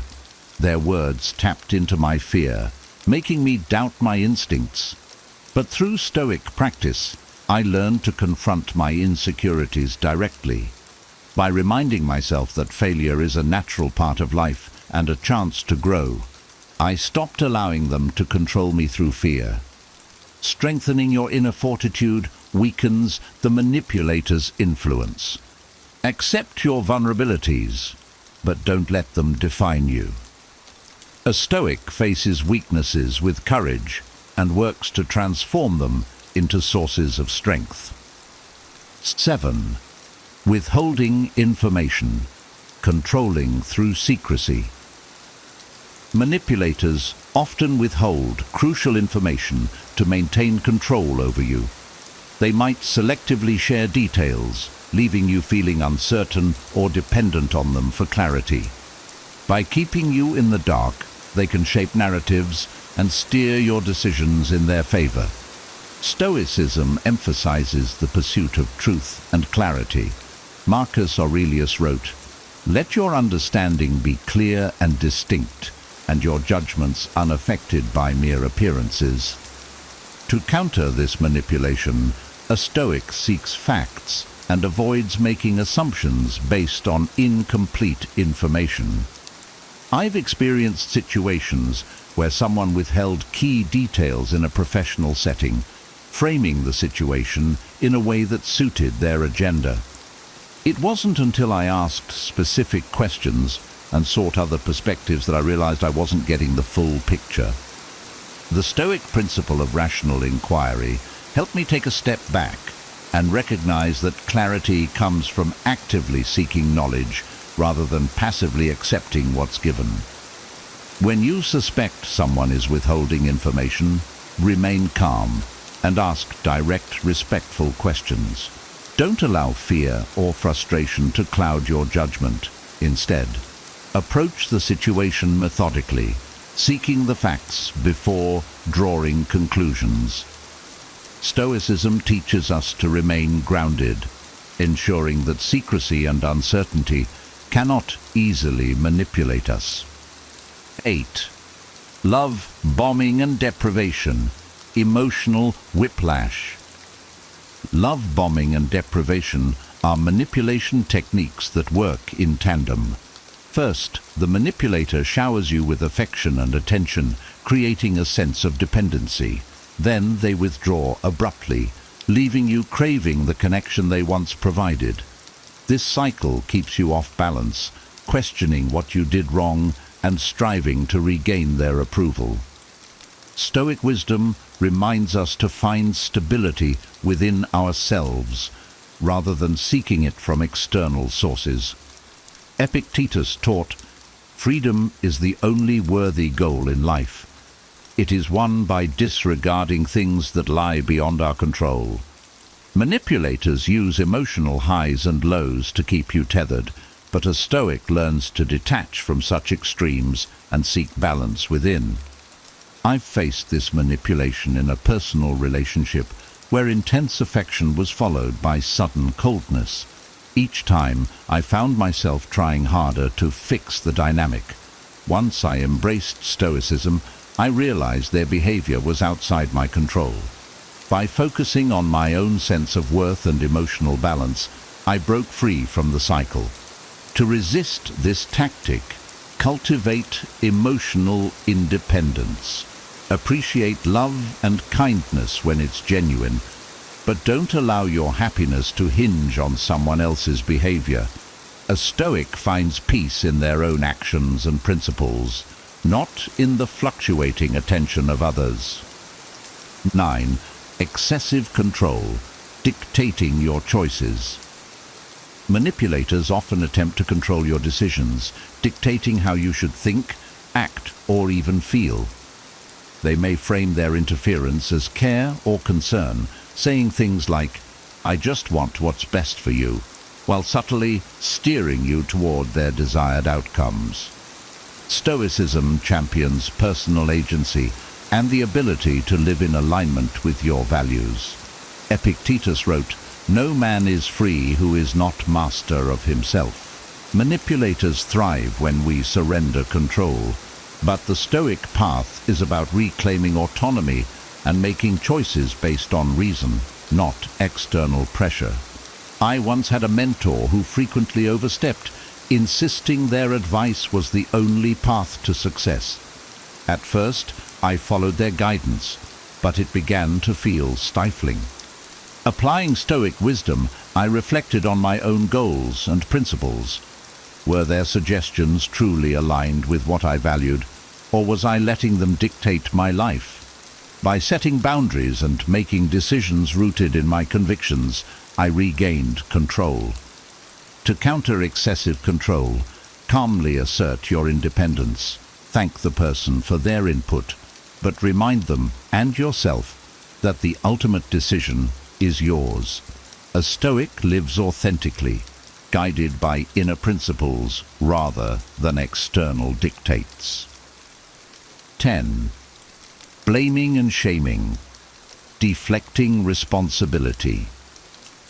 Manipulators often use blame and shame as tools to deflect responsibility onto you.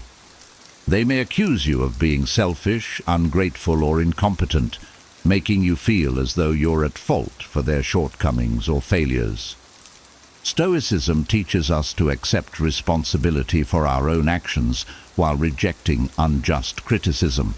Marcus Aurelius advised, "If you are distressed by anything external, the pain is not due to the thing itself, but to your estimate of it, and this you have the power to revoke at any moment." When manipulators try to shame us, we can choose not to internalize their words. I've dealt with someone who frequently blamed me for their mistakes, saying things like, "This wouldn't have happened if you had supported me better." For a time, I believed them, but Stoic reflection helped me see that their failures weren't my burden to bear. I learned to separate valid feedback from baseless accusations, focusing on what I could control, my own actions and responses. When confronted with blame or shame, pause and reflect. Ask yourself whether the criticism is justified. If it is, take accountability and grow from it. If it isn't, let it pass without allowing it to disturb your peace. A Stoic knows that their worth is not determined by others' judgments, but by living virtuously and staying true to their principles. Manipulation thrives in the shadows, but with the clarity and resilience that Stoic wisdom provides, you now have the tools to recognize and resist it. By identifying these 10 signs and staying anchored in your values, you can protect your peace and reclaim your personal freedom. If you found this video helpful, don't forget to like it. It really supports the channel. Subscribe for more Stoic insights and practical advice to empower your daily life, and I'd love to hear from you. Which of these signs resonated with you the most? Or do you have your own experiences or takeaways to share? Drop them in the comments below. I read and value every single one. Together, let's build a community grounded in wisdom, strength, and mutual support. See you in the next video.